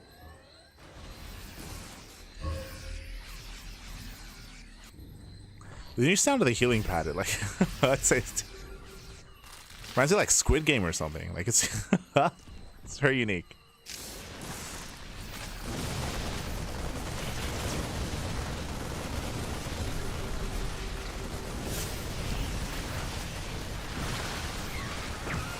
Clem, he's setting up. We do see Serral coming for the surround. The flank comes in for the flank. We get some okay mine shots, some flanking fungals, catching out some of the ghosts. Yeah, ghosts are getting put out. Massive connections here. Ghosts fall. Ultras, they collapse in. We have another fungal. Yeah, another fungal lands. And the ultras, they clean up. They clean up. Likewise, no more Medivacs as well. Corruptors, they did their job.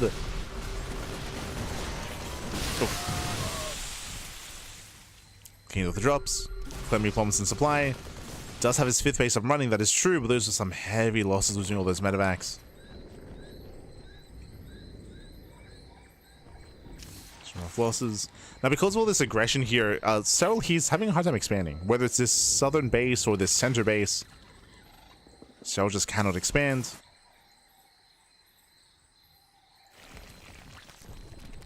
So we're getting messy. Oh, that's an orbital. Ah, that's brutal. Thankfully, there is that worker path. True. SCVs get the hell out of there. They pull away.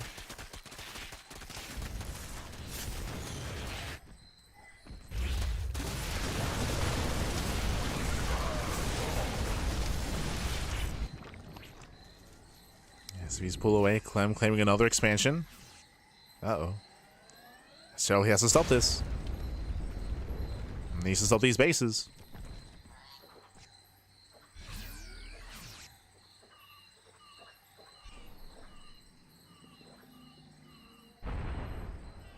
Oh. Jesus. Taking mine shots to the face. One thing, Clem skimming in, going for the gold. So he's late to react. Yeah, late to respond. The hatchery is going to go down. Nice pick up. At the same time, though, 7 SCV kills. Clem also distracted. Oh, did I say 7 SCVs? Losing even more. Got a lot of workers going down. And on the one hand, yes, Clem kills the gold. On the other hand, that is 25 workers. Late reaction by Clem. And late reaction, late response.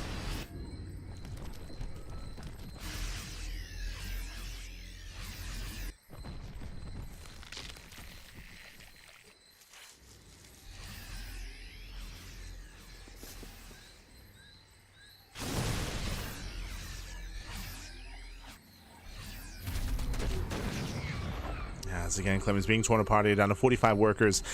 The low worker count doesn't really matter as much if Serral can't expand himself, so it's rough for both players. It's messy. Oof. Massive fungal. Yeah, fungal comes in from behind. Massive fungal on the ghost. Clem getting caught out again. And is being torn apart. The Ling run continues. More SCVs going to be falling. Clem is down to what, a 1 base economy. 2.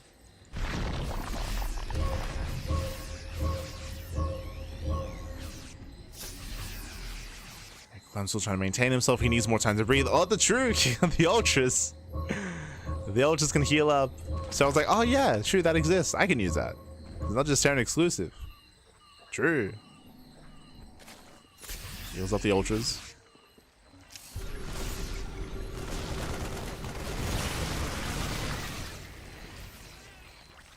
So he rotates once again to within the fungal. Oh! Ooh, barely not. Barely not. Very clutch pick up there from Clem. Does pick up in time. Still loses 6 SCVs. Shows the EMP. Oh, gets a sniper. Never mind. Does snipe the infestor. Nicely done. Snipes both.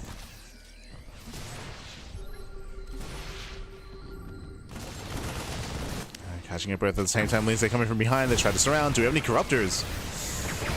They're now moving in.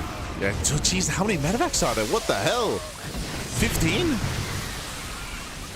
Clem over making medevacs. Nice mine connections. That's all the medevacs, they come together.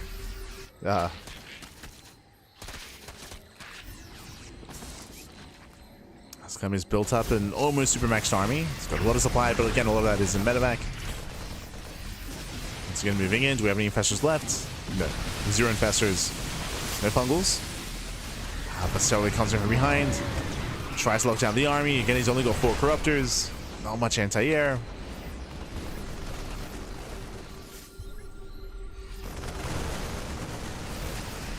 Not much. Now as they pull away, another hatchery goes down. Serral just cannot maintain the gold. He just can't maintain it. He can't hold on.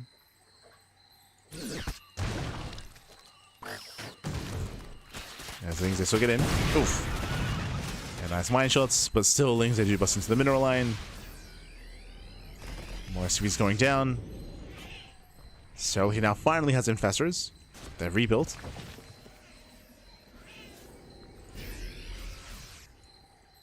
And we'll see if we can catch Clem. Get some order. Just the one. Sorry, 2. Jeez, oh my god, 3. 3 Marauders go down. Marauders, they punish the expansion.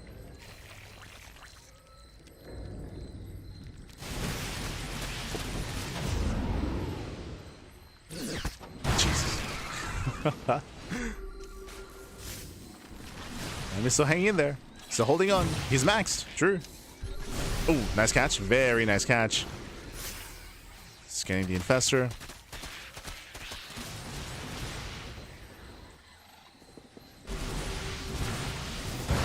Oof. Missed rally here by Serral, running into the main army. Throwing away Zerglings. Clem is maxed. This is it. He's super maxed. Send it. I mean, still just one Liberator. Like, the army is still lacking in terms of composition. Ideally, we do want more libs, less medevacs. Healthy ghost count, though. So coming from behind. Oof. Yeah, base have the mine shots. SCVs are going down. This is forcing reaction. That's a lot of Widow Mines falling. 12 SCV kills and cleans up, what, 4 mines?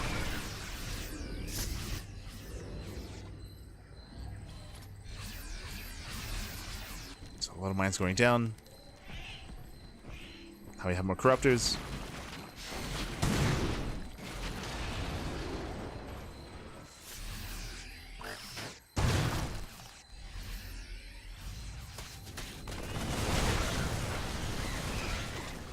So he's still looking for that money shot. The money fungals. He's still looking for it. What do we have? 5. 5 infestors. I believe there's one on the south side. Yeah, there's one on the south. And there's one up here. Sorry, there's 2. Okay, there's 2 in the middle. Uh-oh. Fungus coming. Not quite. Catching at the Ultralist. Nice snipes. We're still holding on. Another lane run by. No Widow Mines this time. Again, just very patient play here from Serral. Doesn't want to waste those shots. Mining is being denied. Clem, he's mining out of that center base. Clem, he's running out of money. Forcing out scans. Serral, he rotates to the south side. Oh! Oh, messy. Yeah, it doesn't land. Doesn't land the fungal. We have another fungal coming in. Serral, he once again does not land. Yeah, it's very premature here. Messy. He set up for the fungals, they didn't land. Corruptions to get thrown away.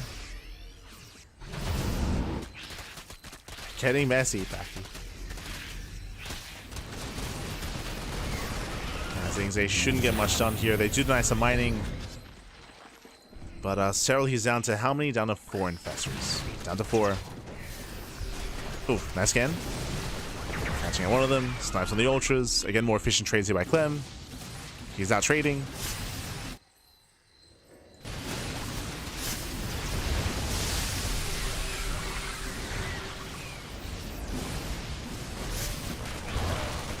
He's going to be able to trade at the same time. Links, they still don't quite get in.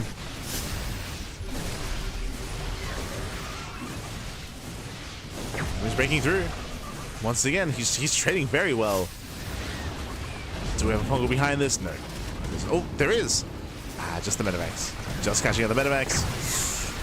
Links, they collapse in. They get us all the ghosts. Baileys are rolled forward as well. Nice connections. No mines. Yeah, there's no minefield on top of this either. Decent fight from Serral. Pull away. Lings they keep moving in. Denying more mining. Yeah, still no economy. Lings borrowed under the CC. And Clem is out of gas. And he's running out of gas. He has a bit of a mineral bank, but that's really just Marines. Fungal's coming in. Oh. Catching full medevac. Very nice. Full medevac goes down. Serral, he's close.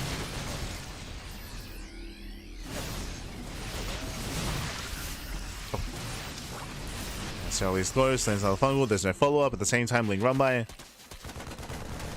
Catching reinforcements. Slip in. Yeah, still no mining topside. Still no mining. Catching up 4 more SCVs.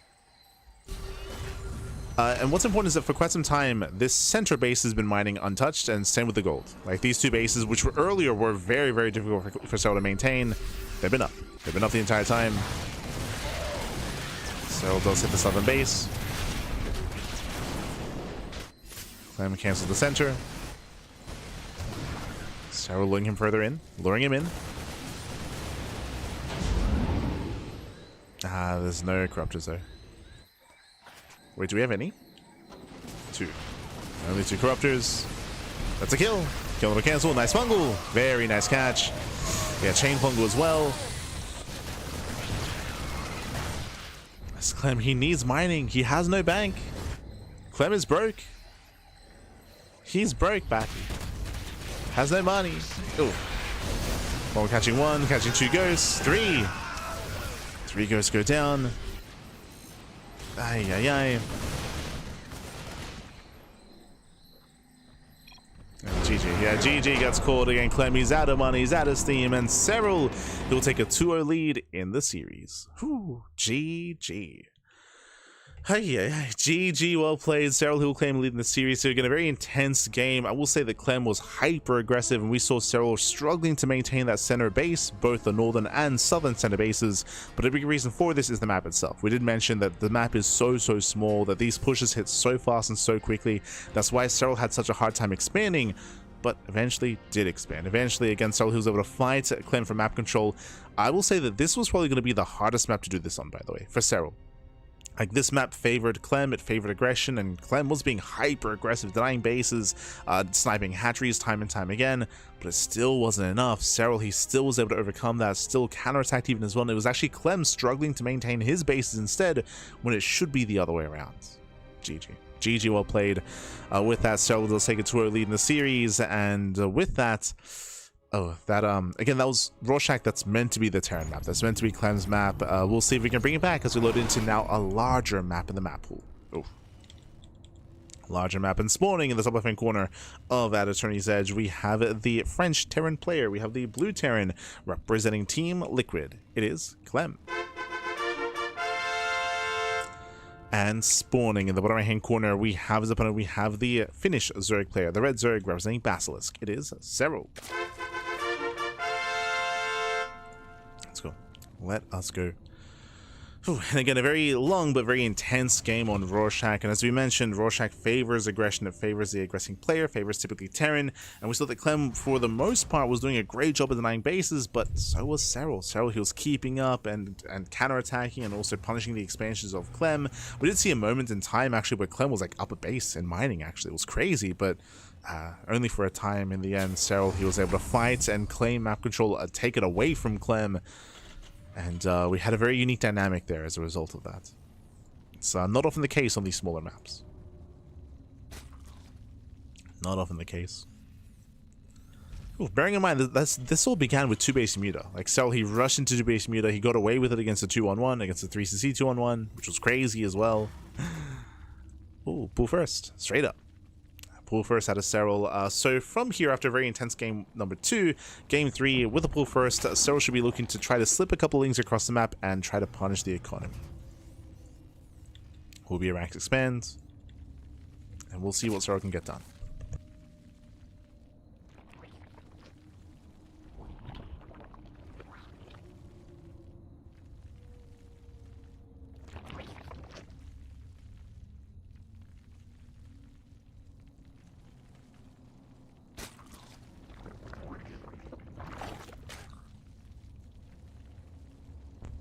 Let's go.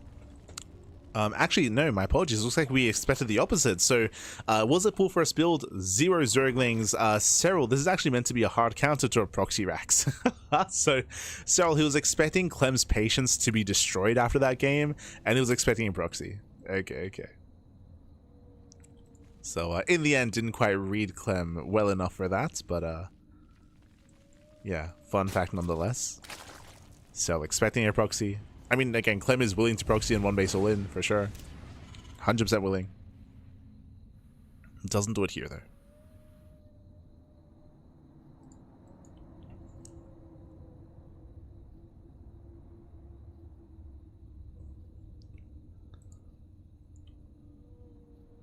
So here Clem is moving in.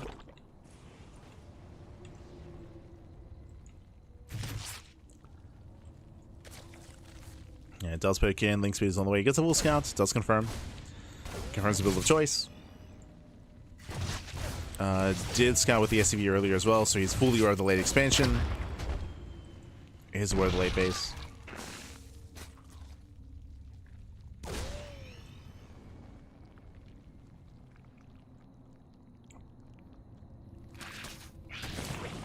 And we'll see what the follow-up is going to be here. So far, we're setting up for a 1-1-1. We have been seeing Clem now 2 games in a row go 3CC 2-1-1, but now we're back to the 1-1-1s. It's going to be Hellion Banshee, so a nice change of pace here from Clem, and we'll see what he can achieve with this. It's going to be a much more aggressive start here from Clem, fighting for map control, looking for economic damage, hindering the creep spread of Serral. When it comes to Clem, he needs to be as aggressive as possible here, because if he fails to do so, then this goal base is a big factor as well. Like this goal base in the center, the high out gases as well. There's a lot of bases that do have a lot of potency, they have a lot of strength, they have a lot of power spikes that do provide whoever does take it. So it's on Clem to stop that from happening. If you recall last game, he failed to do so on Rorschach when it comes to the goal base in the center. Serral eventually did take it himself. Did fight hard for it, to be fair, but did eventually claim it.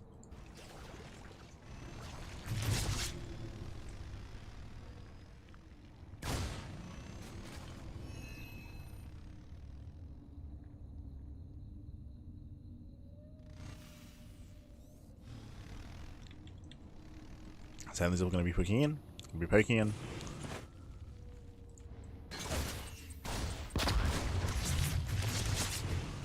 Likewise, Cloak Banshee going to be on the way. I don't think Serral is quite scouted yet, but upon seeing the commitment into Hellions, like there's a high chance it's going to be Banshees.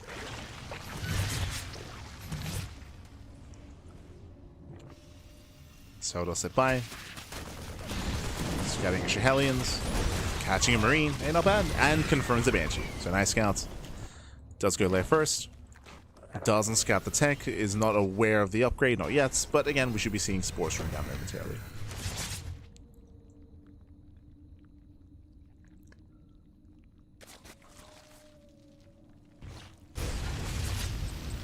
Soon be seeing them thrown down. There we go. At 5:13. First, second, Spore going to be thrown down. Ready for the Banshees. Will not be a surprise. Once again, Serral does sit by the Zanaga Tower. Gets across the map.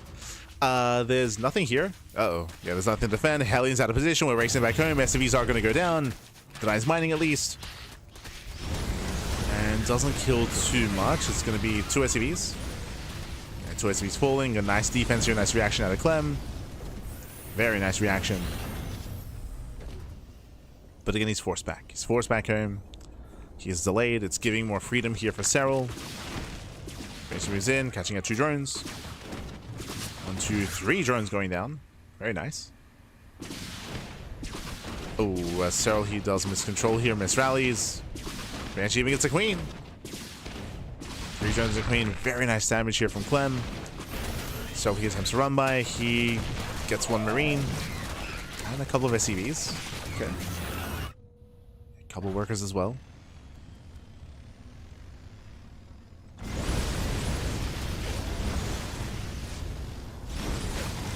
Clem tries to commit a little bit harder. He kind of pushes into the mineral line.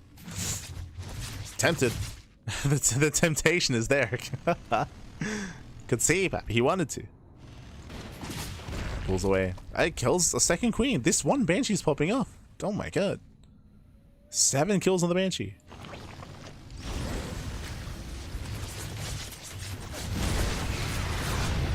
The initial Banshee did go down.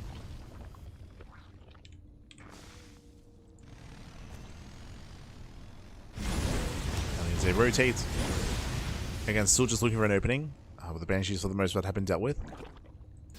And now we expand. Now we're building up into the mid game. We're calming down. So far, it's been okay damage here from Clem. I will still say though that Serral, he is able to freely drone up, getting up to 70, and he can soon drone up to 80.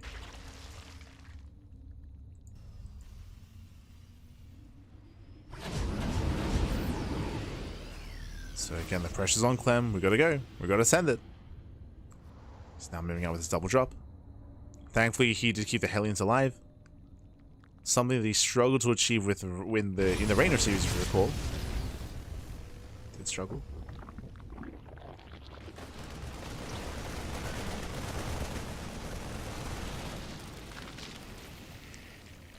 As we can soon morph in Hellbats, if need be. Here they come. Yeah, Hellbats are morphing in. The Banelings are ready for this, and so he does have the army to defend.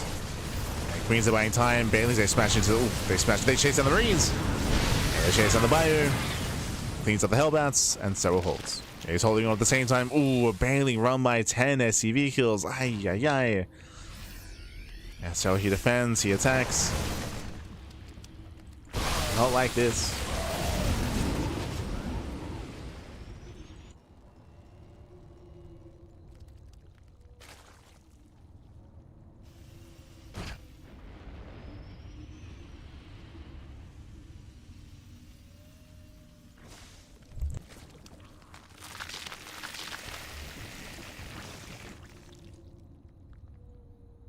Clem needs to keep this drop play up. So double drop on the south, double drop on the top side. Going for the queen. Won't quite find any damage though. And this is getting worrisome. Clem, he needs to achieve a little bit more here. Oh, what if I take some hits? Dropping into the main. Okay. Does drop in. There is a nice little alcove here to pull off that drop. Hive is now on the way for Serral. We're going Ling Bane into what looks to be Ultra with skipping Hydras. Yeah, we are going Ling Bane Ultra. Here comes the main army for Clem. He's pushing. Ideally, Clem wants to distract and keep a bunch of supply in the main. And here come the tanks. Yeah, we're going for a 3-tank push.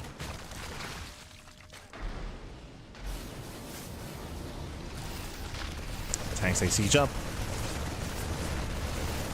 Clem, he's set up. He can go for the base, gets a queen. Queen goes down. Still holding up the fungal. Once again, nice kiting, very nice kiting. Dropping between the bases, it's going to be focused down. But it does get the hatchery. There we go, Clem, he breaks through, takes on the base. But will lose the tanks. Yeah, brutal surround. Fungal lands as well. 3 tanks will fall. Heavy losses here for Clem. Oof. On the one hand, he killed the expansion, but the drone count is still safe and sound and will lose everything. Every tank goes down. Ay, ay, ay. And Clem is losing momentum. Remember, he lost both Medivacs on the top side as well. So less harass, less drop play.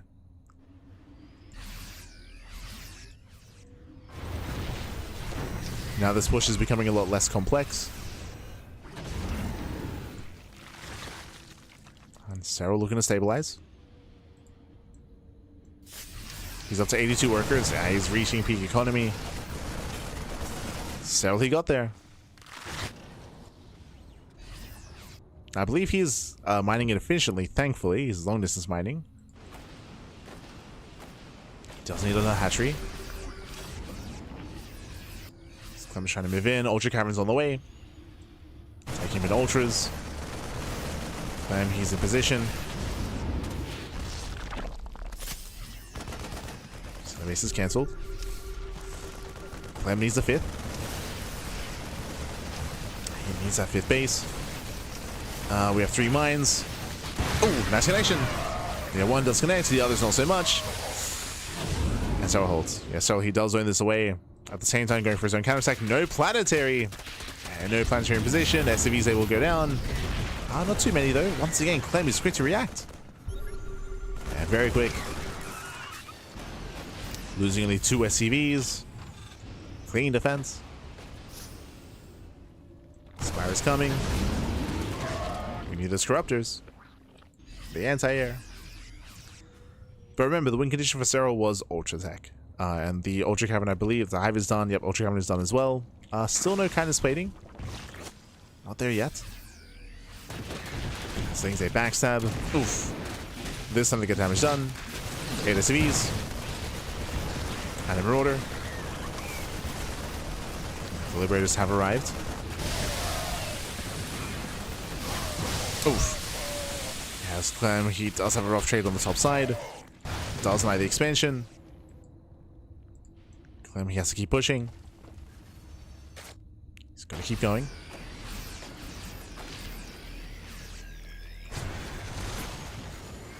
That's 9 damage, okay.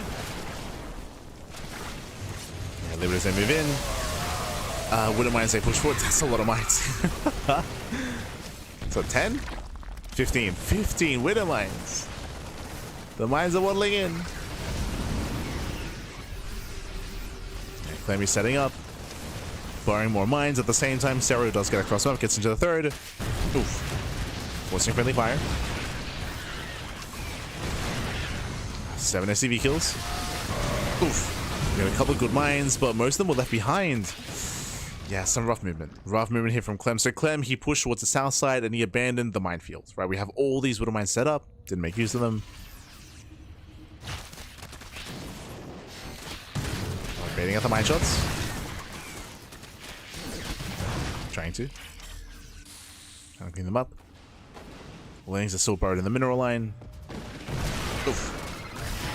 14 friendly fire, 5 SCVs. Brutal tank shots.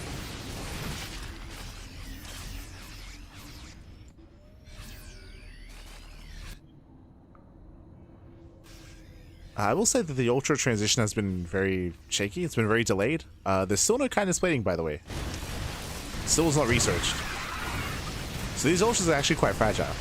Yeah, 3-3 is finishing, and Serral has the money for it. He has the resources.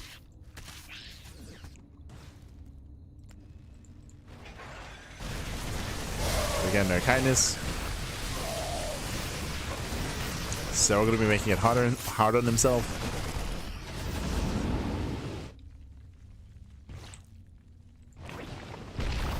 Ultra speed as well, true. Serral sipping up. Nice catch on the drop.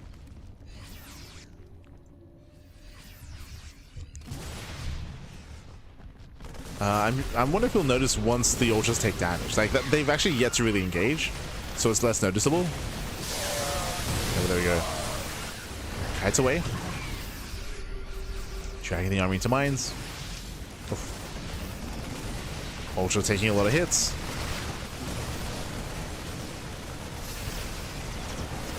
And once again, does try to engage. We get an okay fungal. Yeah, fungals are decent. Ultras they break through. Marauders they're holding their own. And what does he notice, Matthew? If at all. Jesus. Yeah, the Ultras they just melt. Yeah, cannot keep up. Lings they do flood in. I think they're going to hold their own much better. Medevacs finally going to be going down as well. But these are really messy fights here for Serral.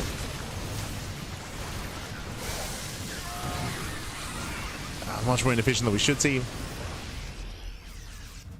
I see run by 10 SCVs. More Lings moving out.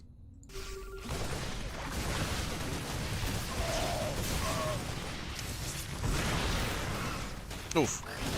Crazy fungal. And without the hive upgrades, yo, Serral is catching up the army. Trading well. Clem, he has no economy, down to 60 SCVs. Clem, he's having a hard time trading and affording this. And is the game going to end without kindness plating? No shot. Or ultra speed, despite going mass ultra? No shot. Yeah, as SCVs are going down. Oof, 14 SCV kills, insane damage. The cracklings, they cracked. That upgrade we did not finish. We did not forget. The cracklings, Bappy. I don't know if you noticed, but I keep changing the production tab to the upgrade tab, just like double check to make sure that I'm not crazy. I'm like, not trusting myself. But yeah, who needs it? Who needs it, Bappy? Who needs ultras to be tanky? Leave them made out of paper. True. Links I slip in. 4 more CVs.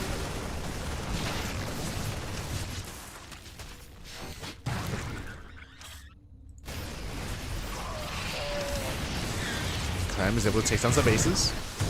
Hatcher's gonna be falling. Once again, trying to keep up. At least he has been able to deny the gold. But again, no shot that Serral doesn't notice that his ultras are just dying. Like, there's more than they should be. Seeing it high there. Marauders are pretty good. That's how it be. That's how it be, papi.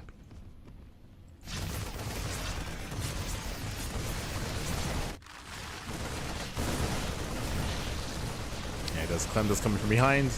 Snipes another expansion. Very nice pick up. Gets a base, gets workers. Late reaction by Serral. Very late.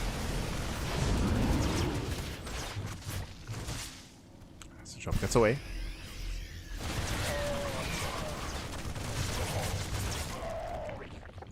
It does pull out.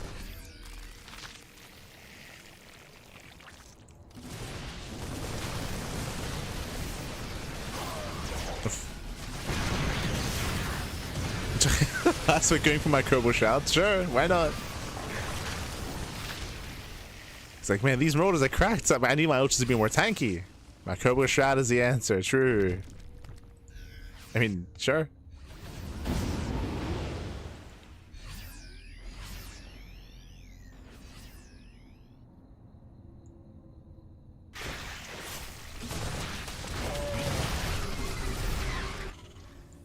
Scroggers are coming from behind. They catch out the Liberator. Finally, maybe it goes down. Nothing run by.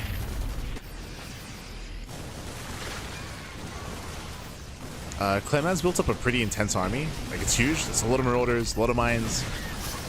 Speaking of, oh my god, the minefield. Michael pops up. Ultras, they try to take the mines. They cannot. Not like this. Not without upgrades.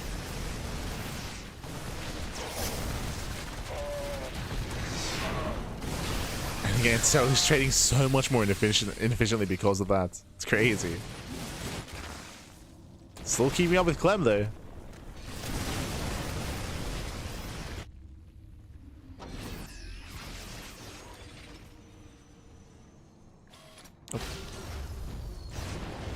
Oh, as we're catching at the army. Oh my god, the army's heavily oversimmed. Medevacs is no way out. Yeah, they're too low health. They're too low health. Clem here overextends, losing everything. Yeah, all 3 medics fall. Massive loss here for Clem. Oof. That should not have happened. He just got too excited. Yeah, too excited. Likewise collapsing in the army.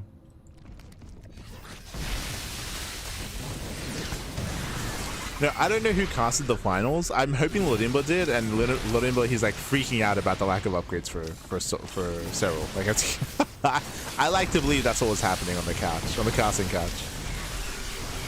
He's freaking out. Oh my god.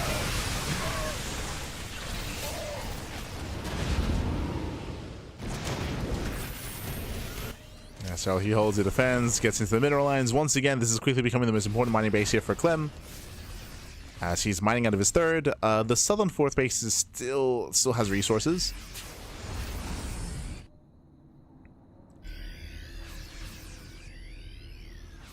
Clem pulls away. Sorry, Serral pulls away. Pulls back. Clem checking for the gold. But again, the army is now lacking for Clem. He's just lost so much throughout the course of this game. He has lost too much. Drags the mine. Crafters, they hit a punish. Oh. Serral, there's not really much here. Get the ultras. They get focused down. Oof. They're bleeding out 1, 2, bleeding out 3 ultras. Oh my god. The ultras are getting 2 shot. That's crazy.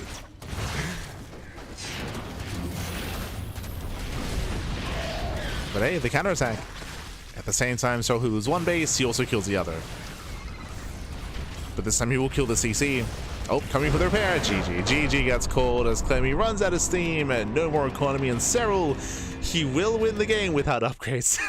GG. No shot. GG, well played. Again, that game was much harder for Serral than it should have been, as he was lacking ultra speed and kindness plating as well. And he was going mass ultra. Yeah, GG, well played. That game would have ended much faster, like an extra 5+ minutes faster if without that. But GG, well played. Who needs it? You can beat Clem. You can beat Clem here this patch without upgrades. True. GG, crazy. As with that, Serral takes a 3-0 lead in the series, and we're now loading into Rainfall for game number 4. Oh god. GG. There we go, spawning in the bottom right hand corner of Rainfall, we have the French Terran player, we have the blue Terran representing Team Liquid, down heavily in the series. He has to fight back here and now to make a series out of this. It is Clem. And spawning in the top left hand corner, we have the Finnish Zerg player, the red Zerg representing Basilisk, going mass ultra, no armor upgrades, no speed upgrades. No one, you don't need them. It's fine. It's fine. Don't worry about it. It is Serral. Hi. So here we go. Serral again. He does lead the series 3-0, 1 game away from claiming this best of 7. What the hell were the vetoes? Did we veto the 4-player spawn maps? As we are loading into Rainfall, I mean, obviously we didn't veto Fear and Faith. I guess we vetoed Old Sun Temple. That is more extreme, to be fair. So that does make sense for one of the vetoes. But yeah, welcome to Rainfall. Rainfall, similar to Rorschach, is a very small map. The map pool, short rush distance by ground, aggression is heavily favored here on Rainfall as well. So this is where, again, typically we expect Clem to be favored. And you saw just how difficult the game was for Serral on Rorschach. Like, it was a very difficult game. We saw a lot of hyper aggression. Once again, Serral is going pool first. We'll see if he just makes the queen. Once again, he might be assuming that Clem would go for a proxy. Might just assume. But this is going to be one of those maps where Clem has the potential to be hyper aggressive and to try to break Serral. We'll see if he goes for another 2-on-1 variation. We'll see. If you remember on Rorschach, he went 3 CC 2-on-1. And Serral had to fight hard for his 5th base. Had to fight very hard for it. Let's go.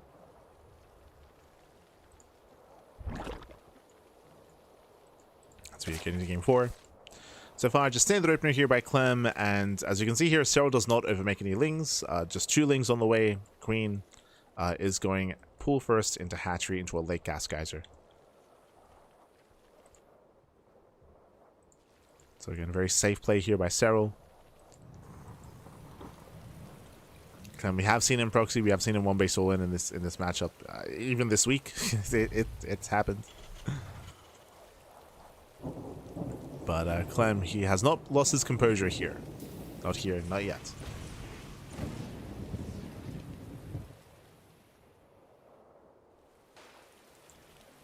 As the Reaper does move out.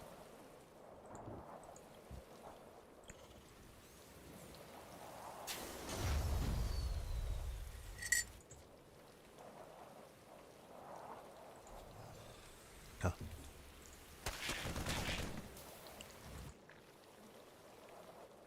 And Reaper moves out. We are going gasless, actually. Okay, it's been a while. It's been a while since we've seen the gasless opener. Hybrid greed here by Serral. Going gasless. This typically means that Serral is going to be playing... I mean, usually this means Roach play. Like either 2-base Muta or Roach play. We already saw 2-base Muta on Rorschach earlier. If we're going to go 2-base Muta on Rorschach, 2-base Muta on Rainfall doesn't sound too far off, to be honest. But the reason why we're expecting 2-base Muta or 2-base Roach is because the gas is so late, you just skip it. It's too late, right? It's too late to go into link speed. Like, you kind of like missed the opportunity for that to actually be impactful or influential. So may as well just delay even further and just cut corners. This is a faster 3rd, though, out of Serral. Bold move. Meanwhile, Clem going for his own 1-1-1. Rax into Factory into Starport. Reacted Hellion into Cloak Banshee. And eyes are on Serral. As gases are now being taken. And we're expecting Lair first, but we'll see. Oh, there it is, roaches. There we go. The other option. In my mind, it was either going to be 2 base muta or 2 base roach. It is roach play. Assuming that we double down and actually make roaches. There's still a chance that we just show this, still go for the lair and still take our gases and still go spire. If you remember, I was expecting roach play on Rorschach, but we're finally seeing it here on Rainfall.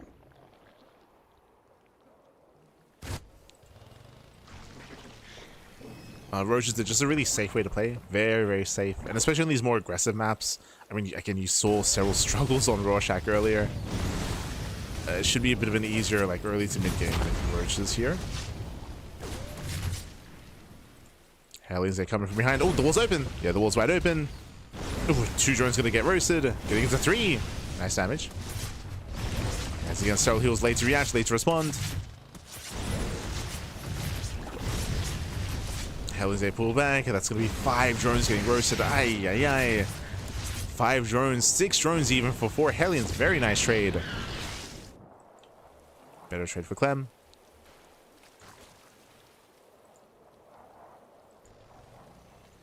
Better trade so far.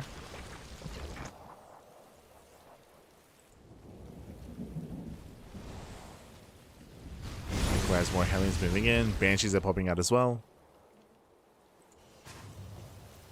And Clem's getting a 3rd. So a delayed 3rd TC. But it's coming.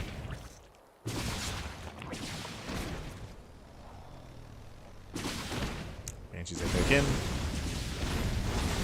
Oof. That's a kill, not a cancel. Kills the spore. And roaches have been confirmed. And Serral has the option to play safe or to just double down and to commit into like a roach all-in. But it's going to be carapace. Yeah, just one Eva chamber, just going carapace. It just looks like safe play. So roach into most likely Lingbane Roach Ravager. Into ultras. Those are current expectations. Hellions looking for another way in.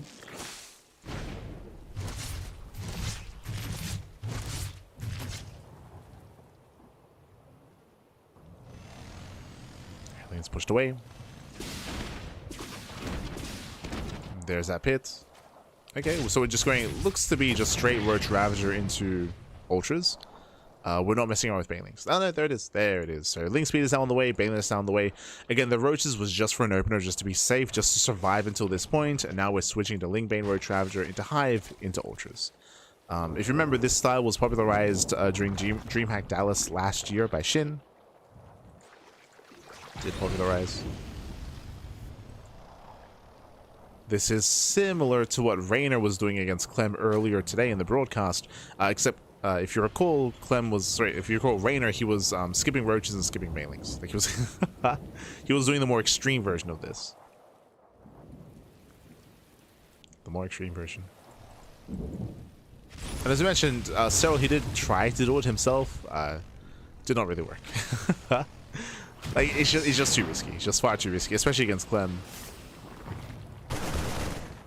There we go. Clem does him in. So far, Serral's keeping up. It's keeping up, and there's going to be 2 drones going down at the 3rd. Roaches, they defend on the 4th base. Speed is finishing. Hive is halfway done. Remember, the big power spike should be with ultras. Do we actually get the ultra upgrades this time? That's a better question. True. As a Serral, he's getting into his big power spike. He's already reaching peak economy, 83 drones. And Clem is not going for an all-in, is going for a 4th CC. Clem has been pretty tame this game. He's been very, very tame.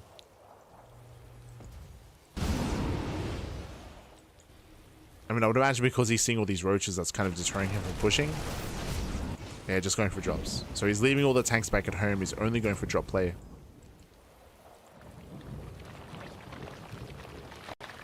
We spoke about it earlier. There's that big power spike. Ultra Cavern. Rushing ultras. And again, this time we should be prioritizing those upgrades. Clem's coming in. Serral's ready. Show us a fungal.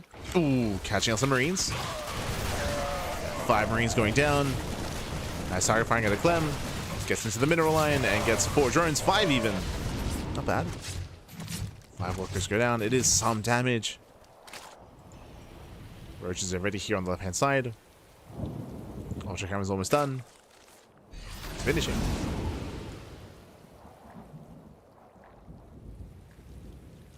So he's almost there. Hey, he's not forgetting. We have the upgrade. Kindness plating. Let's go. And again, that's the power spike. Kindness plating, ultras. So he's almost there. He remembered, Pap. He remembered. Let's go. And again, Clem is in danger at this point. Clem, he's in danger.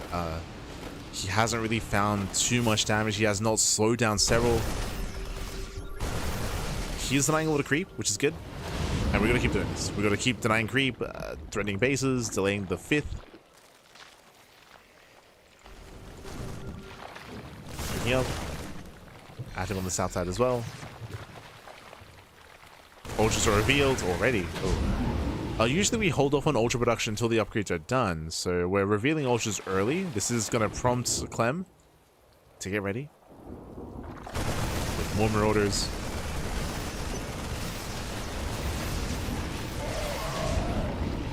Nice snipe. Take down the expansion.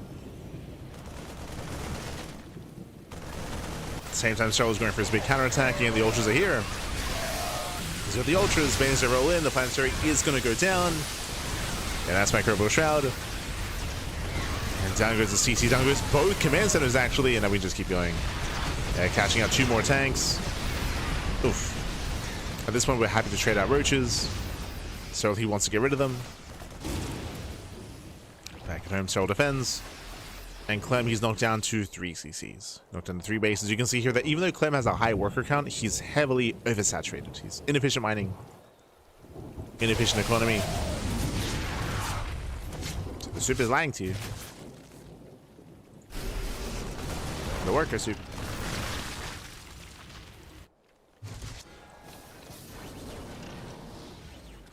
Yeah, and this is rough here. Basically, again, like all the early game aggression has kind of fallen flat.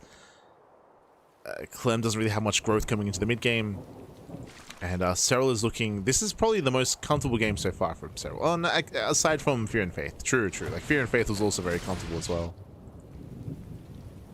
Fear and Faith was different. It was Serral being a little more decisive.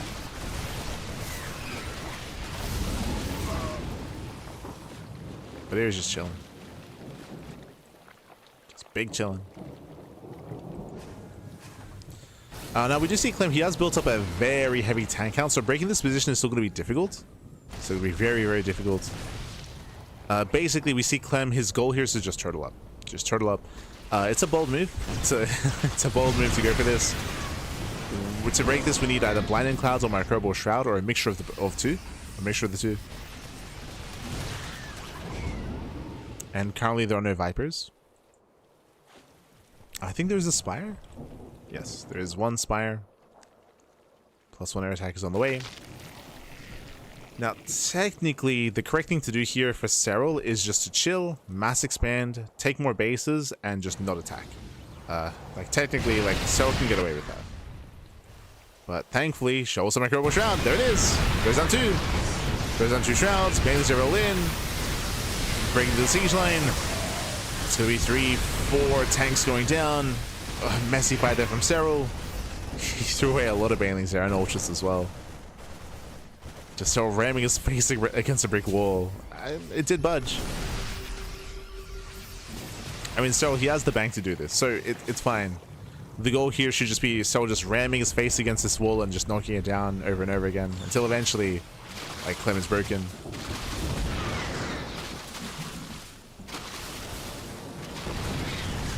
Roaches, they counterattack. We mentioned earlier that Serral, he wants to get rid of these. Done with the roaches.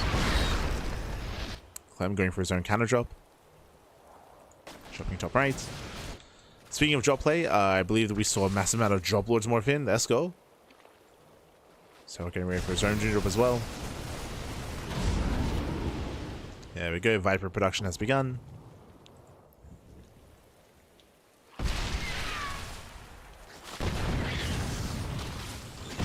Are coming.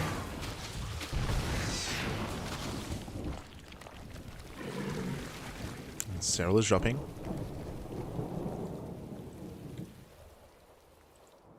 He's going for the Doom drop. How many tanks do we have? 10. Okay, we have our 10 tanks. We have 7 here in the center. Ready for Serral to smash his face against this. Let's go. And what hits first? Okay, Serral's going for the drop first. Going to distract. Distracting the main. Drop against over the production. Ravagers here on the right hand side. You can see that the Marauders, they react. So do the Ghosts. Yeah, Ghosts and Marauders, they pull away. They react to the drop. And here comes the main army. Yeah, here come the Blinding Clouds. Covering 1, 2. Just 2 tanks so far. There's Microbial Shrouds. Does try to move in. Planetary should fall and will. Yeah, massive connections. Banelings, they smash in. Planetary falls at the same time, dropping the main base. Did disrupt some of the production. A lot of add-ons went down. Now we're waiting for the Remax. Just Remax, run it back, do it again. Now, the one difference here is that Clem has gotten another base up and running. This should not have happened, by the way. Serral, he needed to have stopped this. So that's a little bit concerning. It means that so far Clem, he can maintain these losses. He can sustain them. As Clem is now establishing a 5th base.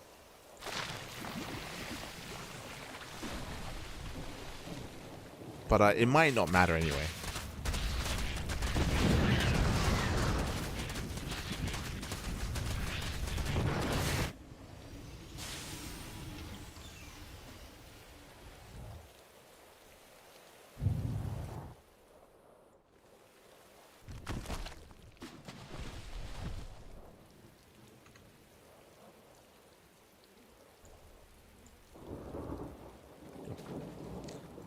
Once again, so he rotates over.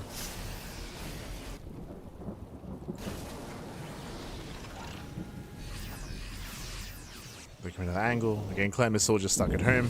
The best that Clem can hope for here is that Serral takes like maybe 3 too many bad fights into Clem. And then he can capitalize, but base is gonna go down. Clem was out of position. Planetary falls. We lost one of the casters. Lost one of the casters. Nice snipes though. Catching out some of the ultras. But Serral is taking both center expansions here, which is brutal. Looking to take resources away from Clem. To return the base. Thankfully, Clem didn't lose too many SCVs at least.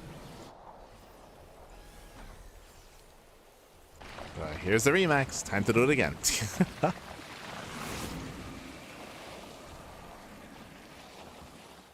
How's Serral winning so easily? Balance, I thought. Clem destroys Serral usually. If you're a little bit unfamiliar, there was a new patch like 2 weeks ago.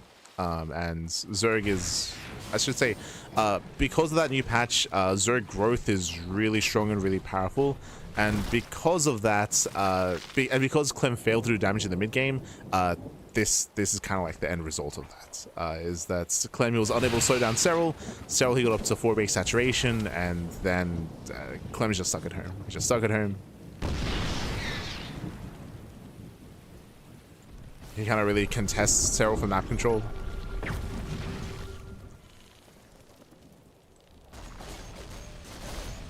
I think we said at the time, but the mid game for Clem this game was just too tame. I think that was the verbiage that we used. It was just too tame.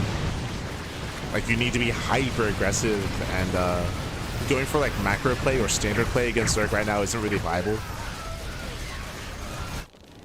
in the current meta. It's not very viable. So now Serral rotates over, catching out 1, 2, catching out 2 tanks. Once again, heading for the planetary. Ooh, then he will bring it down. And planetary falls. Serral pulls back. At a certain point, it's possible that Clem might lose patience and counterattack, but outside of that, he's stuck at home. Stuck at home.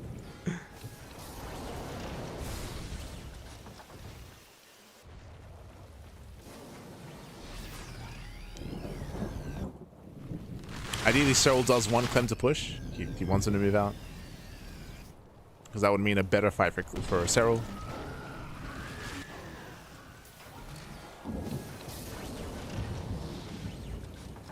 Due to all this SimCity, that's allowing Clem to actually hold his own.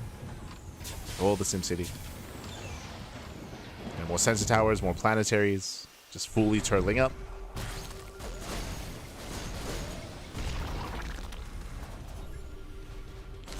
Clem does at least deny center right as a base.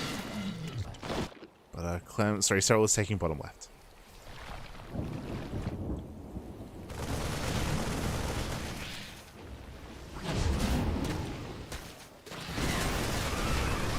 Does take bottom left. Watch they move in.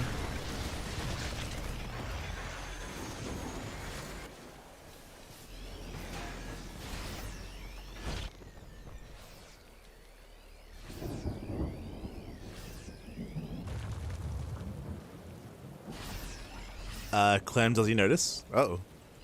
Nice into the main. I don't see reaction. Yeah, no reaction. Lings are inside the Nidus. We'll finish. They bust into the main. Junction's under fire. I'm trying to react.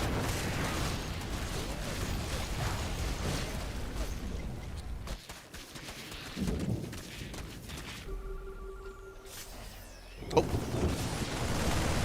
And also I would say, like, the series itself hasn't been the easiest. Like, again, I'm still thinking about Rorschach. Like, Rorschach was still very intense and very close. But that's also because of the map. Like, the map was helping Clem. So that's what made it as intense as it was.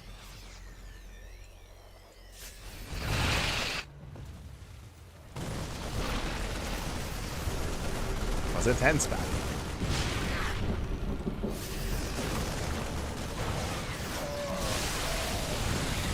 The one thing that you could also argue for Serral here is that we probably want to be getting ready for, I mean, we are getting ready for a Broodlord switch, so we have +2 fire attack on the way, Greater Spire's done. At a certain point, when Serral loses too many Ultras, the switch should be into Broodlord instead, into Broodlord Infestor. That'd be the ideal. Oh! Shrines, they do get away.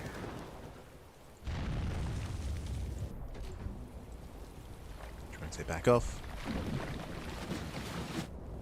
Clem attempting to expand.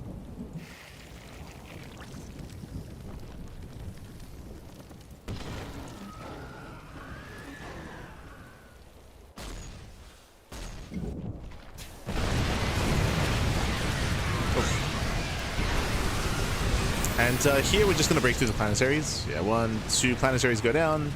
A couple of tanks. Oh god, massive tank shots. A little bit messy here from Serral. And what's the remax? There it is, Broodlords. So 7 Corruptors on the way. Serral looks like he's finally done with Lingbane Ultra. He's switching to Broodlords. He's making that switch. And the purpose of Broodlords is that it's a much easier unit to use to like siege and to specifically break these siege positions. Like break these entrenched positions with his own siege units. I will say that the new Ghost is actually better against the Broodlords. For those that are unaware, the Ghost can no longer be interrupted. Their snipe, I mean. Snipe is no longer interrupted by damage. So Broodlord Infestor is weaker in this patch. So we might see that come into play.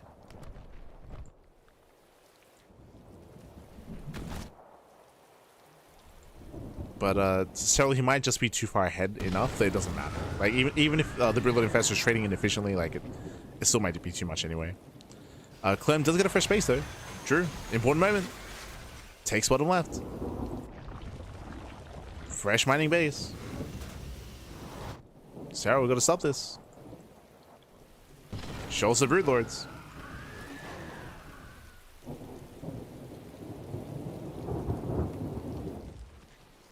Nidus.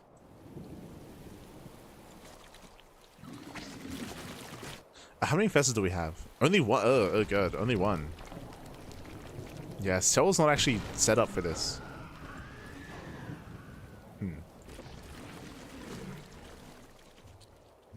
Never mind.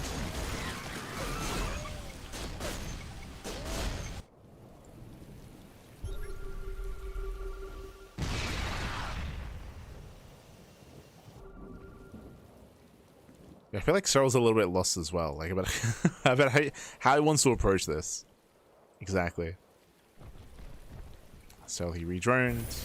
He has a healthy corruptor count. It does catch 3 ghosts. 4. Oh my god. 4 ghosts coming down. And we have 1 infestor on the way. Like, we got to build up that infestor counts.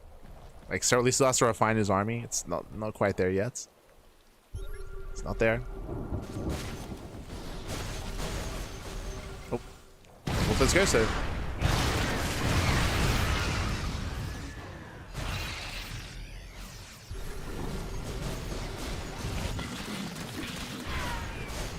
That's back into the main. So he rotates over. Is this his time? Oh god, oh god, oh god. Where are we going? Cuidado, papi, cuidado. Here we go. Links and grabs in. Rushing past the turrets. And we get 1, 2, 3 liberators. Very nice. And can he focus down the CC? Not quite. Does move, does leave. Decent trade here from Serral. Cleans up with the liberators. Rotating back over. Plus 3 attack is almost done. We're almost there.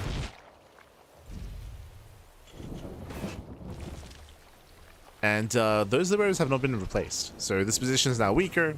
Serral can now move in. This base is a lot more accessible. No, the scan. Oof. Catching the infestor. That was the only infestor, by the way. So no more fungals.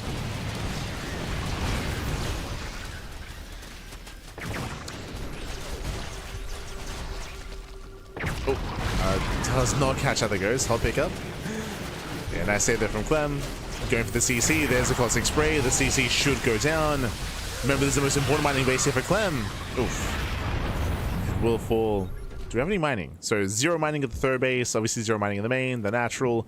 0 mining at the center expansion. And we're about to have 0 mining here. This is it. This is the only mining base for Clem. Now, he does have a mineral bank at least. Not much of a gas bank, though. This is it, papi.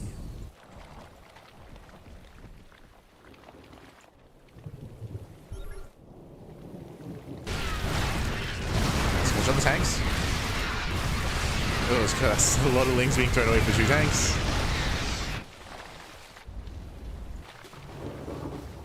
14. Oh my, how many Broodlords are we planning to make? 14 more corruptors on the way.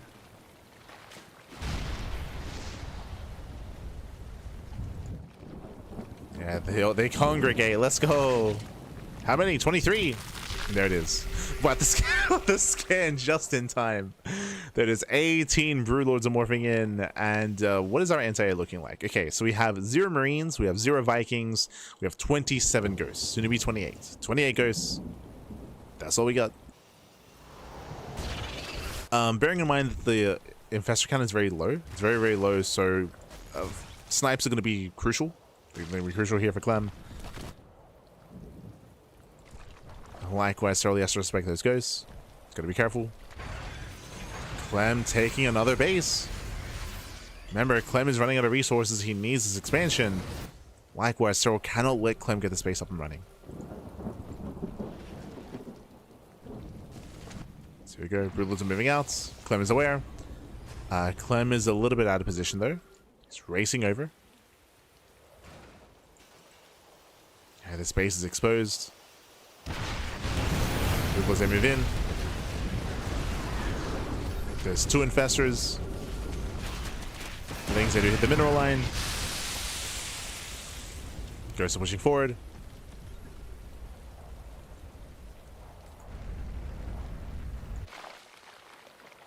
Now, it is possible that this is better, like what Serral is doing.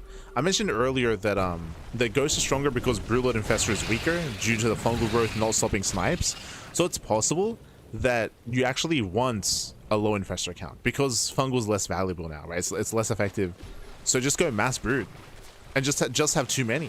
We have 21 Broodlords and we have more Corruptors coming. Like, that might just be the answer. True. Especially because there are no Vikings. There's 1 Thor on the way.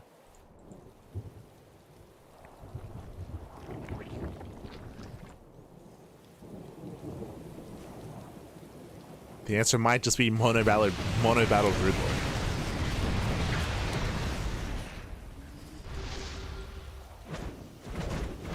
Move in. Step up, pulling back the army. Snipes, they catch one. Just one. Yeah, one Broodlord goes down. Catching up, 3. 3 Broodlords falling. CC falls. The Command Center goes down. That's all the Serral really wanted. Now I can back off. Now I can pull away. I can pull away. The traits here, those 3 Broodlords for 4 Ghosts. More importantly, the CC as well. Now we rotate over. Now it's time for this base. See Clem racing over. It's gonna take a while. Gotta slowly rotate over towards center right. We'll get there.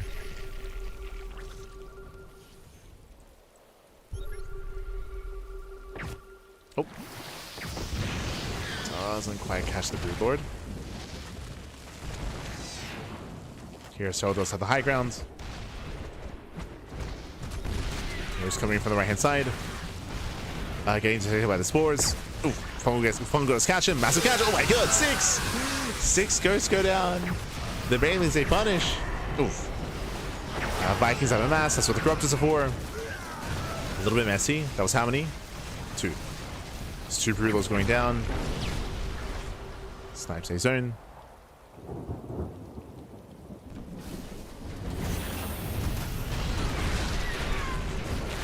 So he rotates over.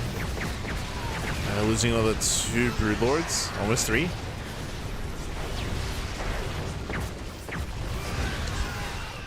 Snipes a pop off. Bit of friendly fire. Down to 17 Broods. Down to 16. Nice Fungal. Fungal lands. Broodlord they try to commit.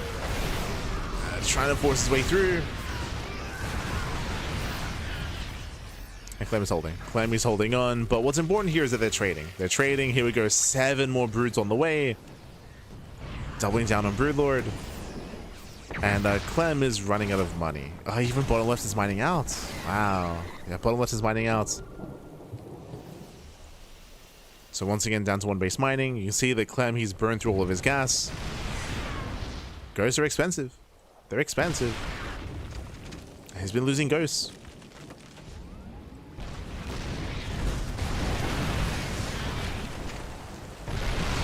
How many Broodlords do we have? 20!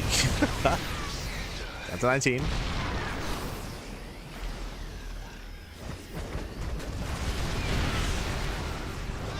To 19. Snipes going off, catching our Corruptors.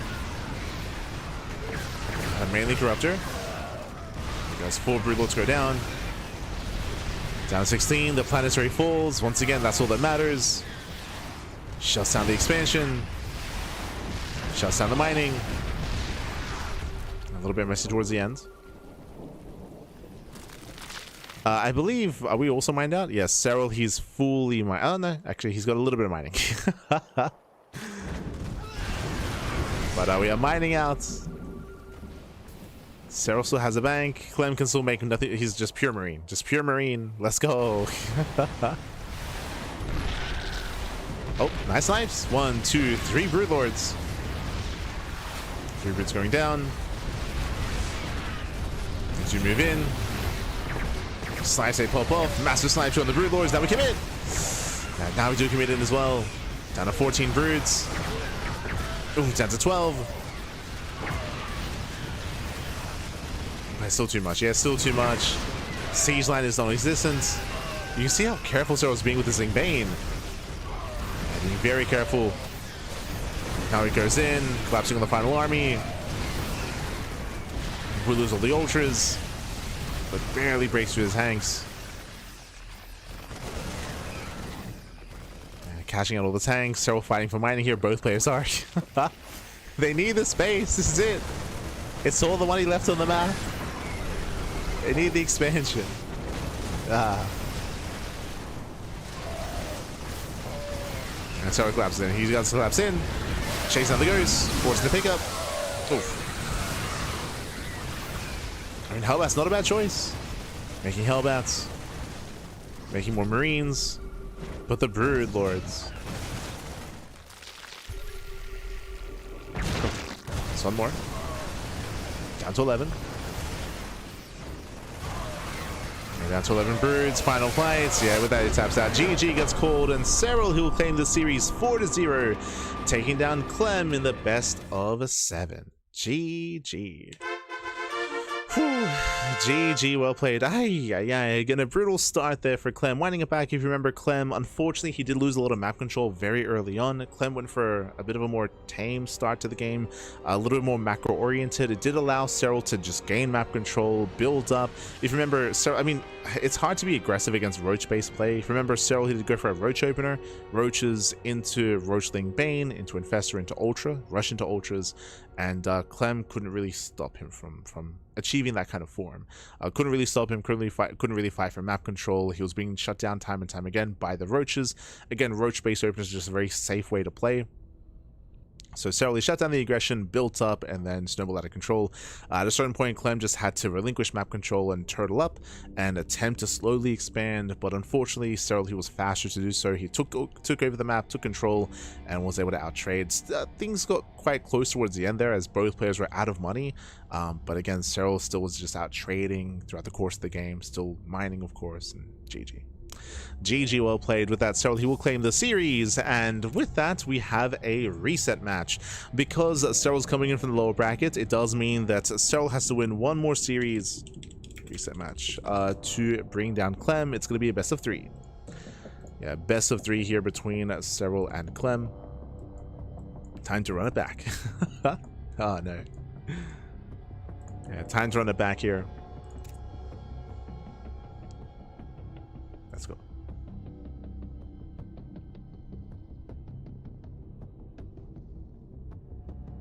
Just catching him. As from here, we're getting into Sanctuary 3. Again, so with that, Serral, because he came from the lower bracket, he has to win 2 series. He has to win 2 series to bring down Clem. So Serral, he wins the best of 7, and now it's time for the best of 3. Let's go. Spawning in the top right hand corner of Sanctuary 3, we have the French Terran player. We have the blue Terran for Team Liquid. It is Clem. And spawning in the bottom left hand corner, we have his opponents. We have the red Zerg player. The red Zerg player from the land of Finland, representing Basilisk. It is Serral. Let's go. Let us go. As we have our fresh series, we have our best of 3. Whew, okay, and now we're going to be entering some of the more standard maps, as now we have more vetoes available, of course, more vetoes. Sanctuary 3 is going to be coming up first here. Sanctuary 3 is a bit of a more, I want to say, standard map. In general, I did mention this previously, but these maps that are a little bit more defensive, they do typically favor Zerg players, but there is a very direct rush distance from 3rd to 3rd, and again, I'm expecting more aggression here out of Clem. Those are my expectations here when it comes to all-ins. I mean, in general, like we've seen Clem do a lot of all-ins over the past week against Zerg with mixed results. We're expecting that here as well, but we'll see. We'll see kind of how he does approach Serral. Whether he thinks it's even worth it. Like, at this point, Serral might just play very safe, like hyper safe instead.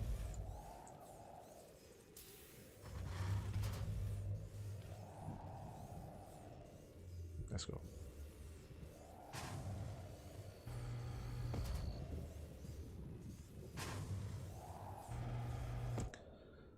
Serral is going to go hatch gas full. Oh, sorry, hatch first. So hatch first out of Serral, standard opener. And likewise, Clem does not proxy. No proxy setup here. No shenanigans. Not yet.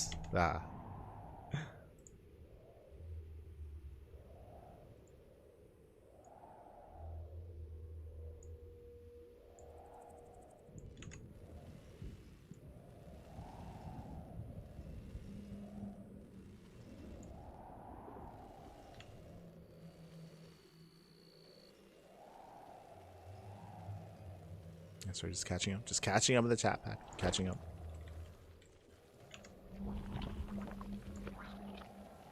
Turn CranKy with these trades because it's only Only way is units with huge gas count. I mean, Terran can traditionally they can keep up with the trades, but less so the case in the current iteration of the game. One, just because again the Zerg player gets up to a higher base count a lot faster, of course, but the ghosts are a lot more vulnerable as well. Just because again, because of the changes, like the ghost is a little more susceptible to like Ling Bane, to Broodlords as well, just being killed straight up.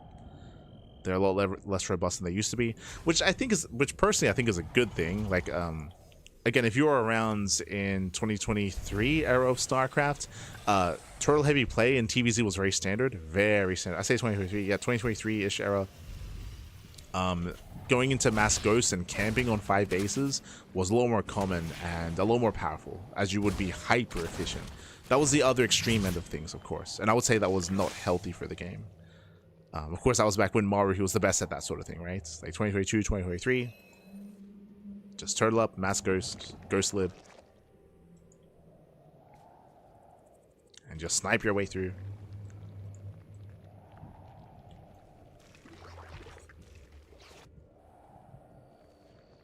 Of course, I'm not insinuating that this is healthy for the game either. No, I'm not. Both awful in their own different ways. But here we go. Here we go. From here, Clem is going for his own Rax expand into 1/1/1 into Hellion Banshee. Hellion Banshee.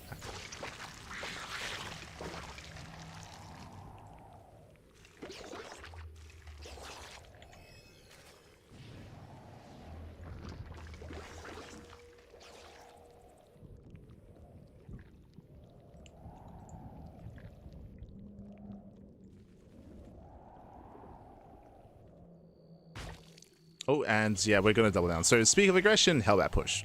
So Clem is going for a 1/1/1 and reacted Hellion into Hellbat push. So we're going to be much more aggressive here. We're going to double down. The hope is that the Serral cuts corners. If Serral doesn't go for a Bane Nest or a Roach Warren, if he goes for a Ling Queen defense, and if he overdrones as well, then this can work. I've specified overdroning because technically with a high Queen count, you can shut this down. So we'll see. We'll see how greedy Serral's going to be. This is a very niche build that can work under the right circumstances.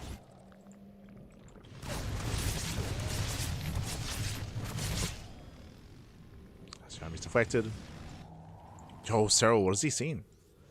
Did I see the Hellions? Did see the 1/1/1. Safety Spine Crawler. The reads here. I don't know what it is he saw. Like, obviously now he confirms. Under attack. Yeah, you can see he's walling up. He's walling off.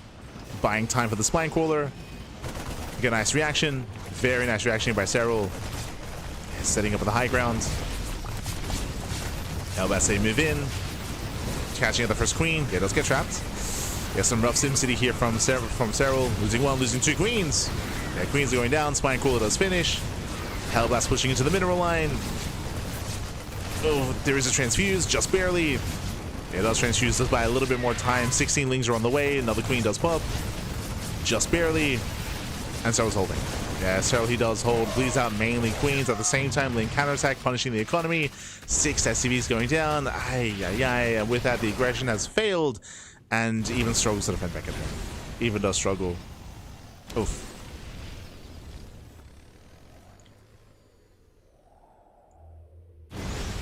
Yeah, catching out the Hellions. As a big up, CG gets called, and with that, Serral takes game number 1. GG. Whew. GG, well played. Again, this is Clem just throwing whatever he can at the wall at this point. Just going for the Hellbat push. Again, Hellbat pushes are very niche. They're very, very niche. And, I mean, hey, it almost worked there as well. I'll be honest, I'm not entirely certain as to what it is that Serral saw that did prompt him to set up the Spine Crawler defense. Just because he hadn't seen the medevac yet either. So, very, very good read there by Serral to be able to recognize that it was going to be a Hellbat push to defend back at home, to set up back at home. And, again, it was only a couple of seconds, but every second does count. GG. GG, well played. Very impressive. And with that, we're now getting to game number 2. Game number 2 here in spawning in the top right-hand corner of Blackrock. We have the French Terran player. We have the blue Terran representing Team Liquid. It is Clem. And spawning in the bottom left-hand corner, we have the red Zerg player. The red Zerg player himself, the Finnish Zerg representing Basilisk. It is Serral. Let's go. Let us go. As we are getting into game number 2. And again, Serral, he already won the initial best of 7. Now we have our best of 3, and again, the pressure is on Clem. We're expecting something more aggressive again. Probably not Hellbats. We could go for 2-1-1. We could go for a 3-1-1 even as well. Like a 3-max follow-up. Well, in a Blackrock does have more exposed 3rd and 4th bases. I would say it's very difficult for a Terran player to build into the mid game on this map. It's very, very difficult. So we're expecting more earlier aggression instead. We'll see. For now, hatch first. Serral does go hatch first.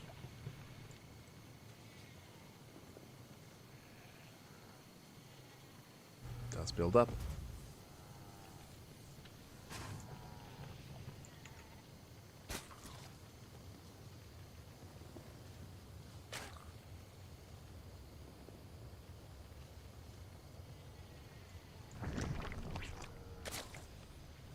And from here, once again, playing it safe, going pool before gas. So safer build here from Serral. With this, his Lings will be popping out just in time to defend against the Reaper. So Clem is scouting.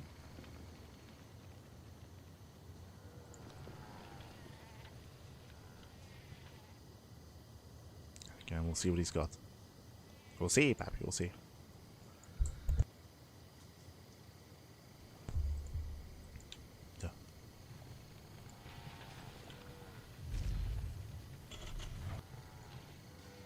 So we have our ranks expand. Likewise, Delta Scout does confirm the hatch first. Clem is aware. Pulls away.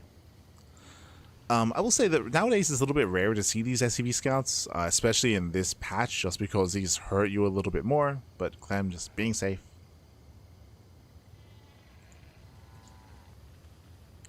Just being safer, moving out, setting up his factory. No 2-1-1. Just crossing off builds. Oh, wait. Trying to piece it together. No 2-1-1. Reaper dips in. Link speed is on the way. Serral doesn't pull out, by the way, which is abnormal. And I'm sure Clem did notice. Okay. So just a little bit late. Just a little bit inefficient there. So he pulls out a gas. Clem does reconfirm. Yep, no gas mining. Catching out the tumor, very nice. Clem will catch the tumor, pulls away. And from here, it's going to be another 1-1-1. So once again, a hyper-aggressive build here by Clem and going Reaper Hellion. Last game, this coincided with an armory. We don't expect an armory this time. It's quite rare to see how that pushes 2 games in a row. Do it once in a series. Just once in a series. And then we typically go in a different direction.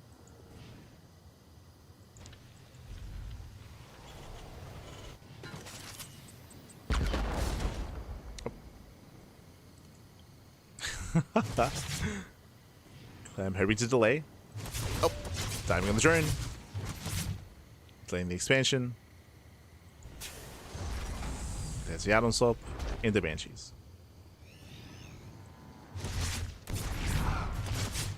Does he just send it? Yeah, he does.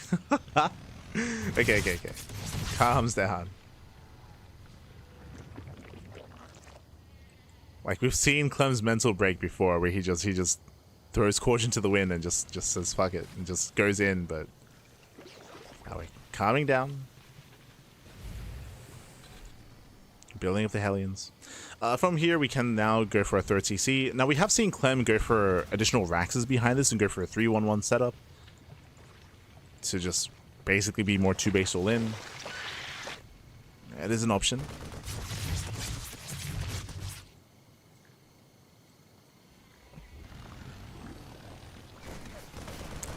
What did I miss? This is away in Serral's 3-0. So Serral, he won the best of 7, and in HomeStory Cup it's double elimination brackets, and if the winning player from the lower bracket wins the series, they have to play a reset match. So Serral, he won the best of 7, he 4-0'd, and now we're here in the reset match. Best of 3. Best of 3 reset match. It's I guess it's the same format as Maestros of the game earlier this year, which also had a reset match.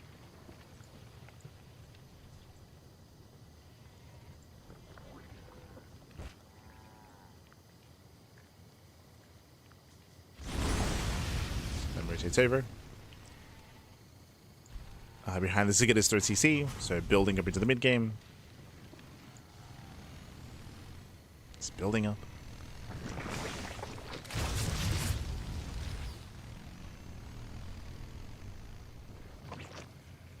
Aliens, they poke in.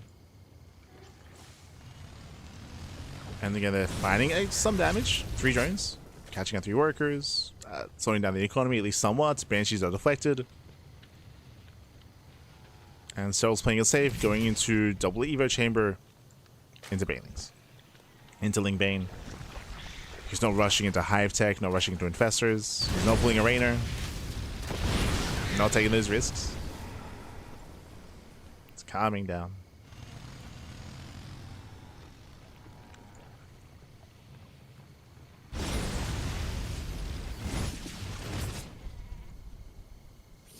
And I mentioned before, like, this map does kind of favor mid-game play for Zerg. So we ease our way in. From the side of Clem, we do need to start being active soon. We're just waiting for the medevacs. Then we can start to drop. And the pressure is going to be very much so on Clem. Pressure's on Clem. So he needs to slow Serral down. Oh, okay. We're cutting corners. Station bit's on the way. I say cutting corners a little bit. It's going to be Ling Bane Ultra. Once again, this is putting a timer on Clem. Clem is moving out. He's actually pushing with his tank. Okay, this is much more committed here. He's moving out with everything. Yeah, he's pushing out with everything. There is no armory, so no Hellbats. First tank is getting in position. And this is it. Clem, he has to break through. You can see Serral setting up a surround, trying to catch reinforcements. Oh, one queen does not fall. Clutch transfuse. Does transfuse in time. Bending speed is not done. Clem is setting up with the surround. Yeah, he comes in from behind. Tank will fall. Nice position with the Hellions, but it's not good enough. Yeah, that tank still does fall. Still gets surrounded. Cleans out the Hellions, and Serral holds. Oh, Serral, he does hold on. Again, this push was designed to at least bring down the base, deny the 4th. Meanwhile, Serral's getting a 5th base. He's getting a 5th. Ay, ay, ay.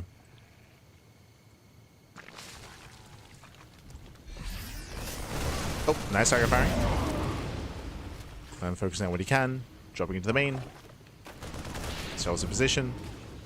We have our safety infestors. There's the Hive. We mentioned earlier that right now Clem's on a timer. The Hive is soon to finish, then Ultra Cavern, then Kindness Plating, and then bam, we rush into Ultras.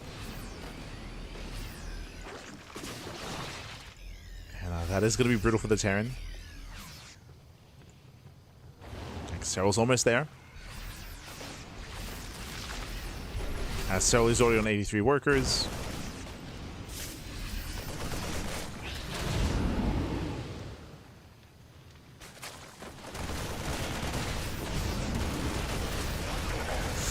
He to the drop, and he trades relatively well here, but forced to pick up. Forced to pick up. The Banshees are going to be cleaned up here on the right hand side. Banshees go down. Clem going for a split push. Now, this is where Serral's being split apart a little bit here. There's that Ultra Camera that we mentioned earlier. Again, this is like the big win condition for Serral is to get into Ultra Tech. But Serral is being spread thin. There's no Ling Bane on the right hand side. These queens are exposed. Here comes Clem. Oh. Serral, he notices. Yeah, Serral, he notices. He races over. Getting in position. We've got to respect the fungal. Oh. Got to respect it. Once again, though, Serral's ready in the main. Clem reinforcing on the right-hand side. Serral is a little bit weaker here.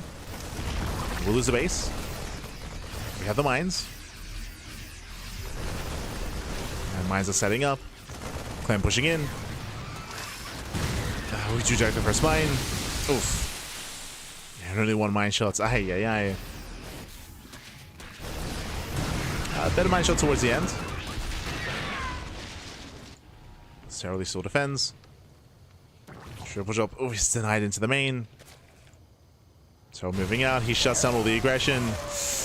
And the mine shots, we get one. Ooh, nice connection. We get one mine shot at the same time, Links to hit the mineral line. SCV's gonna be going down, Clem's in trouble. He's pulling back to his natural. Barely to get in. Yeah, barely not. Yeah, they don't quite get in. Still better trades.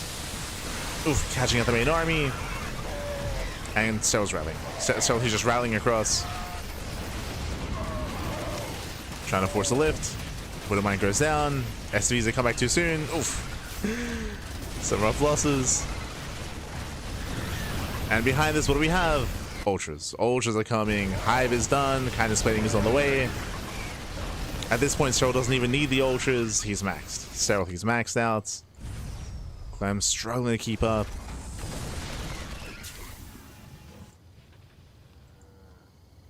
Struggling.